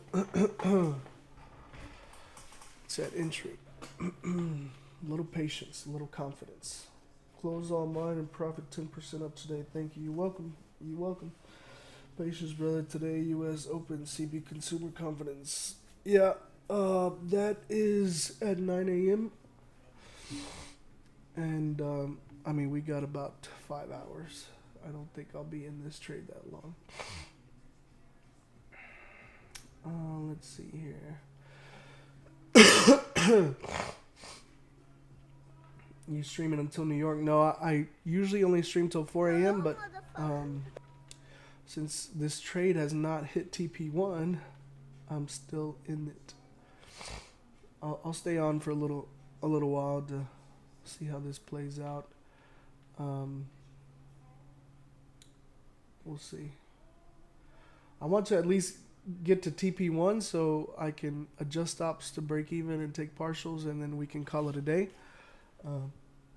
Obviously, if it's not reaching that level, then I might cut it short. But I mean, not short, because I stream to 4 a.m. So, but I don't want to leave you guys hanging in the mid trade, like, you know. Let's see here. Gold will launch because of Biden putting the gold ban on Russia. Yeah, I don't know about that. Maybe it is preparing a double tops. No, I think you're looking at it too closely. What is your personal take on trading gaps at the opening of the market? I don't do that. I don't focus on that because, you know, the understanding is like, oh, it's a gap. It has to close. First of all, the market doesn't have to do anything. Second of all, it will eventually close the gap. But when will it close the gap? That's up to the market. Now, how much drawdown can it go into by the time it closes the gap? Only the market knows. So, I don't mess with that. I see a downtrend for gold coming up. I mean, depends on what time frame. Yeah, like I mean, you can move to a certain time frame and see it. Yeah, but will I hit at least TP1 before that downtrend executes? You know, that's the whole name of the game, right? It's the probability. Euro USD buy or sell? Tell me. That's funny. This guy. Is he being serious or? Somebody commented in here, said Euro USD buy or sell? Tell me. Like, what do I look like, bro?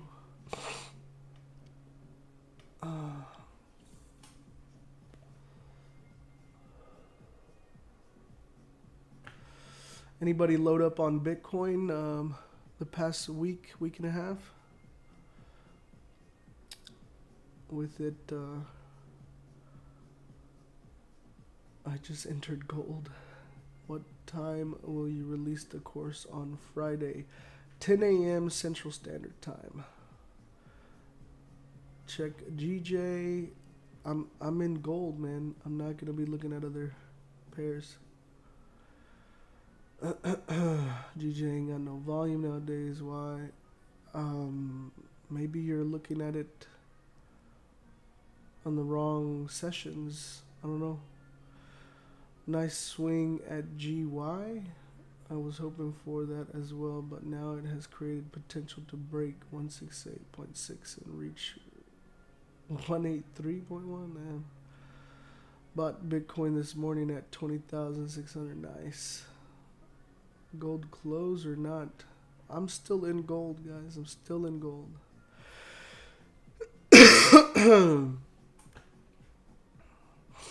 The 4 hours closing bullish. Next one will come down and make a bottom wick and then go back up to fill the 4 hour wick. 20 pips down.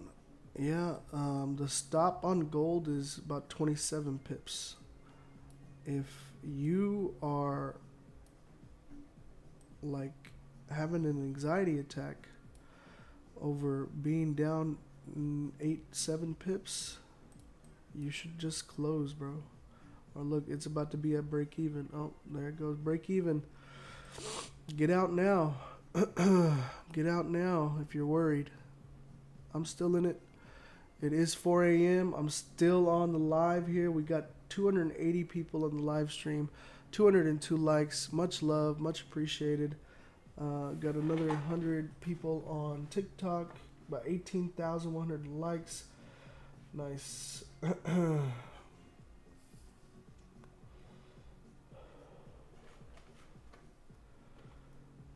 Yeah, I mean, nobody should have taken an L. Like, nobody should have lost on a trade yet. Like, we haven't. Yes, we've gone in drawdown, but trade is not done.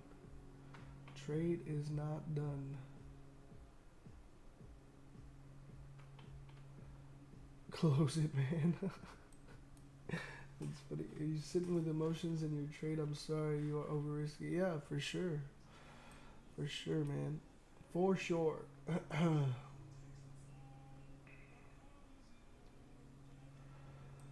Am I gonna get it out of the trade if it doesn't move?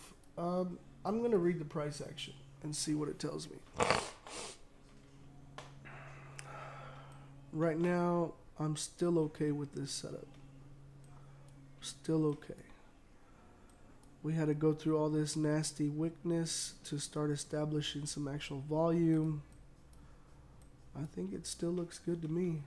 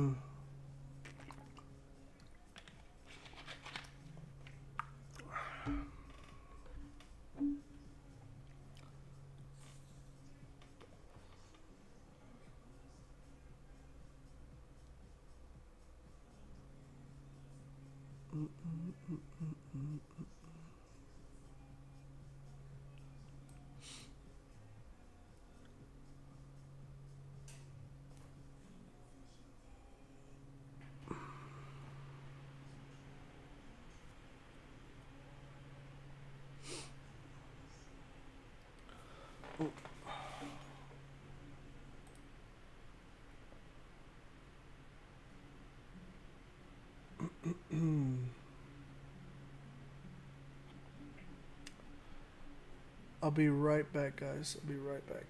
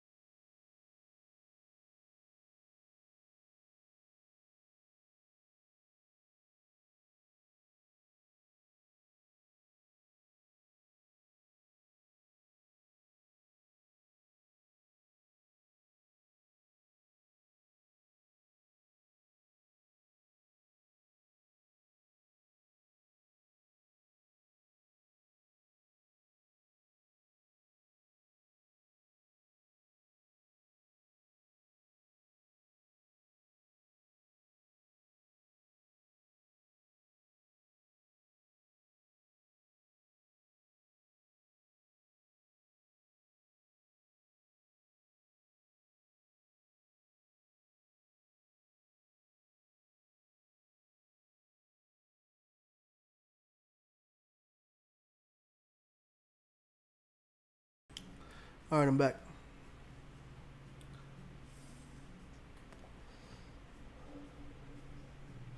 Yeah, guys, you guys had your chance to get out at that break even if you were concerned. So I don't want to hear it. I don't want to hear it.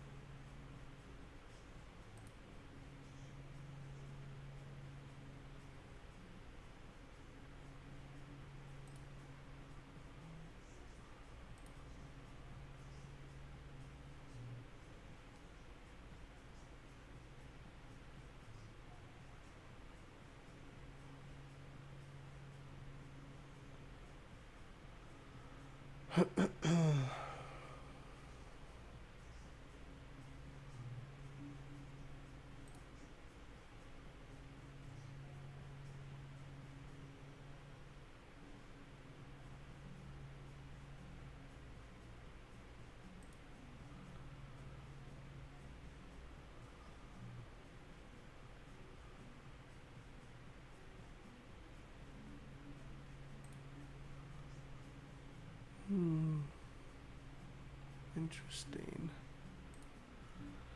Interesting. We got about 8.5 minutes left on this candle.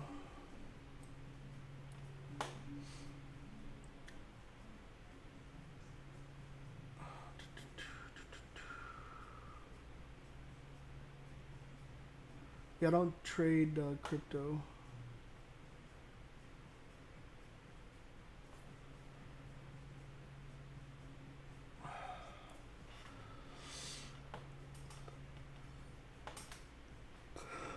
I'm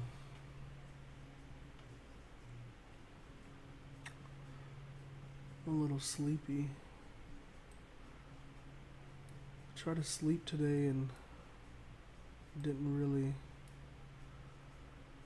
like, I was laying down for a few hours and didn't actually sleep.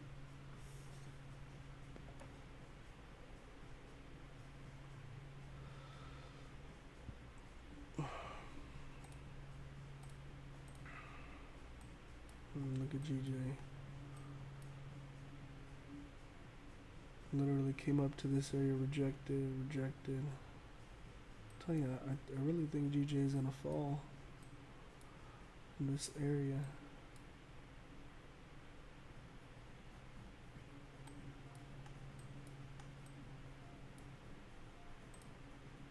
We'll see, we'll see, we'll see, we'll see. Oh.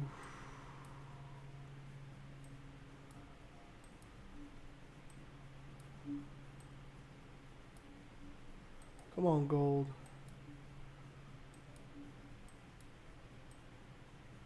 Come on, baby.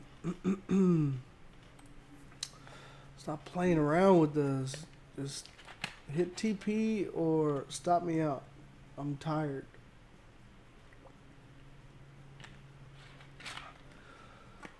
Yes, I teach my swing strategy on the course.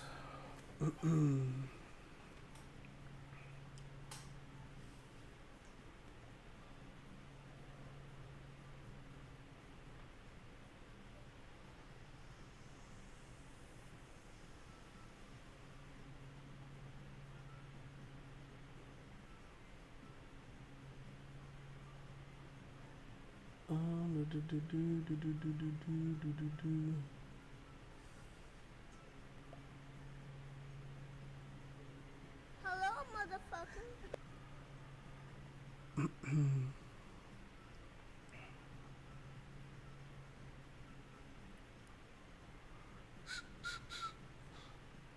Yo, we still got like 280 people on the stream. That's awesome.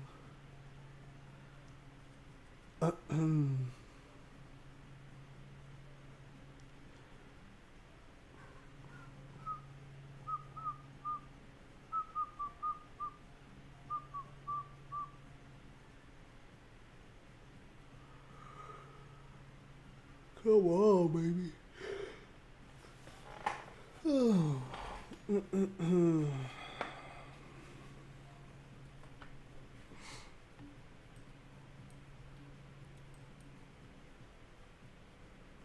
Got about 5 minutes left on this candle.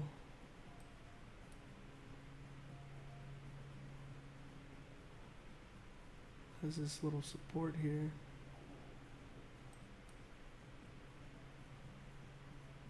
I just added another tree. Bro, you're over here over leveraging, man. Like, I do not condone that, you gambler.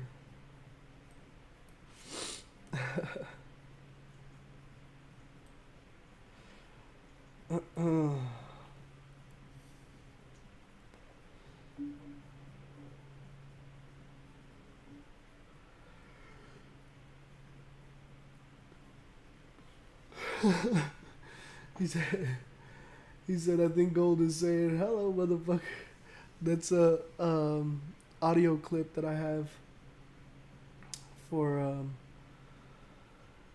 whenever someone subscribes to my YouTube. How many subscribers are we up to? Wow, 2,800 subscribers. 2,800 subscribers on YouTube. I wonder if we will get to 3,000 by tomorrow's live. That'd be cool.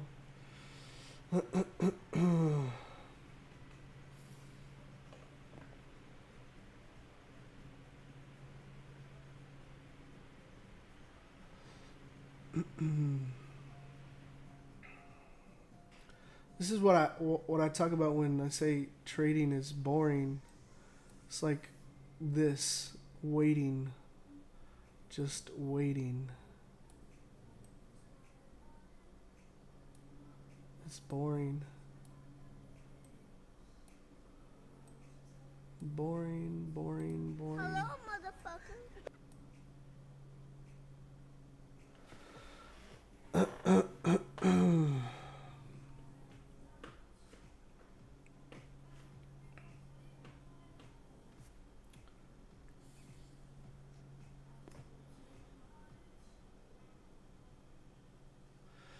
Hate when it hits your stop loss and continues in the way you predicted. Yeah, maybe your stops are a little too tight.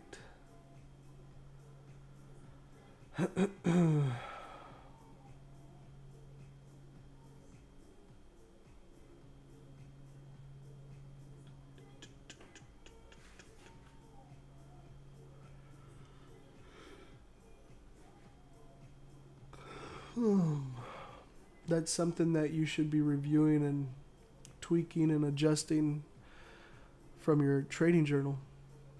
Like if you're constantly having it hit your stop and then go the other way, like you need to look at your trading journal, because that means your analysis was right.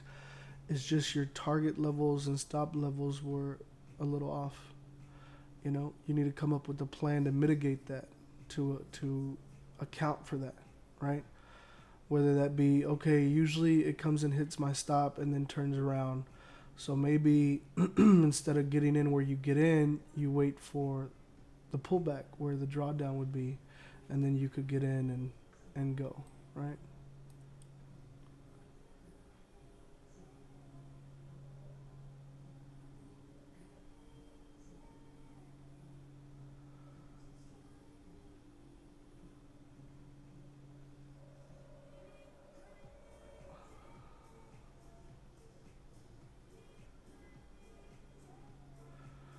Yeah, yeah, most definitely. Like if you're not using a trading journal,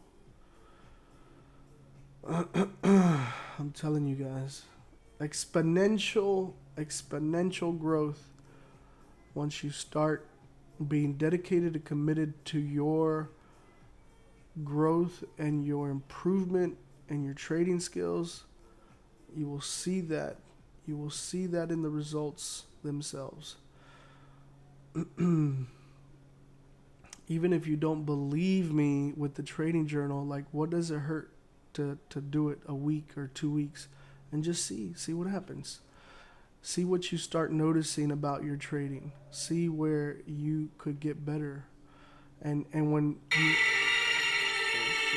you review your trades, like, it should be more than just reviewing it should be more than just reviewing your losses. Like, you should be winning or reviewing your wins as well. You know, could you have had a better entry? Could you have taken more profits, held, or whatever the case may be? You know, like your target levels, could they have been better? You know, there's always room for improvement. Always room for improvement.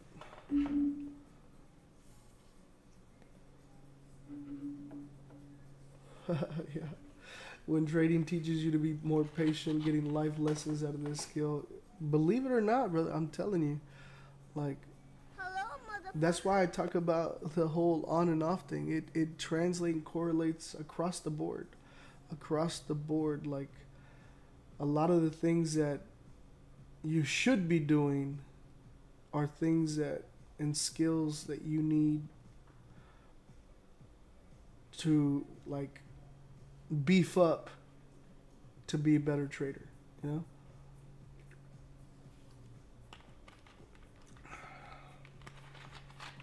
Yep. Document your trades, document. Like, how do you just answer me this? If you're not journaling your trades right now, how do you expect to get better? Like, what are you doing to get better? If you're not journaling your trades, I'm just curious. I'm not, like, trying to, you know, sound demeaning or look down upon you if you're not. I'm just asking, if you're not doing that, how are you getting better? You know? Am I what? Am I late to buy gold? I mean, you can jump in right now, brother. We're down 8 pips. You get a hell of an entry price. Your stops would be a lot smaller, so you'd probably have a nice risk to reward. And yeah, I mean, I'm still in it and still being patient. Still being patient. Currently in drawdown about 7 pips. It's 4:17. We've gone over our allotted time here, but I'm being patient. I'm gonna stay on the stream with you guys a little while longer here. See if we can't get to our at least TP1.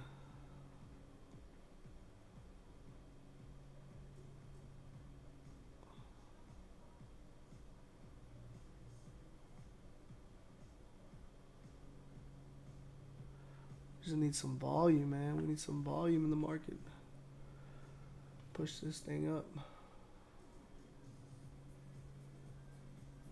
Try and break even. Hey, no, I mean I'm holding the trade.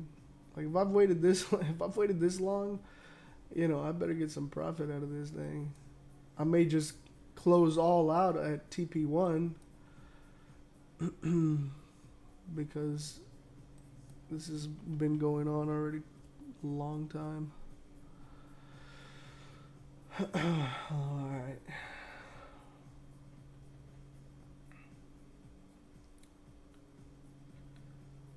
My YouTube and Instagram name are exactly like my TikTok name. And if you click on the link in my bio or in the description, there's links to my YouTube and my Telegram and my Instagram and my Discord. Discord's free. I have a free Telegram. The London sessions are free.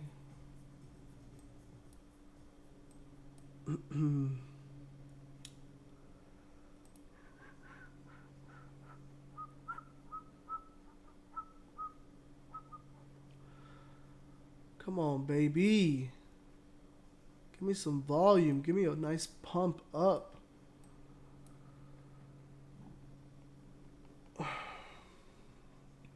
Yeah, the website is it's on the screen, bro. lbfxacademy.com. The website is on the screen, man. Oh, for TikTok, you guys probably can't see it, but on YouTube, the website is at the top.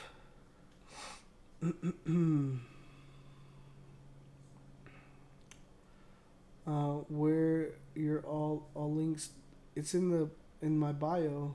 If you go to my profile, the link in the profile, like click that, and that's the link to all the links.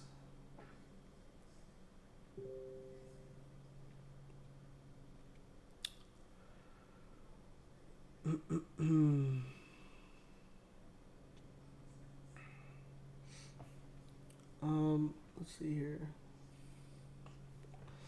What do you think about Euro JPY and GBP JPY? I mean, in what sense? Like, what do I think about them as a pair? Or what do I think about for a trade? I'll tell you, GJ broke out right here and hit TP1, 2, and 3 and continued pushing up, but it's at a level of resistance. So I would be just watching to see we get market structure breaking to the downside. I'd be looking for maybe like a break under here. Why did this go yellow? Anyways, break under here, you know, fill this wick, target levels here, you know.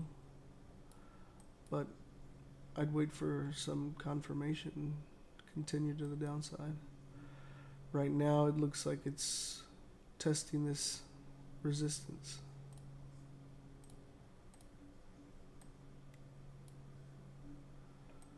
And I'm not really focused on any other assets because I'm in this active trade with gold. And she just doesn't want to play.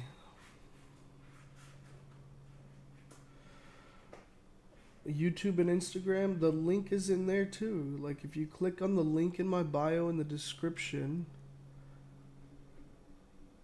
you will have a whole thing of links, and you can see where it says Lord Bank's YouTube channel, and at the very bottom there's an Instagram icon. Takes you to my Instagram, Twitter, Facebook, TikTok, YouTube, all of that.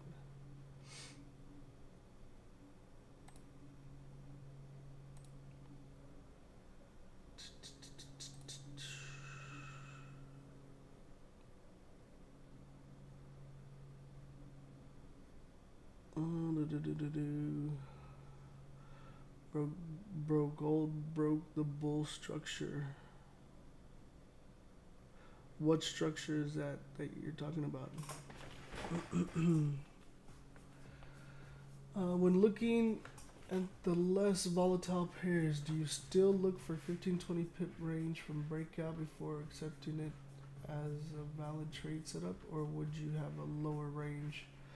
I mean, that, like, the goal is to, take a quick 15-20 pips, but it's up to the market, like wherever the breakout is, like the range, and then the target levels, right? Like, Hello, motherfucker. I'm gonna look at where the next level of resistance or support is to identify a target level. So it's not like I'm determining, oh yeah, 15-20 pips. Like, I would be happy with 15-20 pips. But for the most part, I'm usually trading the 1-to-1 for my adjust stop loss to break even and take partials. Because if I was doing 15-20 pips, I mean, shit, from entry right here to the top right here, that was 17 pips. Should have closed out. If I was just looking for 15-20 pips. That's the goal, is always just to get 15-20 pips, but like I said, I'm going to take what the market gives me. And that wasn't a 1-to-1 for me. So literally we're about 9 pips shy of TP1. Got 4.5 minutes left here.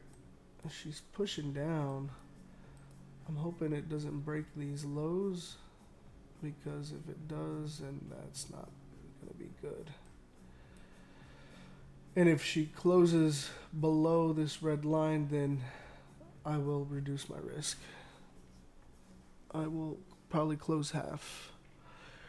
Especially because it's 4:30 already.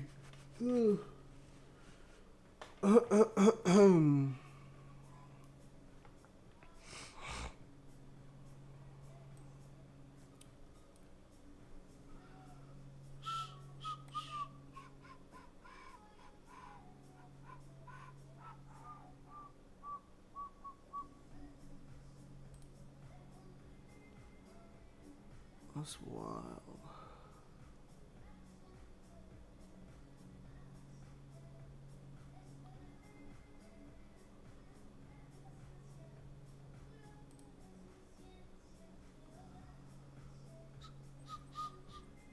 Got about 3.5 minutes. Just warming gold up a bit so she rides smooth. CJ Yo still live, yes sir. I'm adding my 4th entry now, dude. This guy, you're making me nervous, Frederick Pip. He's on his 4th entry on gold. You wild, man. You are wild. I really hope you're not over leveraging though, man. It's not worth it. I know sometimes it can be a crazy win, but that causes bad habits.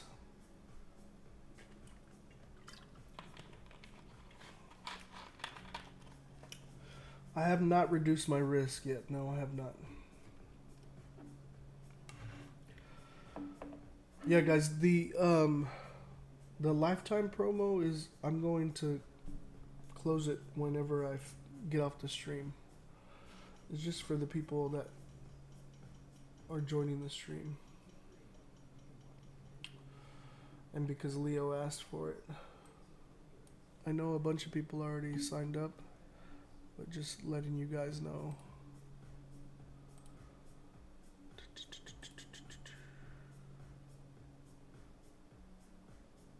Oh, and today is the last day for the course pre-sale. It goes offline, I think, at 10 a.m. And then the price will be $750 starting Friday when the course materials drop.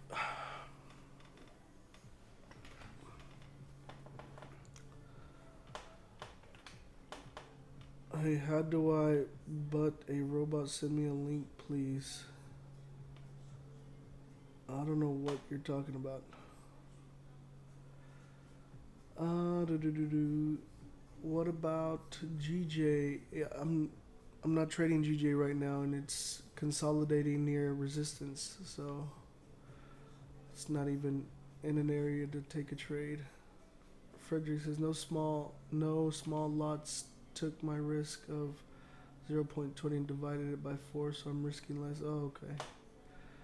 Hey Lord, I'm using MT4 Pro, but my gold 15-minute candles do not correlate with yours. Any suggestions on what may cause that? Yeah, it's just a different broker. It's a different broker, and the candles may look different. The price may be a little different, but if anything, I would focus on the areas, right? So when we're taking this trade, we're putting our stops below the previous wick.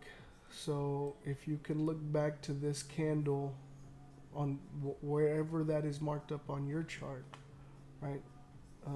This was literally, if you count the current candlestick and go back, talking about 1, 2, 3, 4, 5, 6, 7, 8, 9, 10, 11, 12 candles back. Okay, so 12 candles back is the entry. So the candle before that, look at putting your stops below that wick. And I would, like, because this wick is right here, I would even suggest like putting it, below this wick. Up to you. But I know there's going to be a difference with brokers and whatnot, so. Oh, look, is that volume I see? Oh, there's no wick to the downside, and this closed below. I haven't reduced my risk. I probably should have, but let's see how this candle starts forming. Ah, look. Yeah, she's probably gonna melt. Yeah. I'm gonna let her play out. Okay, thanks. Looking to fundamental. Not sure. Close below. Hey, boss, I tried buying your course in Lifetime, and it says it's not longer available. Anything I can do to get it? Oh, it's probably because it already. I told you guys it was gonna stop. Like, what link did you use? The one in the description. Let me see. Where is my... That's not it.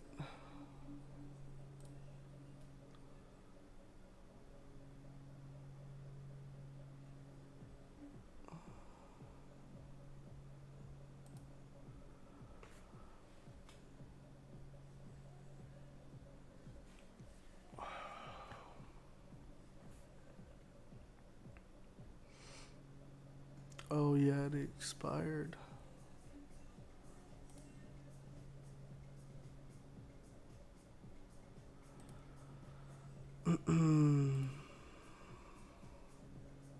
Oh man, this thing's about to melt down. Oh, that's why. Okay.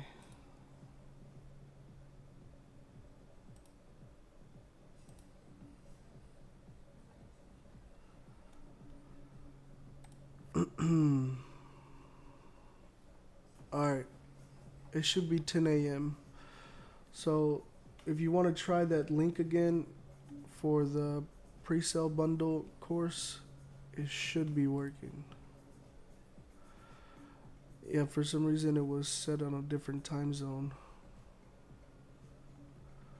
I just updated it though. Yeah, it closes at 10 a.m. 10 a.m. 10 a.m.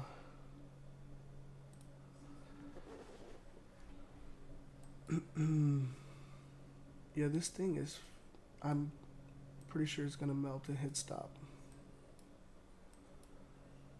Unless it completely flips around, but we'll see. Trust gold is going up. Someone call a bank and tell them to pump gold, right? Remember that day that we were here? Was it like the day before I left for vacation? I don't remember exactly what day it was, but it literally was like kind of like this, and it was like 2-3 pips away from stop, and then it ended up just like flipping the other way and like hitting all our take profits. It's awesome. Just bought it. Thank you, sir. You're welcome, brother. You're welcome, welcome, welcome.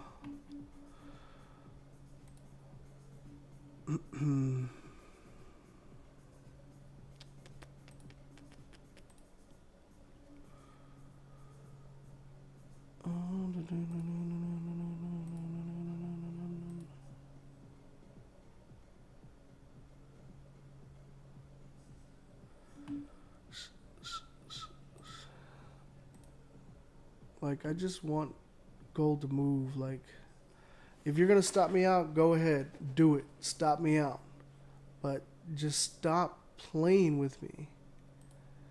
Like, Jesus.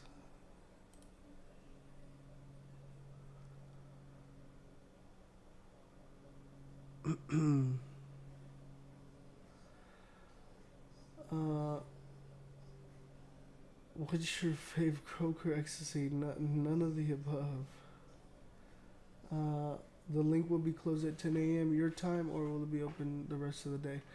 No, for the pre-sale course bundle, that link closes 10 a.m. my time. The lifetime promo for the VIP, I'm gonna turn it off when I get off the stream. It's two different things. Two different things.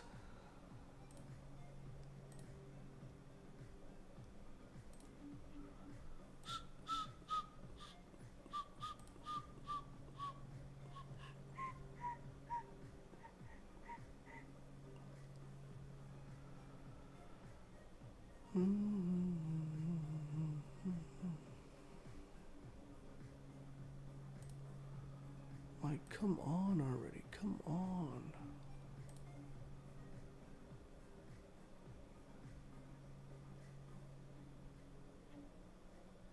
Hello, motherfucker.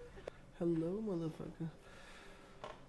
I'm going to head off now. See you at New York session for US 30. Thanks for the London session. Welcome, brother. See you at New York. This is but a retest. Yeah, it could be. I see that.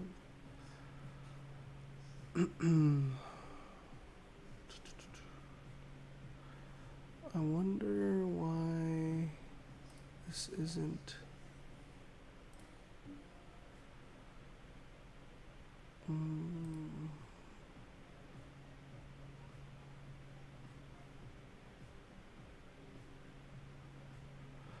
What's today? The 28th? Do you ever sleep? Yeah, I do sleep, bro.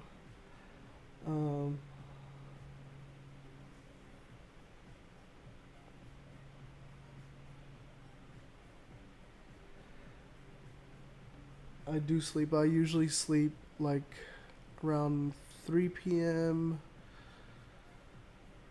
4 p.m. to like 11 p.m. Like, I try to get in about 5 hours. Like, if I get 5 hours of sleep, I'm good. Like, solid.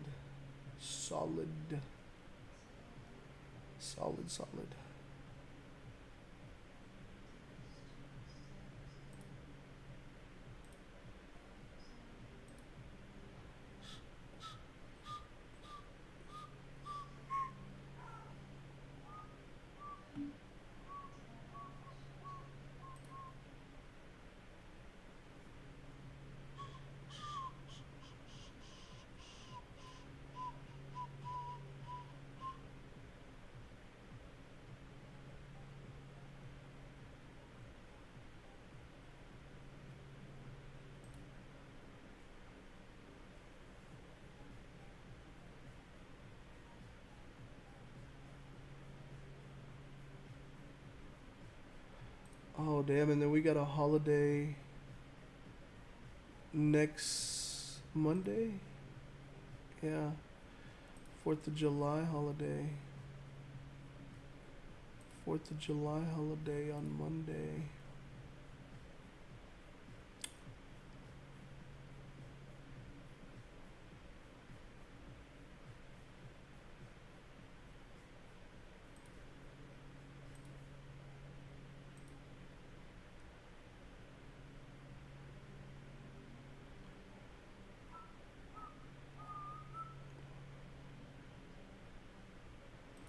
Come on, gold.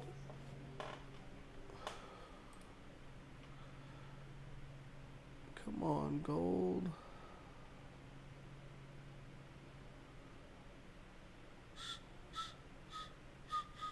Oh, she's gonna stop us out. You're gonna stop me out, aren't you, gold?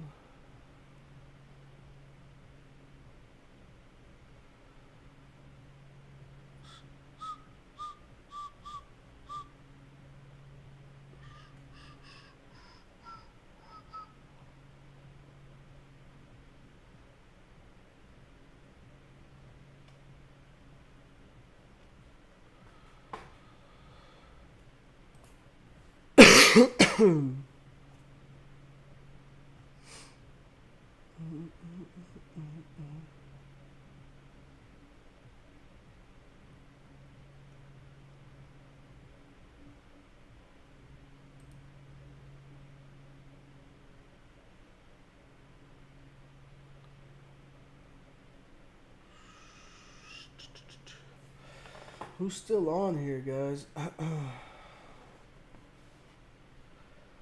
Who's still on? Should we got 250 people stop and shoot up? Imagine. That would be horrible. Horrible.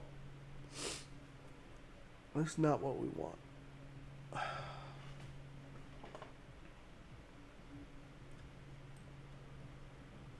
You know, honestly, like,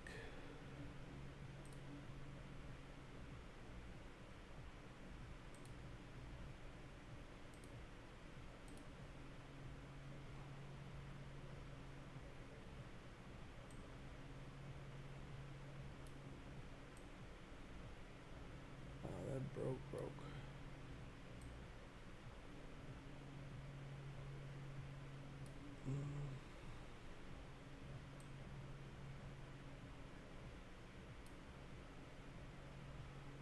But this is way lower.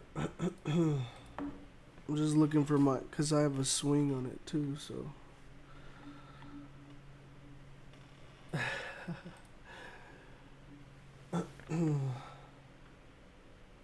Hey Banks, I'm gonna send you a message on Instagram about the course. Yeah, bro, for sure.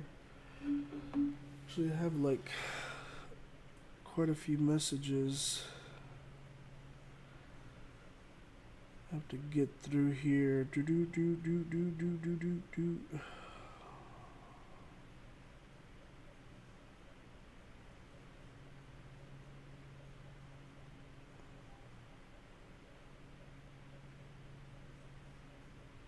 Hello, motherfucker.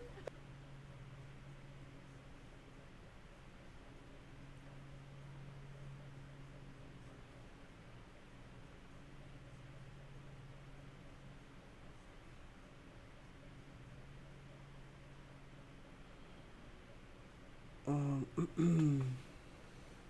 look, she's pulling back. She's pulling back.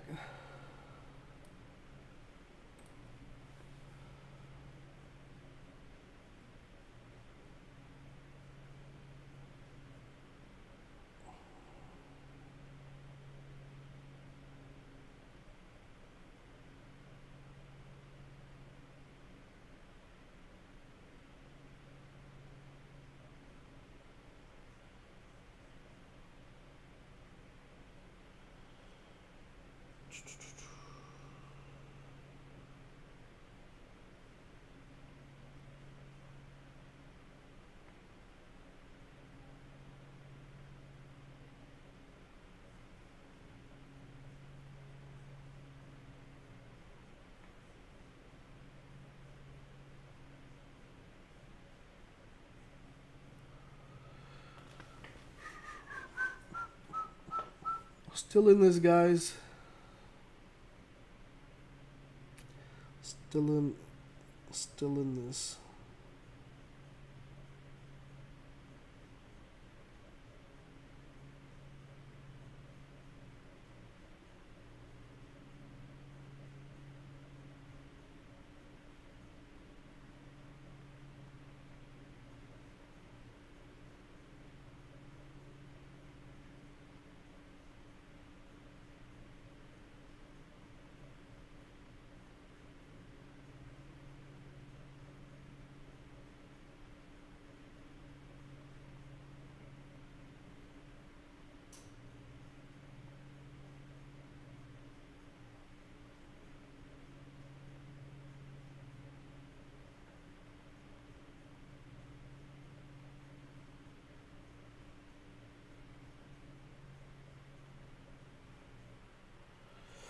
Yeah, guys. So let me. I'm just gonna address this with you guys here on the live.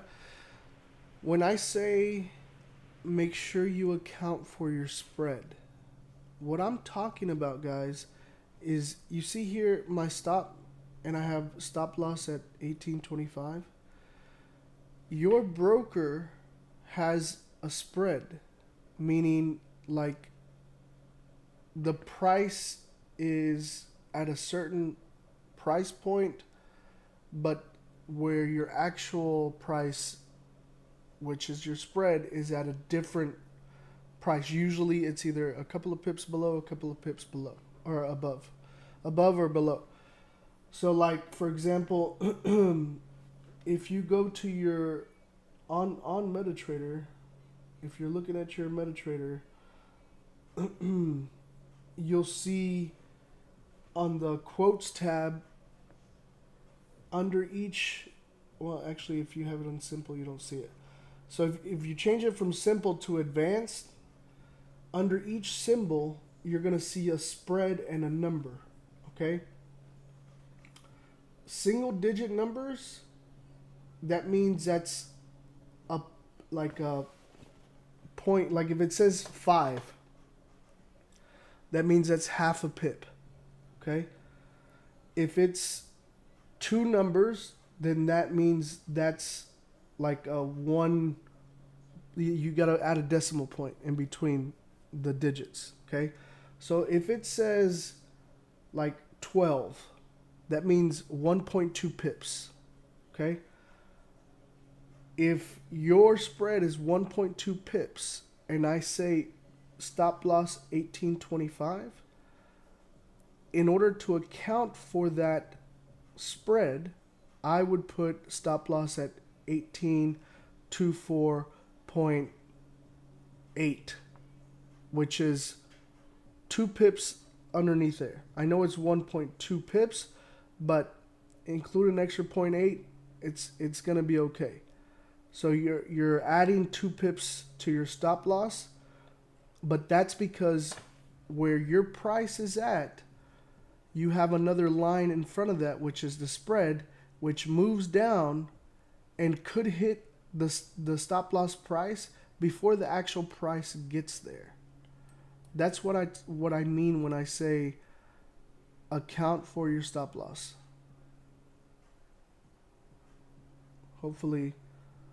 that makes sense. We've been on live for 5 hours. Gold really bullying us. Yeah, she's about to stop us out too. She's down 21 pips. Oh, gold. All that for that, gold. All that for that.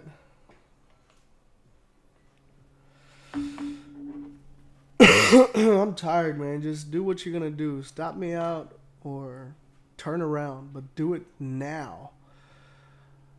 Freaking 448. Oh, shit. Hold on. I was trying to answer these questions on Instagram. Hello,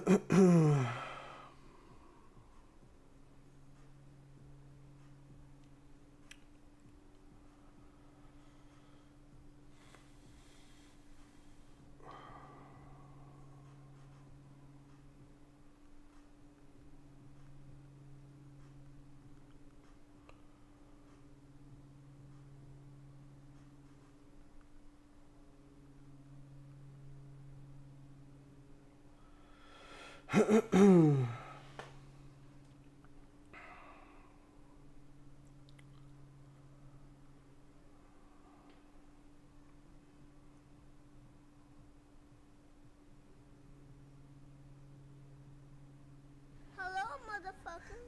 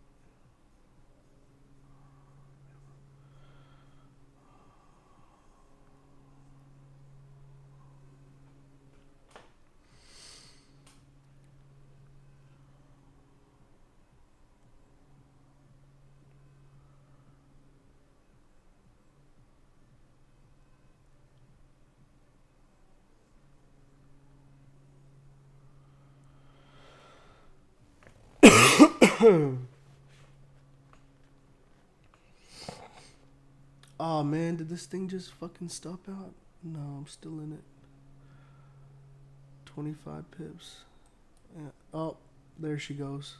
Stop. She hit stop. I'm actually still in it though. It hasn't closed me out.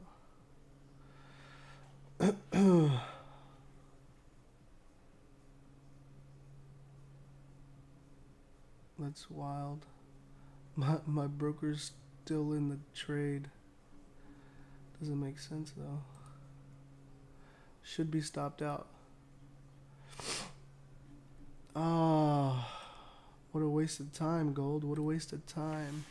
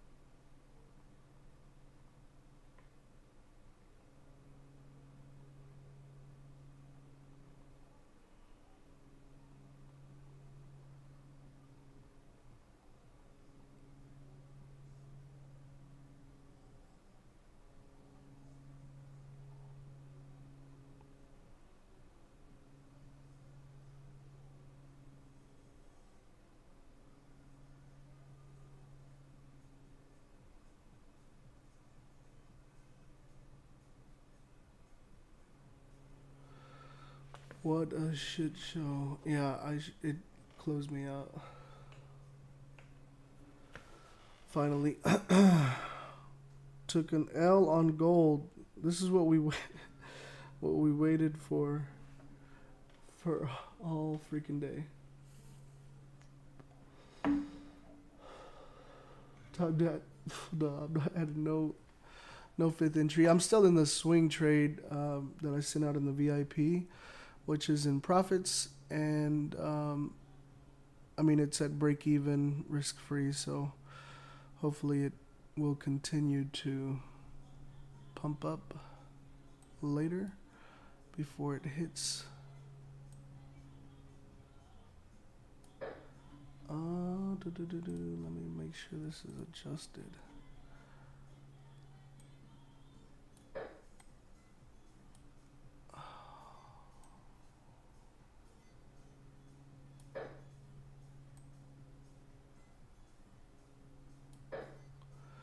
Alright, that's good enough for me.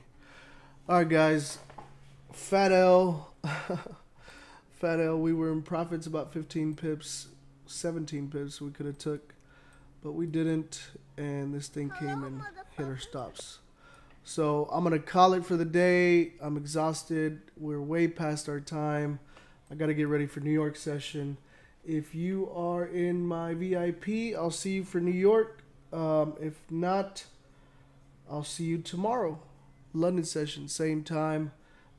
Make sure you guys are in my free Telegram if you're not in my VIP or whatnot, because I'll be sending out one freebie trade idea of the week later on. As soon, well, the next setup that I have to send for VIP. All right. Thanks so much, guys, for the love. Thanks so much for the support, for the likes, for the subscribers, and yeah, we'll see you guys mañana. Peace. Trading session in the books. Executing analysis, strategy, and discipline. Thank you for joining us for this live trading session with Lord Banks. Subscribe and turn on alerts so you don't miss the next Lord Banks live trading session.